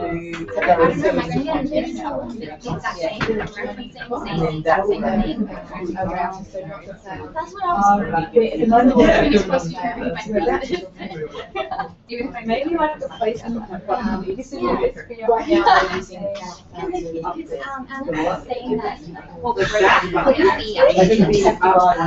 underneath. and I have underneath that or extra chapters from thesis. I thought it was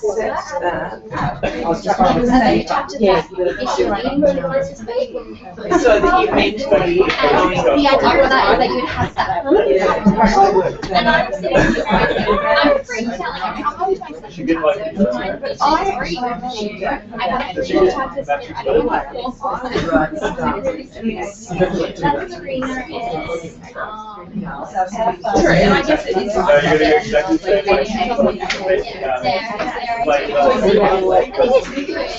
it's like Well,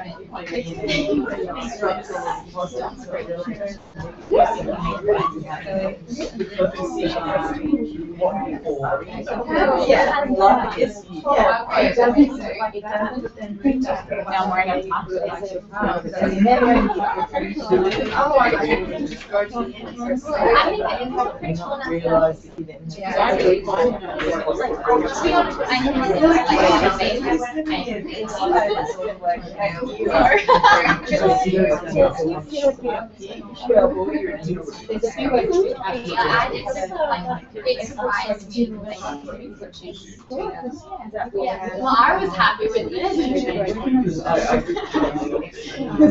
I thought I was failing with that everything. I remember saying, like, trying to that should be just straight. I don't know if that would work. I think it would have too. Just like putting in, like essentially that should be.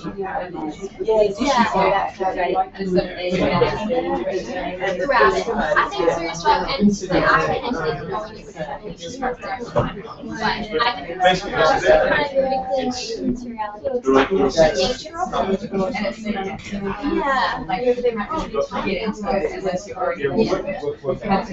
So it really should move from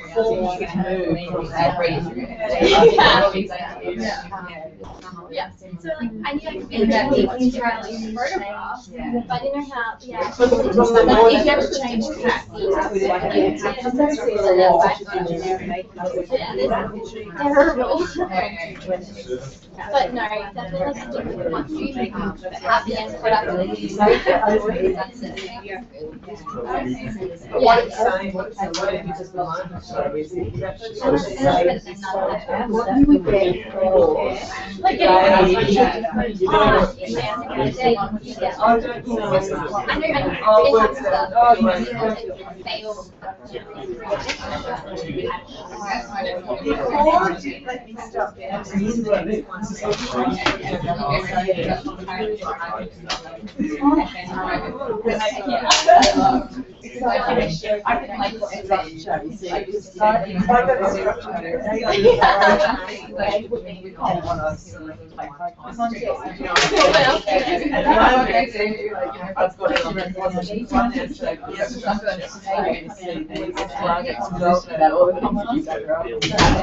Oh no, actually say just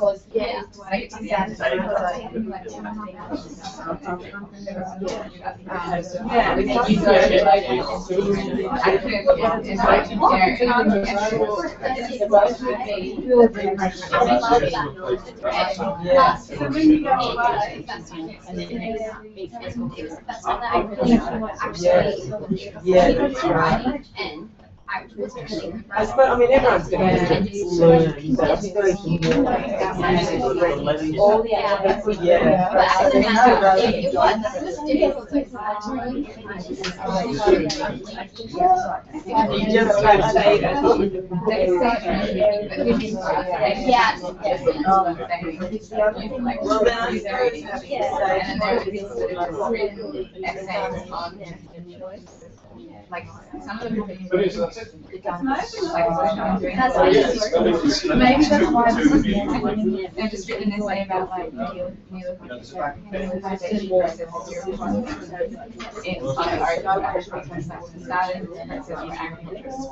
yeah. Well, I think it's better to have this explain. So I'm happy with that. But I mean, at the moment, it's general chat. Where ideas for them to get back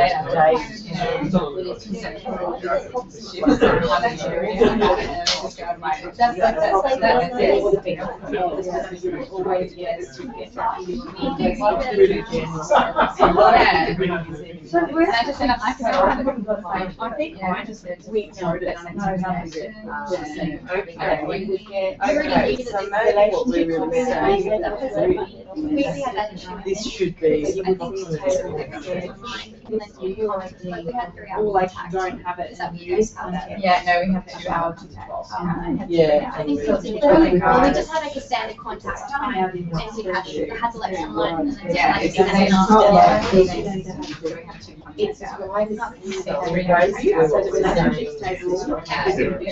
I mean, that's still got Like, some context, some of it, 2 hours, and that's when you buy it. Yeah. We also had if you want to Like, we started at 10, and then we had our essay due, and it in at 10. Yeah, people would be at and they're waiting I think it would have been like the night before or something, and then you got So, yeah. I've got groups to do their own campus. Did you have Christmas? Yeah, he did that week. But I wasn't there for it. I was at the youth symposium. And I did as they come through. So we got the camera. She wants to take materiality. Yes, which what would be yes. So the only trick started project. So you can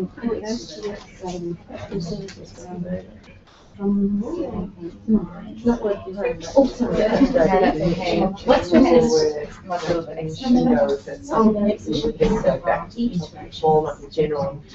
Maybe you could have it there and it's like, extra. Building, beginning to started. But I think better to have it together. Started date. Yeah, straight away. Yeah. Exactly. You don't have to go search. Then concepts.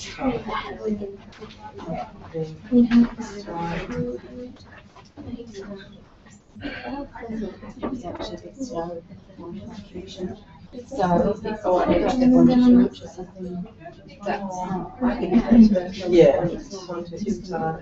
That's the last hour.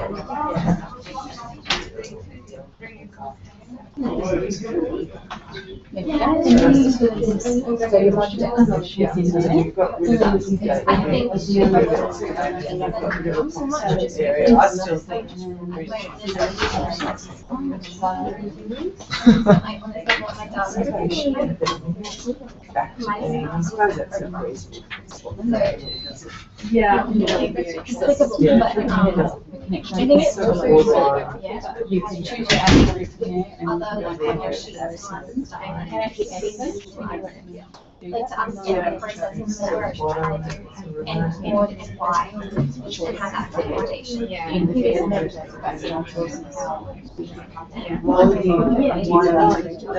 Yeah. I think it's really good. Yeah, and having experience. It was really helpful.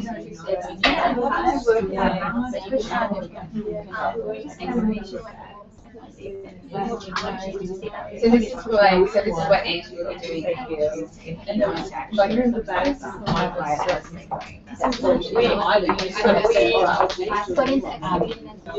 If anyone is still busy working away, we're happy to exploit your labor, but if you want to take a break for 15 minutes, what we're going to do when in the last hour is talk about using the server setup.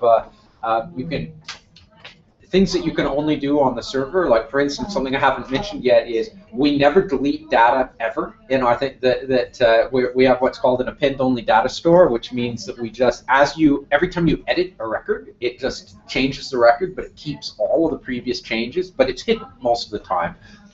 But you can actually go onto the server and roll back changes if there's an error. You can see what they all are. You can see when they were changed. You can roll them back.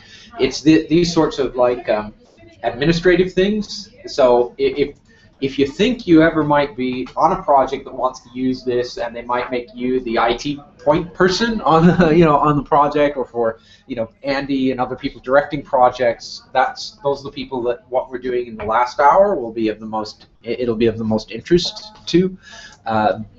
So we are happy to have you stay, but if that doesn't sound like what you're what you're that interested in, we understand. That's fine. We hope you come back tomorrow for some of the data modeling in particular, and thinking about archaeological data and how to improve it and that sort of thing.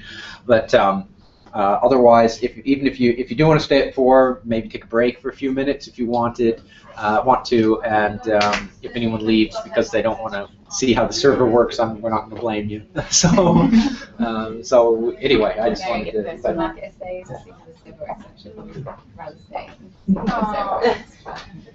You're lucky because you got this. Yes. Yeah. So curly braces are actually so curly braces are the way we do it. Yeah. So anything that has a curly brace in the toe gets turned into so oh no. This is one of these actually festival because so yeah, I only committed to time because I'm going to be actually audit online translation. So you see as your but that's actually horrible. You can change the description. That's why I'm decided to go on holiday. Well, I'm quite glad that's good because I was going to say 2 weeks well, I'll still be a week late. This is where you get your and you just keep adding. Oh yeah, I did this. You can do as many as you can. Yeah. I wasn't there sitting up. And what actually gets saved well, at the time they really and you upload files And when I was very interested, yeah. No, you put a ceremony. Yeah, and I can't go to students what was the students, but it was yeah. So, last and I really appreciate it. Well, I think I'm but allegiance, yes, and I think this for me, yeah, I mean, just like, yeah. Yeah,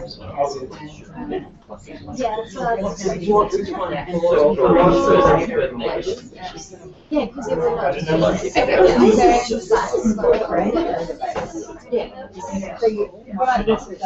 Well, you can do that. Oh, I see what you mean. That's something Right, that's what my. Yes. the top one. Most times, okay, so we need to. I like it.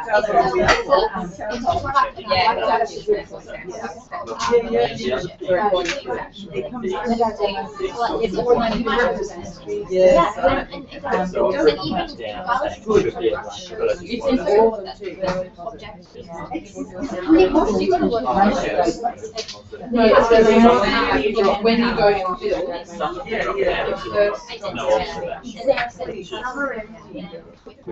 okay, so my next question then is, all right, Yeah, and then if they're the ultra. I can say I went for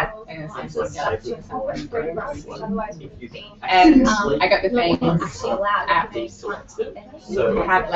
How does this come with report? Do I have to go yeah. Oh, so there's no option there.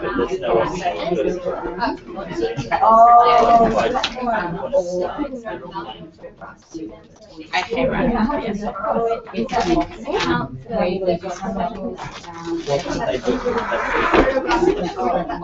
Oh, so why did you select it?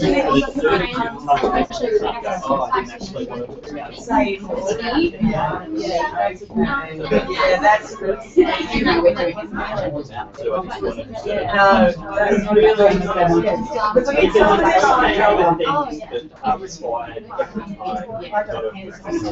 it's almost like that when you try to say on the website,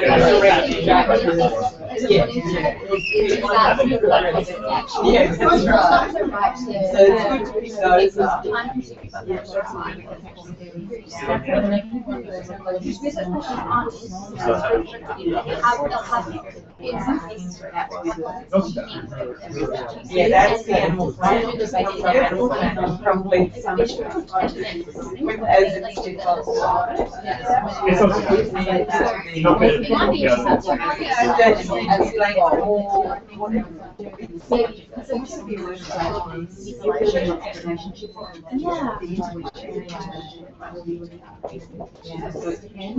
And some of them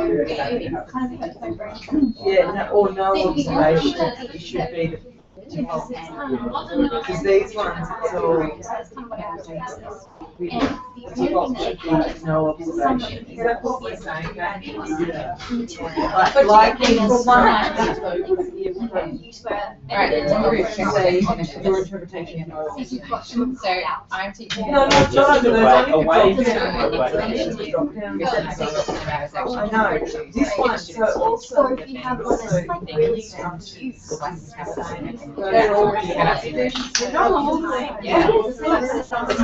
Yeah, so they actually go down and they like So what we need to basically say. How would we get, so, okay, I could use, when you click the, is it possible to just change it so it doesn't say picture and just says like time? Is it Not just, yet, I some can of the fiddling bit, or is it, would I just say, can you guys do one big favor? And like get rid of the, Okay, so this one is structures. when you instantiate The one that's called your interpretation. Which is funny that it's got your interpretation. like the areas. Yeah, but you can type this way. Yeah, so that would end up being like you can't.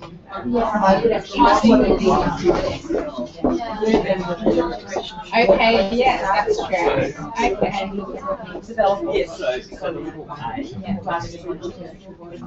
Yeah. And that's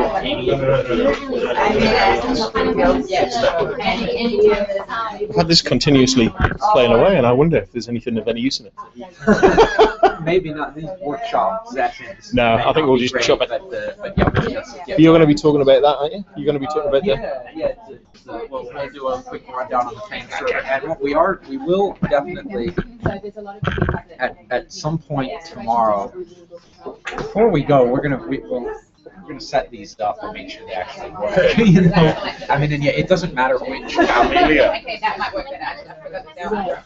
We'll set them up. We'll make sure they work. We should also talk to you about what third-party apps you might want to install and how you can go about that, right? But in the sense that if you set up YouTube, Function Blue, Google Play account, you can buy one of the Sketchbook Pro books, which is $3.50, and deploy it on several accounts. You don't have to buy it. I mean, that makes sense. It's only $3.50 anyway, but you know, if you got 10 units, it's still not a huge amount of money. But yeah. I think it's a good idea. So, Amelia's the lab tech here is in charge of everything. We talked to you about the charge right here. Things like that. It'd be interesting just to throw out for the people who are here at some point, anyway, things like that. You know, what the potential for admin things. But also, Amelia is we're going to be using this stuff probably out in the field. Well, we are going to be using it in the field. And it's going to be coming back here. And we're going to start using this definitely down in TARDIS. So it'd be good if Amelia becomes familiar with that in the setup.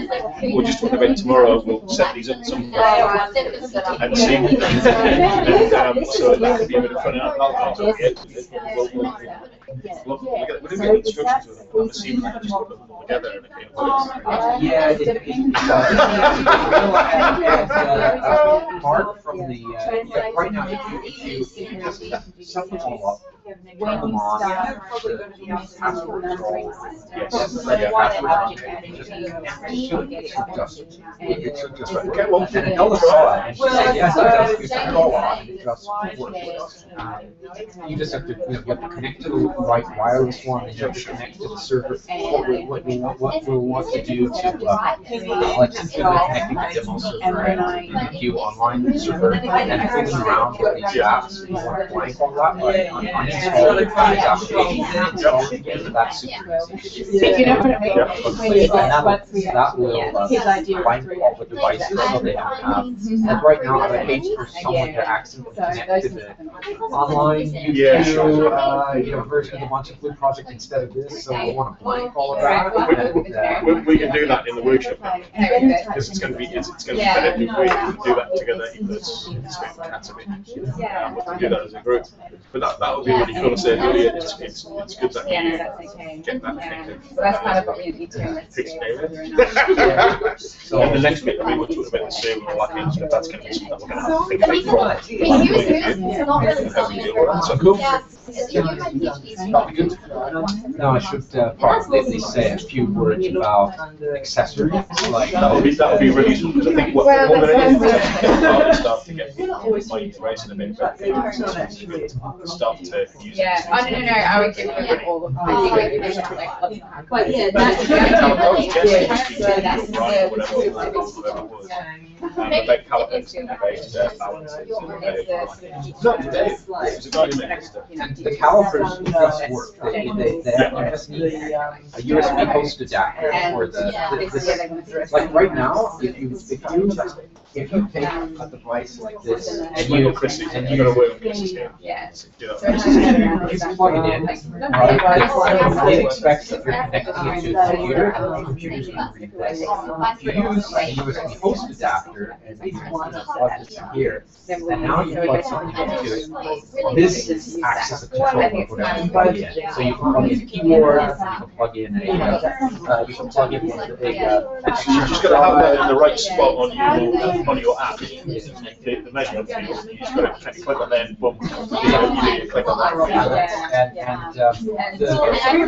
Doing the balance was a little bit more complicated. The calipers just work.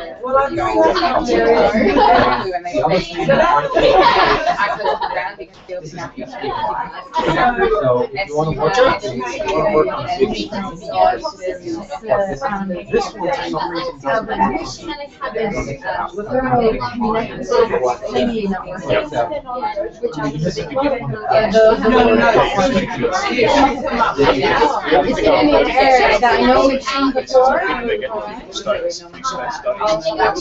Yeah, if you have a minute. We always need style. But actually,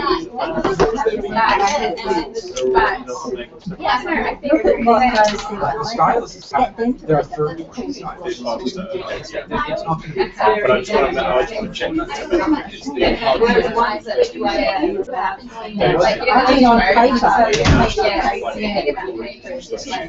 Is it because they're getting ready for this?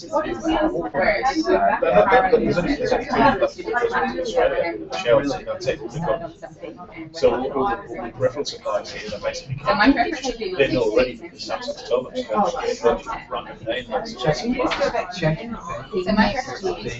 I was just able to get it. You may not be able to get it.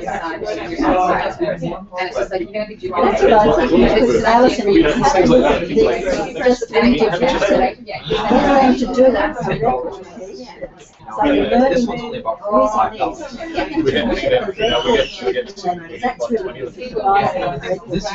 This is neither of these things are specific to Samsung. For the video adapters,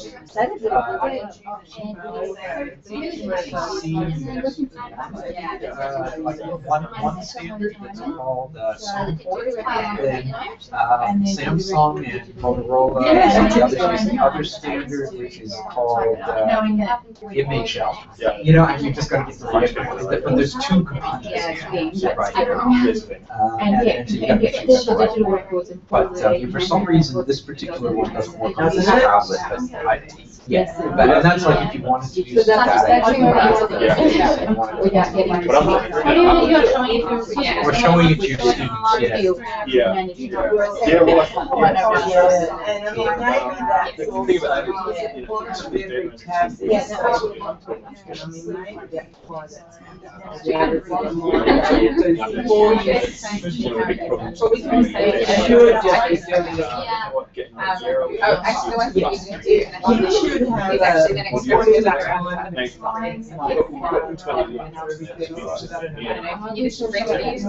No, you can't use it. Well, yeah, you do the, are you sure you want to exit that? You know, something like that. Yeah. Okay, yeah, I was thinking, once again, people will use it. It will, but I think it's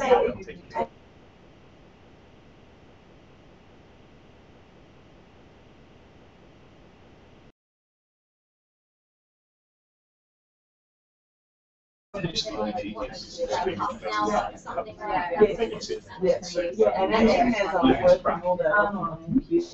as long as you've already downloaded the module, and it's all going, then there's no set of time.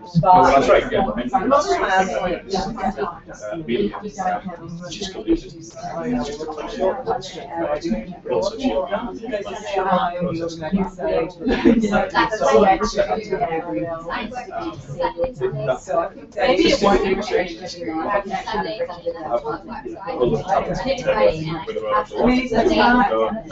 others one day. Once you already get trained, because I mean, you can't set up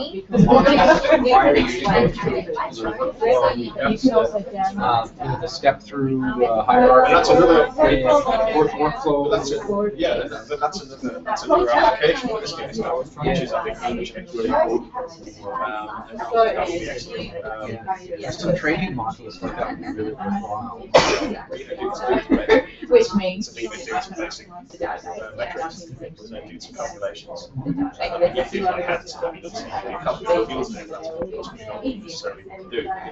Okay, I'm going to Like, I'm not exercise to tell people, here, you know, self-contained. then at home, I'm planning to see. That's right. bring this out. Just one. It's these sort of these really basic practical things that get away.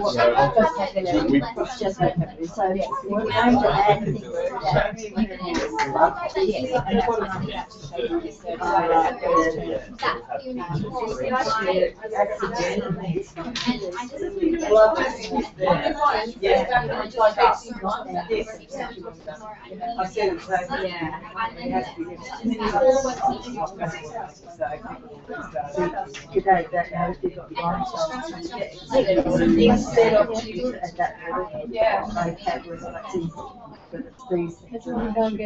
so you're thinking like the beginning of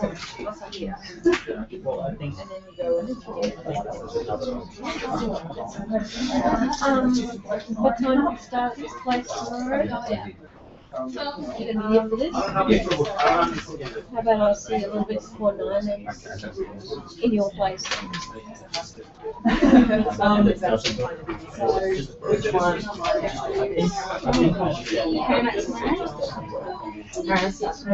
At the moment, she's doing the same job. Thank you, I will. You too, don't get too tired.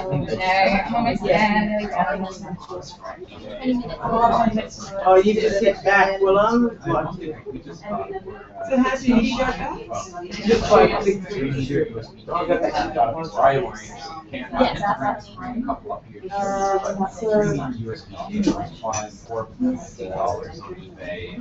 oh, I see. So basic materials, and you can help it.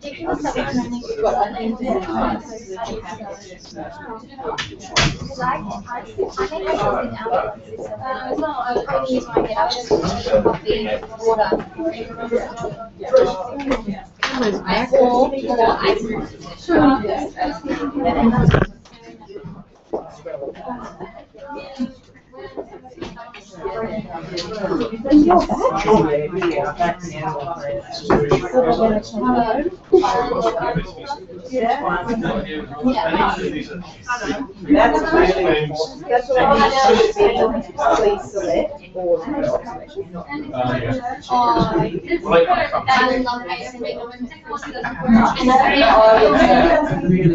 But it should that's actually because that's a really and I'm actually improving so hard, and I take out my aggression. Well,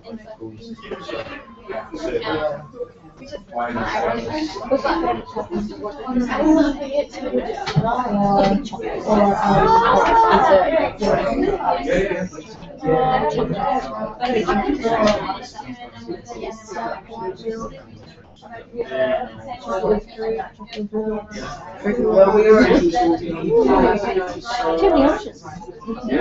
They used to be this. We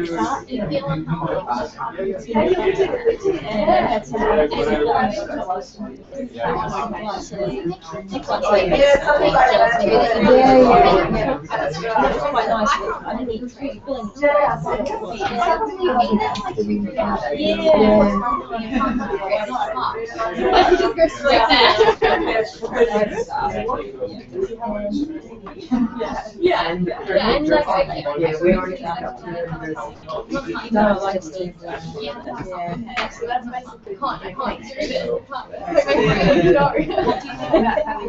I wasn't thinking of ways to make it feel better. Just to get it back what's happening at home and how to play it. Yeah, get it into you.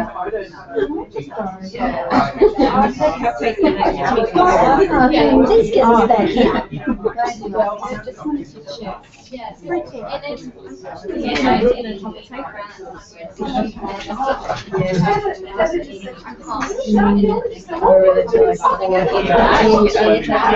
And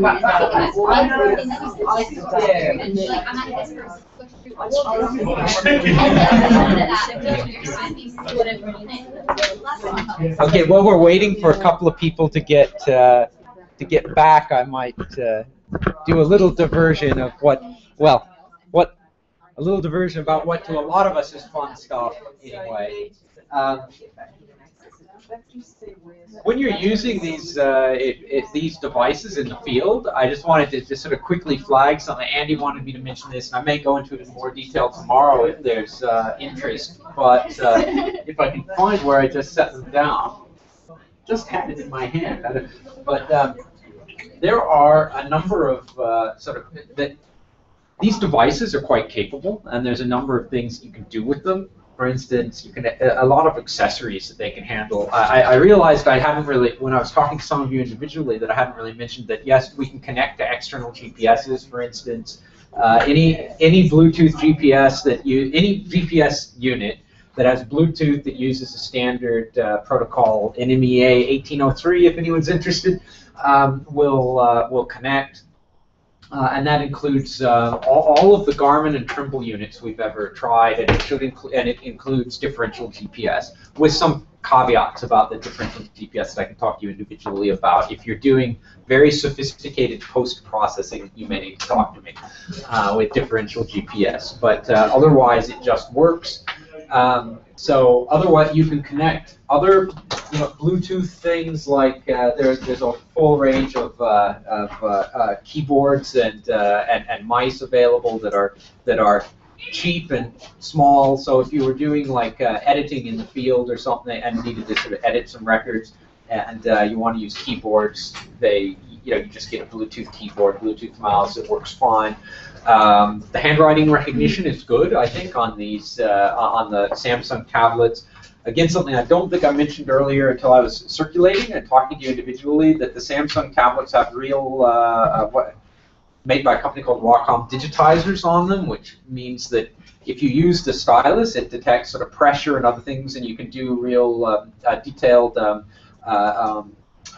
vector drawings. So I don't know how many of you on your projects for lithics or ceramics, for instance, whether you digitize your drawings, but I mean the way that that's been done in the past is you buy a Wacom digitizing tablet, and so you have a draftsman do a drawing of your pot chart or lithic, or if you've been trained to do that, you do it yourself, and then you scan that, and then you open it in, say, Adobe Illustrator, and you use a Wacom tablet with a stylus to digitally ink that drawing, and you've got a digital drawing then that you can do that.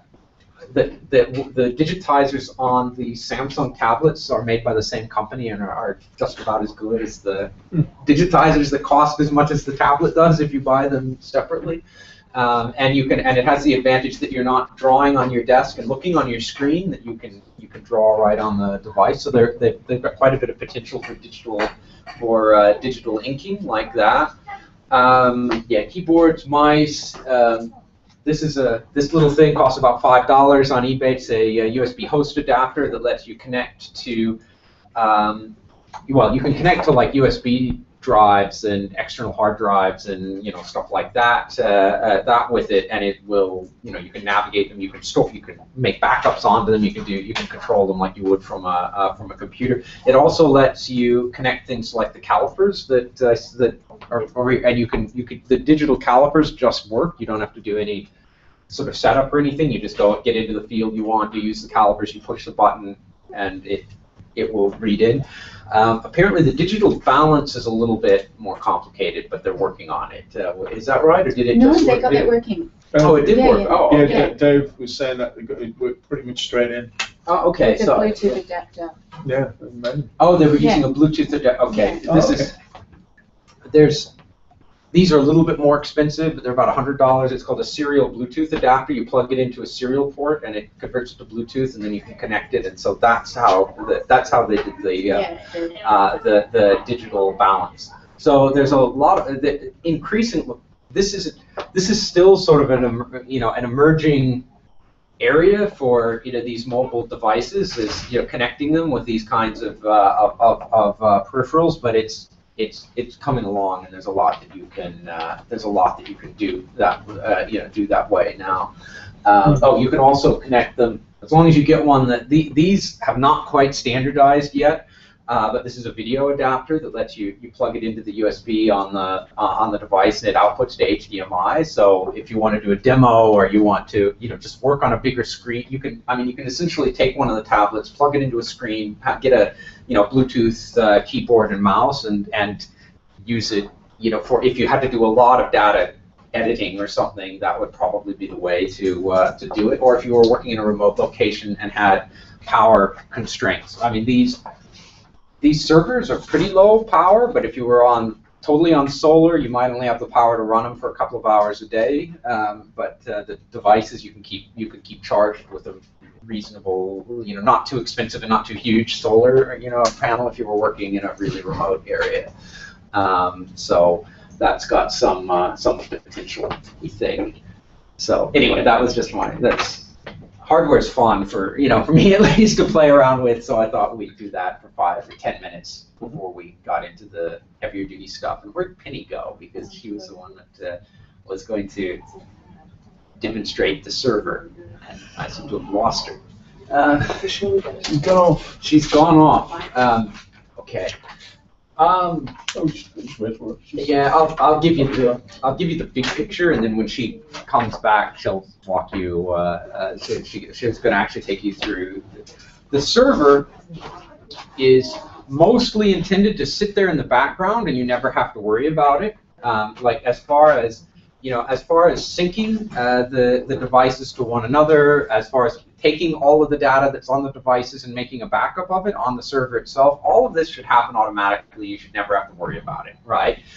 But there are a few things that you can do on the server that are of use, and there are things that you can't do on the individual tablets. And if we can explain why we made some of those decisions if you want.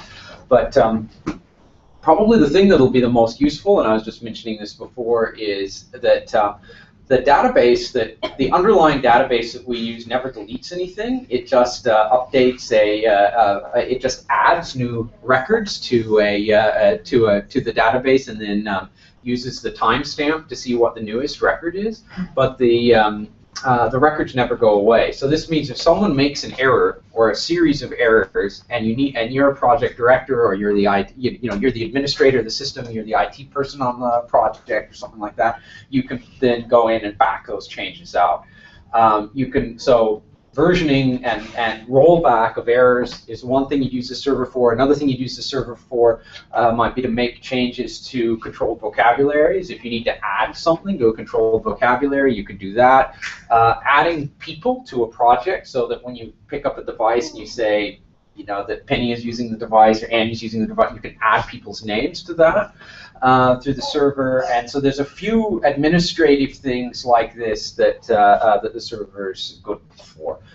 And you can also edit data on the server. When the server is sitting on your network, you don't have to plug it's what they call headless. You don't have to plug a monitor and a keyboard directly into the server. You just point it's a web application. You point a browser at it, and you can even use the tablets themselves, as the platform that you attach. This screen has the same thing that screen has, because we've hit the server from here. Any device, it doesn't matter whether it's Windows, iOS, a tablet, whatever. You can connect to the server, and it just operates through a web interface. So yeah, that's a base. So you don't have to plug in a monitor, keyboard, whatever to that. You just hit it by the web, and you can do data editing. You can do rollback of errors, edits to controlled vocabularies, and edits to the personnel on your project. And Penny's going to show you how. To demonstrate that having written down a thought, which is we need a password. So if anyone in the field can go in. So I'm just going to log in.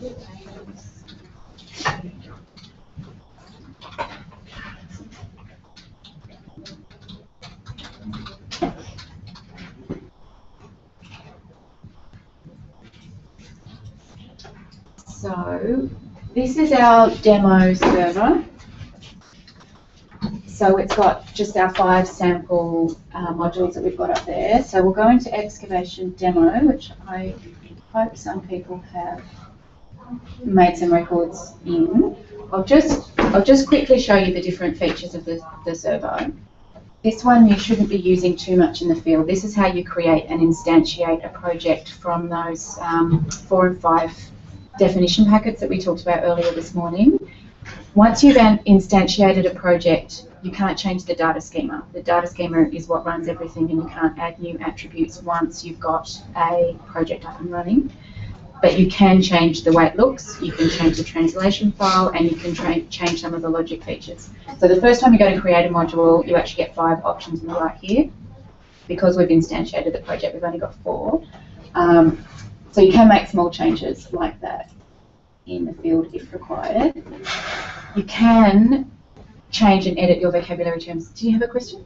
Yeah, as just the same, when you do your first pass out there and you find you have to change some things, does that mean you have to do this again? You have to create an all-new module. You know how Adela mentioned the analogy of baking a cake? Once the cake is baked, you got to eat it, yeah. Or throw it out. You're baking a new cake if you made a schema error.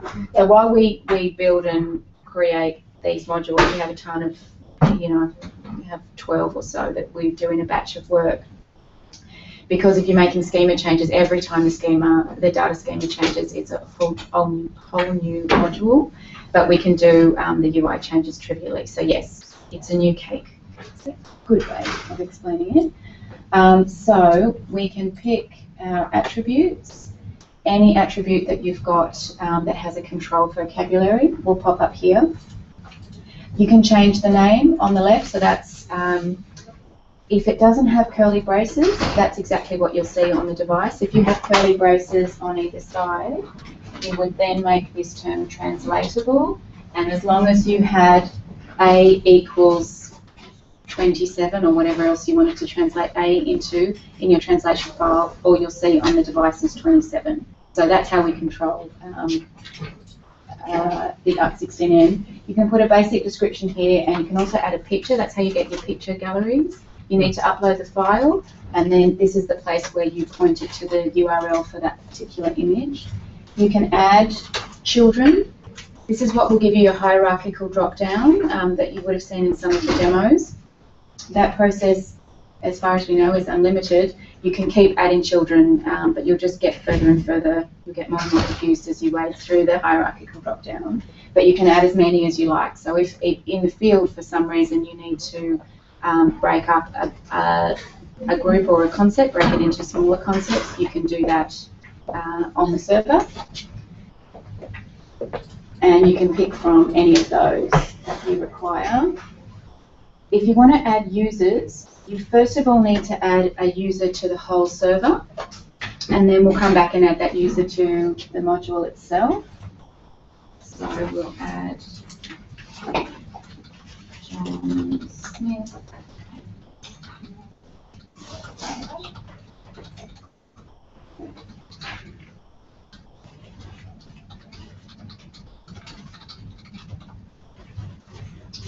Submit, and hope I typed that password. Oh.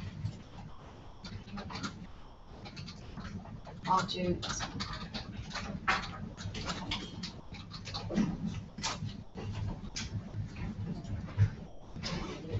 There we go. So John Smith is there in the list, and then we go back to our module, which was demo, and we can add it there.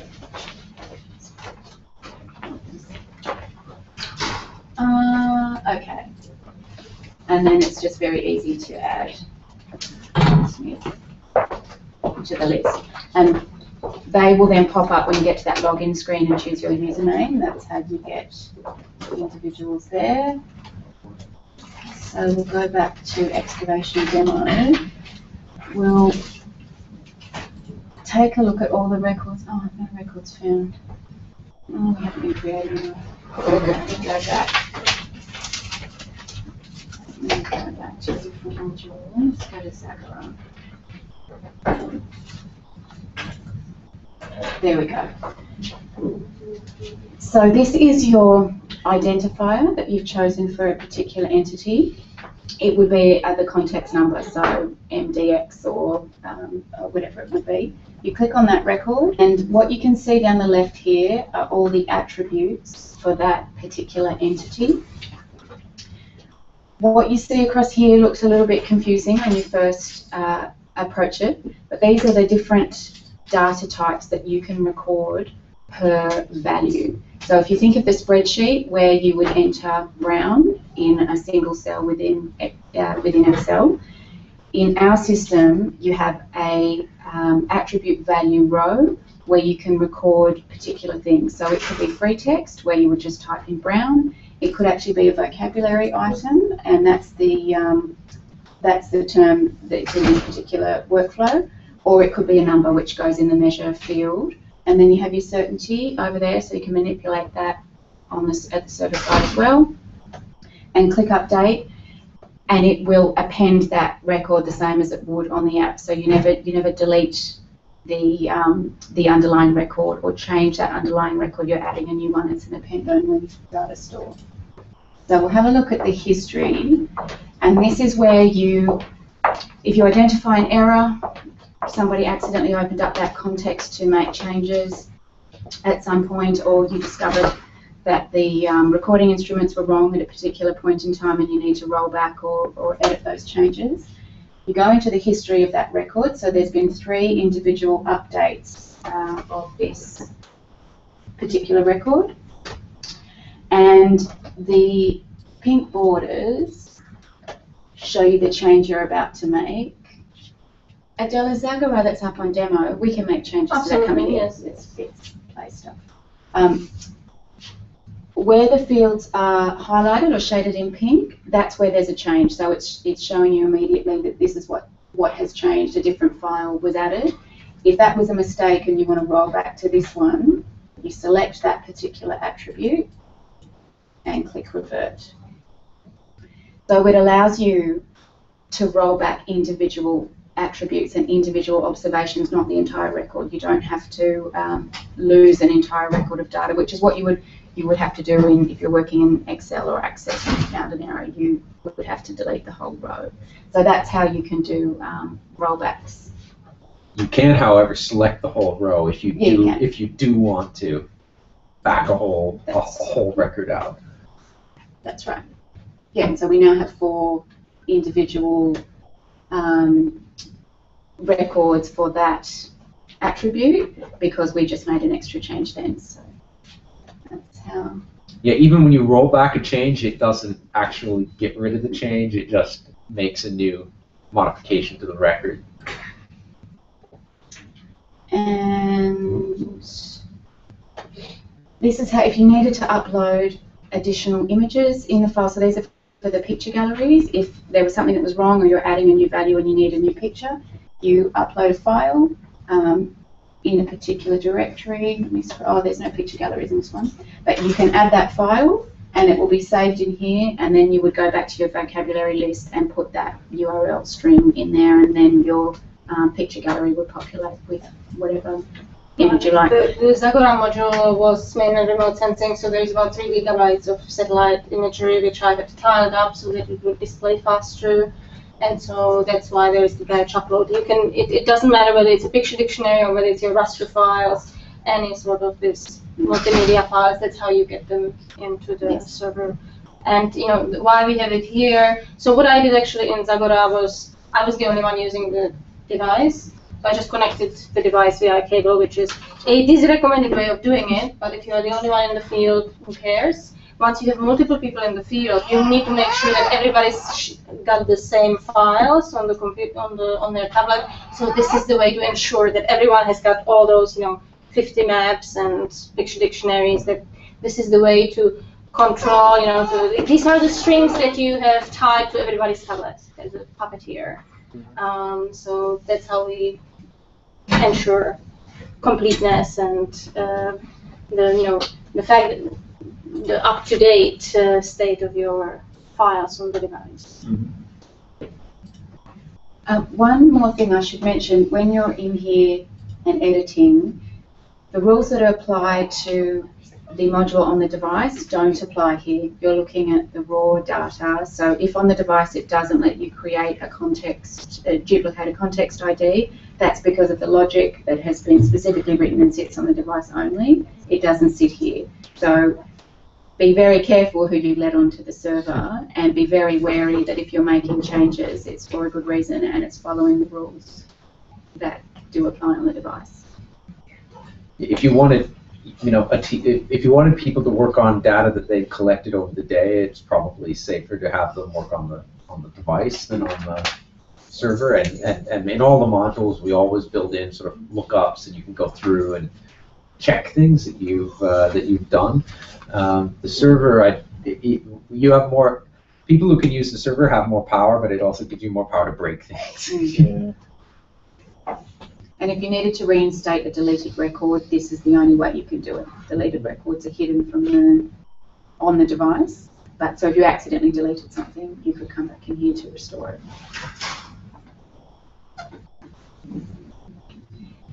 Sean, I missed the beginning bit, but did you talk through the hardware and doing whether you're online or having a local server?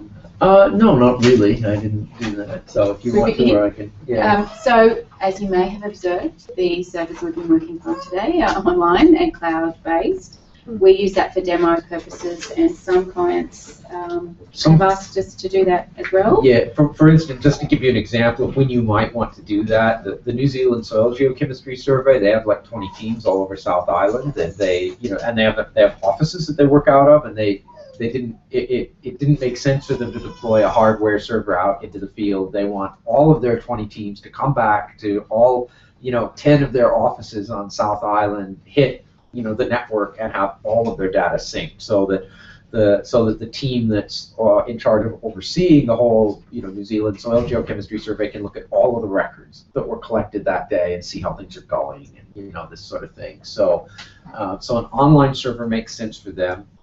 we're doing an industrial archaeology project in the Blue Mountains next week. That's a one-off, like 3-day thing. It's not worth going out into the field with something. We'll just put up an online server to use for there. So there are circumstances when you might just want to use an online server. Mostly being, yes, I've got good internet, connectivity that's reliable, and I don't, and if it, and there's no danger of losing this connectivity at a time when I want to be syncing my my device. For smaller projects, projects that are a one-off, for a few days.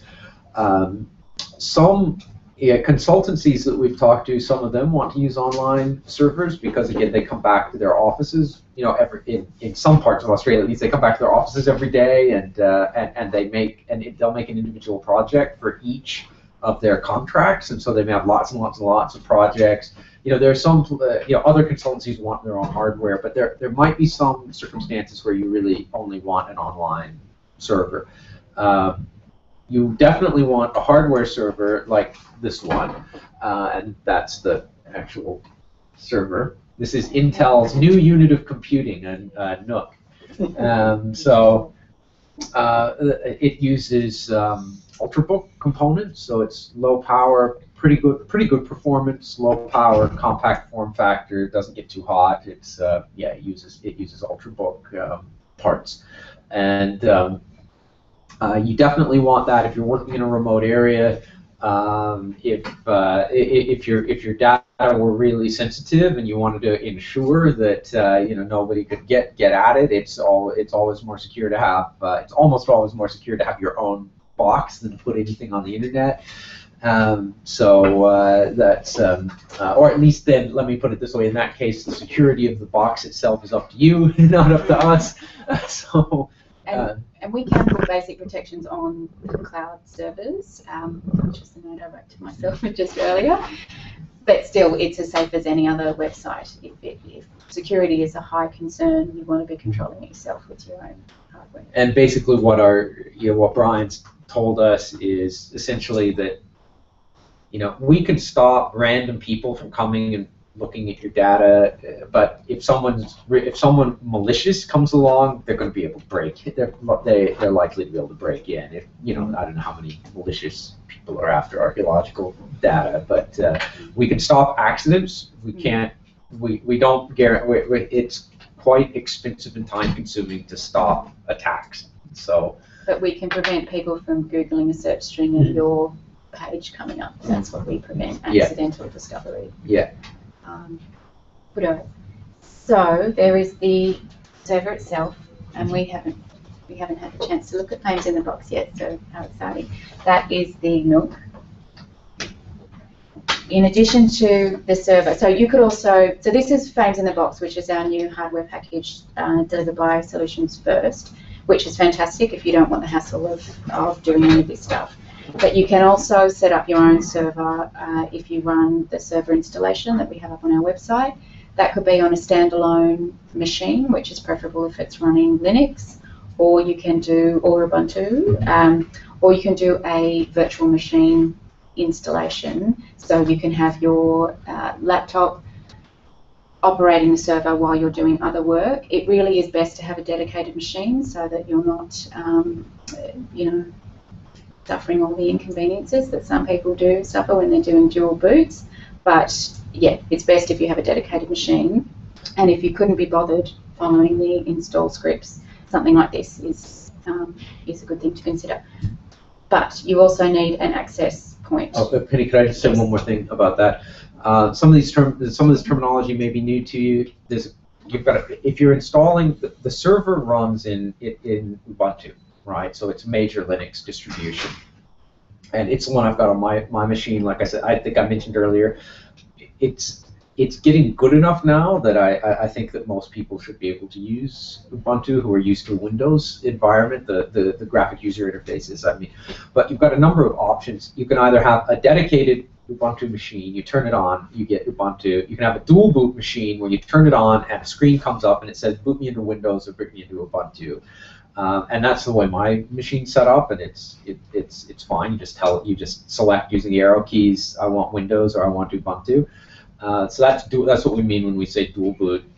The other thing you can do is run a virtual machine, which is essentially that you're running Windows on your computer, and you can open a window in Windows that's an emulation essentially of it's exactly what it says, sort of a virtual bit of hardware that's running Linux, or you can do it the other way around. You can run Linux and run Microsoft on it.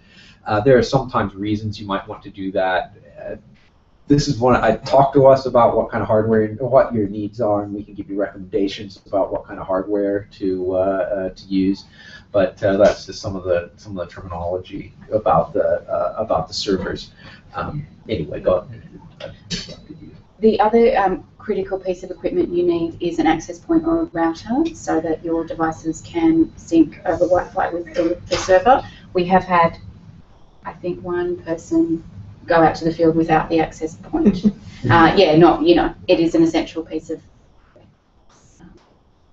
And other fun things. You can, if you wanted to, if you were interested enough to play with hardware and wanted to do it yourself, you can actually use the wireless radios on a laptop as an access point, but that's it's more complicated setup, right?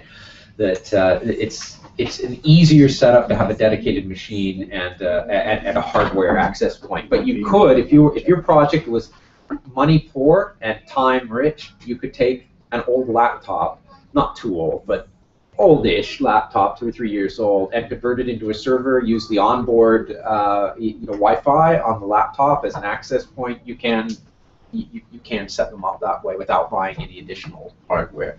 But this is a much easier configuration task, and you find a lot of things like this. You trade money for time. You pay for an access point, a server, whatever, and it's more expensive, but it takes less time to set up, and it's easier, especially this one where Solutions First will pre-install everything for you.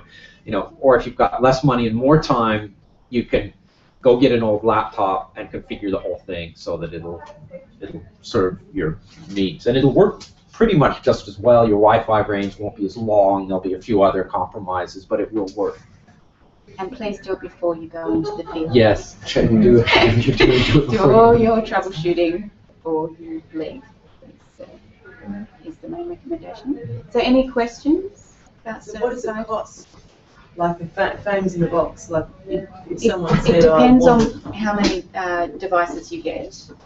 And whether you want devices like, this is a Google Nexus tablet. It's a very capable tablet, but does not have the digitizer on it, and it's somewhat less expensive than the Samsung tablets that have the digitizer. It also doesn't have an external SD card, so you can't back up the SD card, but you could get a USB host adapter and back up to a USB stick with it, so there are workarounds for that.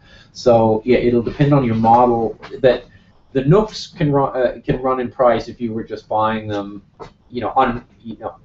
this is, in fact, they sell them as bare bones. If you just got online and said, I want to buy a Nook, they sell them as bare bones systems, which means you have to buy your own little hard drive, you have to buy your own memory and put them together. If you do that, they can range in price from $600 to $1,000, depending on what how much memory, how big of a hard drive. Do you want Wi-Fi? Do you want an i3 processor and an i5 processor? What do there's a range that way. This is kind of a, up about a third of the way through the range, call it. So there's a lot of different configurations. This configuration, question, but this set here, these sets, together with 6 of the Galaxy Note 8 tablets and the hard cases, which we're waiting for those to be delivered. Each set was about $5,500. Yeah. So that's with all of that stuff that we just discussed. Yeah, as well it's been we actually got the breakdown of the cost. A bit, there's a fair bit of work in making sure this all works together, and it actually. Yeah. So there's some additional sort of specialist time. Oh yeah. There's a fair bit of specialist time. Well, we're going to test it out tomorrow by putting them all together and just making sure that they actually work properly. So there's a lot of service time in that, but it works. It also has the other thing that they come. This is a fairly resilient external hard drive for doing backups to from the server. The Solutions First installed some backup software on here to make this easier. It's got, this is a high power long range wireless access point that's also, it's outdoor. I wouldn't throw it in a river, okay? But if it gets rained, it's an outdoor rated. It's outdoor rated. That should the sort of the wireless umbrella from that should cover the Bungerclue site and the processing area and the dig house. It's what 300 meter radius. So long as you've got it hardwired in. Yeah, well, obviously we've got the cable there, and as long as tractors don't destroy it or whatever, we should be fine. And this has something. You don't have to run power out to this. You use what's called an injector, and this you run a LAN cable out to this, and it's power over LAN. So it gets the power it needs over the LAN cable. So there's just all you need to do is connect the LAN tip cable, and this is the injector that injects power over the LAN. So does it store power in it? No, it doesn't store power. You just you plug this injector into the wall, and it takes the voltage and runs it through the LAN cable, which is hidden in here. Some other, it's since it's outdoor, you can't see the LAN cable. You have to take it apart, plug it in, and then it snaps together. But it's power over Ethernet is what this is, and so you don't have to run two cables out to it. It's just the one, and you can. I think Ethernet. 100 meters is what the maximum length on Ethernet, the maximum typical length on Ethernet is, and the power over Ethernet will work over that length. So you've got 100. You can put this out 100 meters away from wherever your nearest outlet is. This is a router that lets you connect multiple devices to it. This is we're just starting to develop this now, and this is we really appreciate you guys being guinea pig, but we're still guinea pigs, but we're still working some of the rough edges off of this. This is a managed switch, and it lets Solutions First do things like they can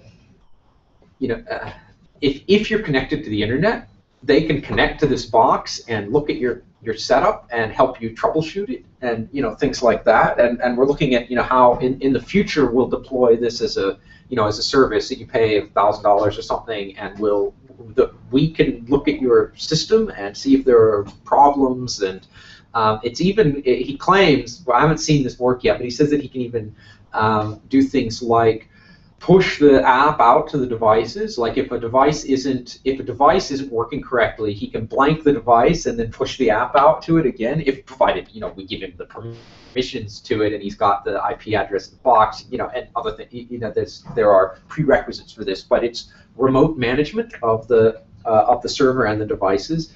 So again, all of these things again are sort of trade-offs that you can do this totally on, roll your own, do it yourself. You've got a computer, you download all the software, you set it up, you push the, you put the modules on your device, you hit it with the, with the mobile device, set it all up yourself. Or, there's a whole sort of range then that we can go through up to what you guys have done, where you buy the systems pre-configured, it's got backup software on it, it's got a number of other, it's got the some of this remote service capability, right? And so that costs more, but it saves you time. And this is it's really up to every project to decide where they want to make that trade-off. Also, Dave at the company who put this together was very keen on discussing options and tailoring that system to some of the things that we might require as well. I mean, I think being kind of first cabs off the rank probably helped in that regard, but I got the impression that was the business model that he's actually developing, which is, it's sort of bespoke, designed to your needs, and then you've got the service support afterwards as well, the remote service support, which I've got to say, as far as I'm concerned, may well save a hell of a lot of time. I mean, the thing in my mind is, you know very well the amount of time you can lose just through basic failure of equipment and stuff like that. And we've had that endlessly out of Bungerclue. All the time there's some bloody ridiculous thing comes up, which can cause really significant problems. for getting this integrated system here, the idea is to circumvent potentially some of that with a fundamental part of the excavation, which is the data recording. So that's my one of the reasons we talked about doing it was to try and actually circumvent some of those problems and get straight to the action, if you like. And hopefully that will mean that there may well be some technical problems, but we're going to have the remote support angle there as well. So even if a truck takes out the line, as it invariably does once or twice a season, this will not fail to you don't have to back up the data on all the individual units. Right. Yeah, you can run, and we one of the scenarios that we envision is that you may go out someplace where a project may simply not have any internet, out where they are, and you can run off of this system for as long as you want. Now, if you want the remote support, you need to be where he can log into your machine, look at it, and see what's wrong and fix it remotely. That requires you to be online, of course. But if everything's working and it stays working, this will run offline for as long as you want to run it, and it'll sync devices. We don't think. I mean, if there's a limit on the number of devices it'll sync, it's just the however many connections the wireless access point will support, which is usually 16 or 20 or 32. I didn't check. So that wireless access point will still work to connect. Yeah, that's how you connect. Yeah. To the server, even if you're not connected into the internet. It sets up a totally independent, standalone local network, and you don't need to. You don't need to be online, and it's one of the things that I really, that I think that our developers did quite a good job with, which is that our software, it doesn't care whether it's living on a server up in the cloud somewhere or if it's on a local server. It doesn't care. It behaves the same way, and you don't even have to worry about it. Beyond making the decision at the beginning, what's the best deployment scenario for me? A local server, an online server. Local that we back up online at some point. You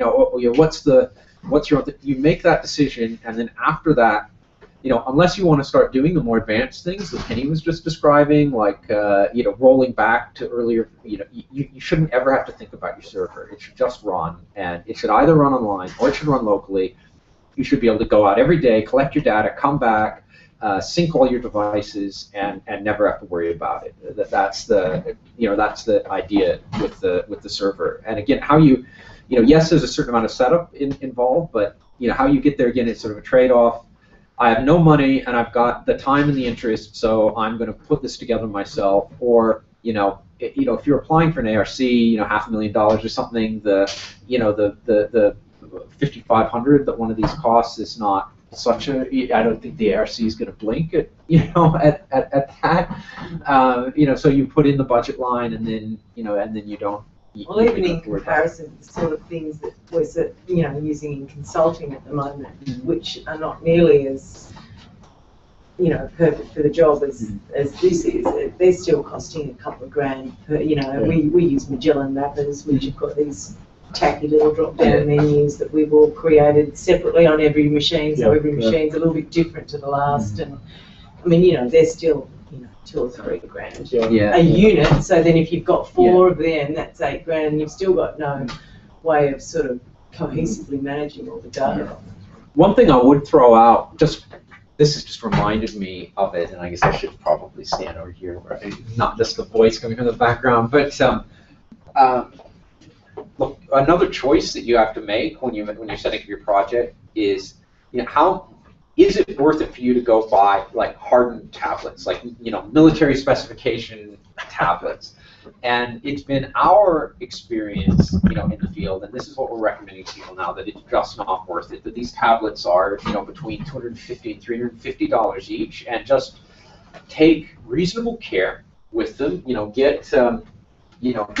Get covers for them. Even just a simple cover like this, or better yet, a slightly more robust cover, or you can actually get really quite OtterBox makes really, you can throw it on the ground and step on it sort of covers. Get covers for it, get a lanyard, put a screen protector on it, and we've used ours in Bulgaria in temperatures down to just from below 0, and in the snow and in the rain, and and we've never actually broken one in the field. We had our geologists managed to screw up with our older PDAs, which we thought we burn, when we were using ArcPad, we thought that we'd burn through all these PDAs and we'd break them every year, and we never ended up breaking one. Because we, warned all the students that we were going to break their arm if they broke, and we had everybody use lanyards. We put silicone covers on the screen protectors. Really high temperatures, like if you're working literally out in the sun, so you're not undercover. We've used them in Mediterranean type temperatures, and they've been okay. I did buy white instead of black on these, and I would probably stick to reflective colors, I'd stick to light colored things. There's going to be dust. But the colour you're playing is basically just a big pile of dust. Yeah. And it's very, very fine. And that's what my one concern, even with the sort of the atomic hardened cases that we're getting, is apparently I just wonder about the dust getting in there. But I don't know. You'll have to see. That laptop survived several seasons now and it looks shabby, but it works fine. So. Yeah, we haven't had trouble with dust so far, at least on the PDA. We haven't used these really extensively. Yeah. We just started using them in the last couple of years. When we were doing our major field work, we used PDAs, but we didn't buy like the hardened Juna, the Trimble things that they make that are kind of hardened PDAs. We just went out, we looked at those, and they cost like $800, and they had very poor specs. Or for $200, we could get a top of the line PDA from HP, and we thought, okay, we'll get the $200 ones, and we'll figure out we'll break a couple. And we never did. The project we worked with in Bulgaria, they got a grant and they got a Juno and they broke it in like their second week out because they dropped it and got unlucky and it hit a rock on and that was it, Even though it was somewhat hard, it just hit the screen wrong and it went. And we found that you'll probably come out ahead if you just consider them to be kind of, take care of them and get the lanyards, get the cases, get the screen protectors, but just think, well, I'm going to break one, because the alternative is to pay like 5 times as much for a mil-spec, tablet, which you can get, and then you're less likely to break it. But what are your chances of breaking like 4 of them? And until we hear differently from our people, that our partners that something's really not cutting it in the field, then we'll reconsider if we find out that dust kills them or that 40 degrees kills them or anything. I don't think it will. I don't think it will either. Well, there's much more chance of dust destroying the keyboard on a laptop or something like that. And I say, touch wood, that one's still going. There are fewer points of entry for dust and things on one of these. There's no fan that's circulating air through it. There's not gaps in the keyboard. There's not. I think these are going to do better than. And the other thing is, I was talking to Jess about this online a while ago. That if you go buy a Samsung S5, it's already waterproof to 1 meter. Just consumer grade phones are now. And yours is too. Your Sony, isn't it? Yeah. Waterproof and dustproof. Waterproof and dustproof on the phones, and we expect that in the next few years, the tablets that hardening that they're doing as a feature on the phones to try to drum up business in a very competitive market is, and that consumers are now starting to see this is really valuable to have them at least hardened a little bit like this. That I'd expect the tablets to end up hardened in the next few years. So. And the issue of them going, you were saying that the ones you already bought, they've gone out of, they're not making. Well, they're not going to. Apparently, there's 200 left in Australia now in the shops, and they're not going to get any more in because they're delisting them in July. So is that sort of a problem if you're investing in hardware, that you're going to end up with something that's not supported anymore by? The only problem that Dave came up with was the fact that he realised, because he was trying to get these sort of tougher cases, and the supplier said, "I won't supply them anymore because there's no more being sold." So that was a problem for that particular, that particular version, whatever it was. Yeah, but actually, long term. No, it's the Samsung. I don't think it's going to be a huge. And there'll always be another one that's replacing. But it's just there are various different makes and models that you can use to run this thing. We just bought these as a group out of, it was happenstance, really, recommendation, happenstance.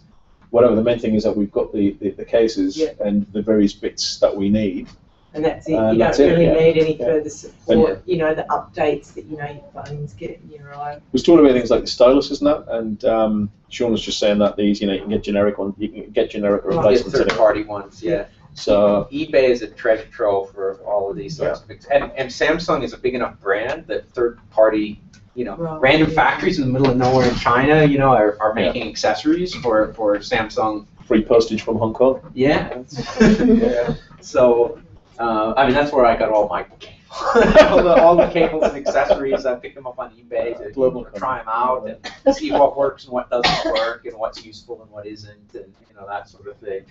But otherwise I don't really see any implications of the tablet being discontinued, because it runs like Android 4.2 or 4.3, and that's going to be supported for some time into the future. It's Adela's still using the phone that she bought at the very beginning of this project, which was a Nexus 4.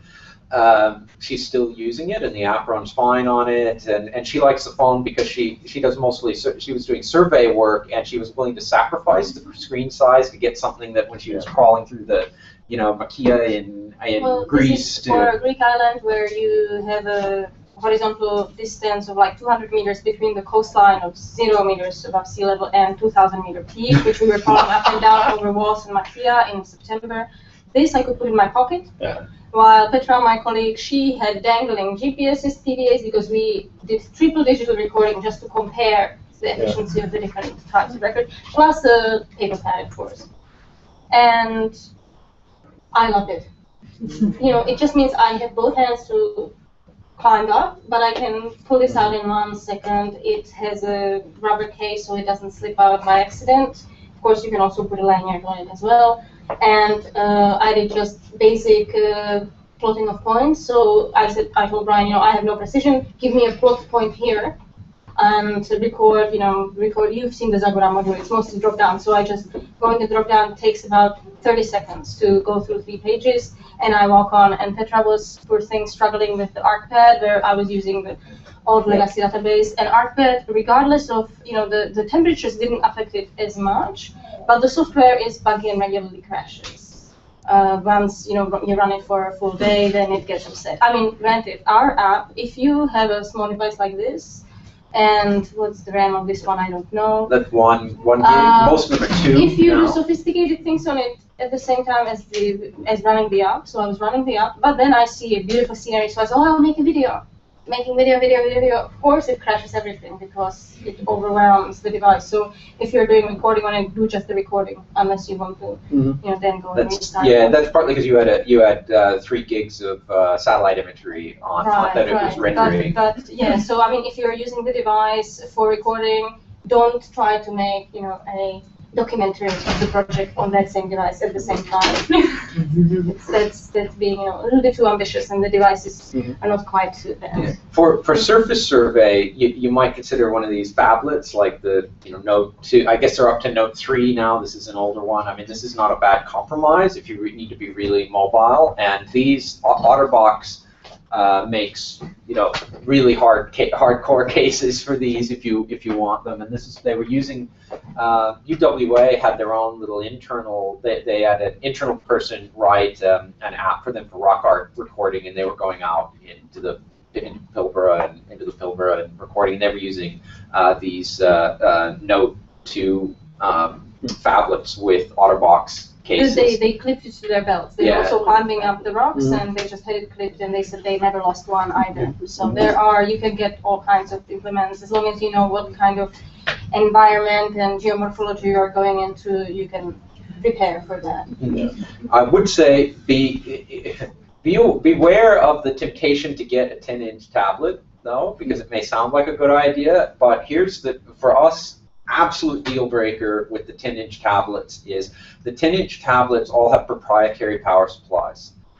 You can't just plug them into a USB charger. Even like the USB charger that I set up that I brought, this is another one of my eBay finds, that's a high-powered USB charger that will charge a 7-inch tablet in like 2 hours. It's a it's a 2-amp charger. How big are these Samsung ones? What are they? The 7-inch? Those are 8-inch, They're and 8-inch. yeah, there's the Nexus is the Nexus. This is the 2013 model Nexus. This is a 7-inch, and it's one that we recommend, and the other one that we recommend that we've done extensive testing with is the Samsung Note 8.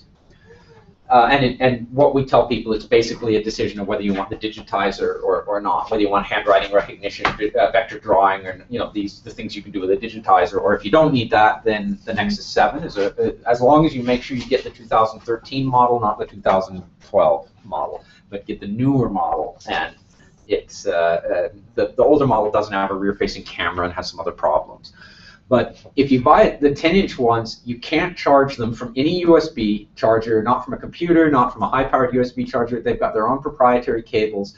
And to make matters worse, the proprietary charger looks like a USB. It is a USB, but if you plug a phone into it, it'll fry the battery. And the chances of like disaster on an archaeological project between either A, losing the proprietary charger, or B, frying the batteries and other devices by plugging it into it are just so great that we've just disrecommended the 10-inch tablets.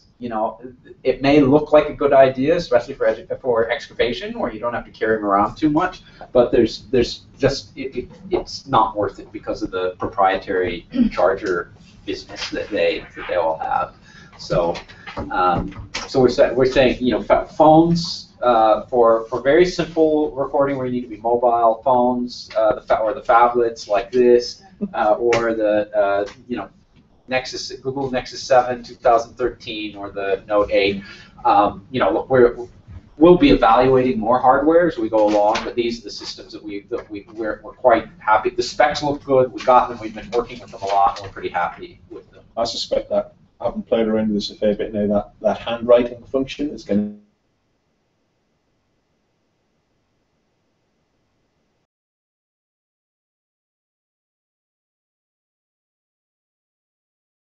hands full a lot. Is it the voice recognition? is actually not. It doesn't recognize my accent, so there's no kinds of nonsense that comes out of it, but it reads Sean perfectly.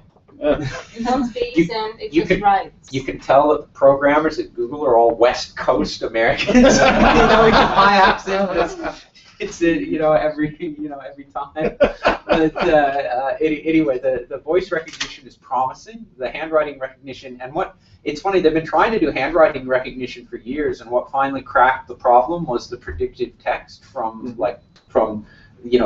text text recognition on phones, where you don't try to recognizing each individual letter is problematic.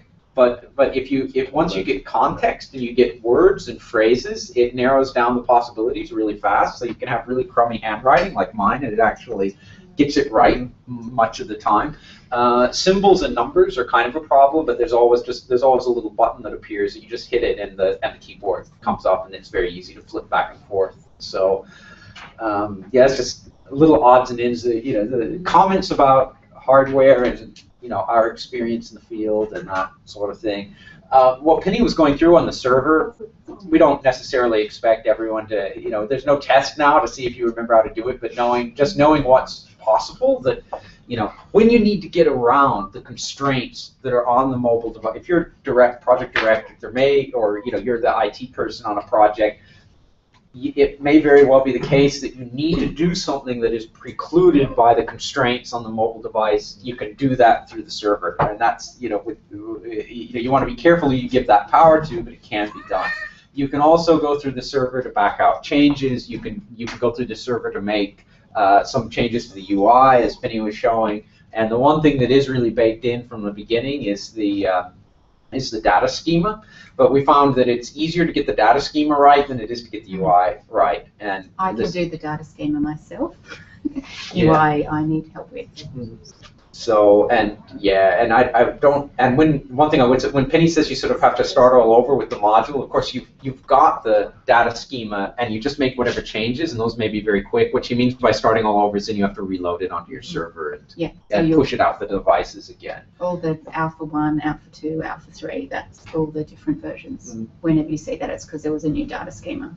And the vocabularies live in the data schema, which is why small changes to the vocabulary before you instantiate a project will trigger a new module. Once you're on the server, I didn't actually talk about this, so I'm glad it came up again. Once you're on the server, any changes you make to the vocabulary will exist within your project and within your database that you can download and do what you will with, but it won't be written back into that data schema file. So if you took your schema packet to create a new module, the changes to the vocabulary that appeared on the server won't appear in that base definition file. So that is why it should only be for essential things that are discovered in the field, and you just need to be mindful of that. They need to be written in. And at this stage, it would be if you do end up making changes in the field, to make a log of them so that we can write them back into, like if they're valuable changes that other people might be interested in, to write them back into the definition package so that we can share them and so that you can go deploy it more, more easily in the future and, those sorts of things. So, so all these changes that we kind of worked up here would all need to, you'd have to redo the whole thing. Yeah, and that's what we're, and that's why we're here. Yeah, that's to get it right, so we don't have to do that in the field. Yeah. But most of the changes that everyone's been writing down have been UI issues, not underlying data schema issues. I don't think that I've seen that there are some. I didn't see it. Yeah. Okay.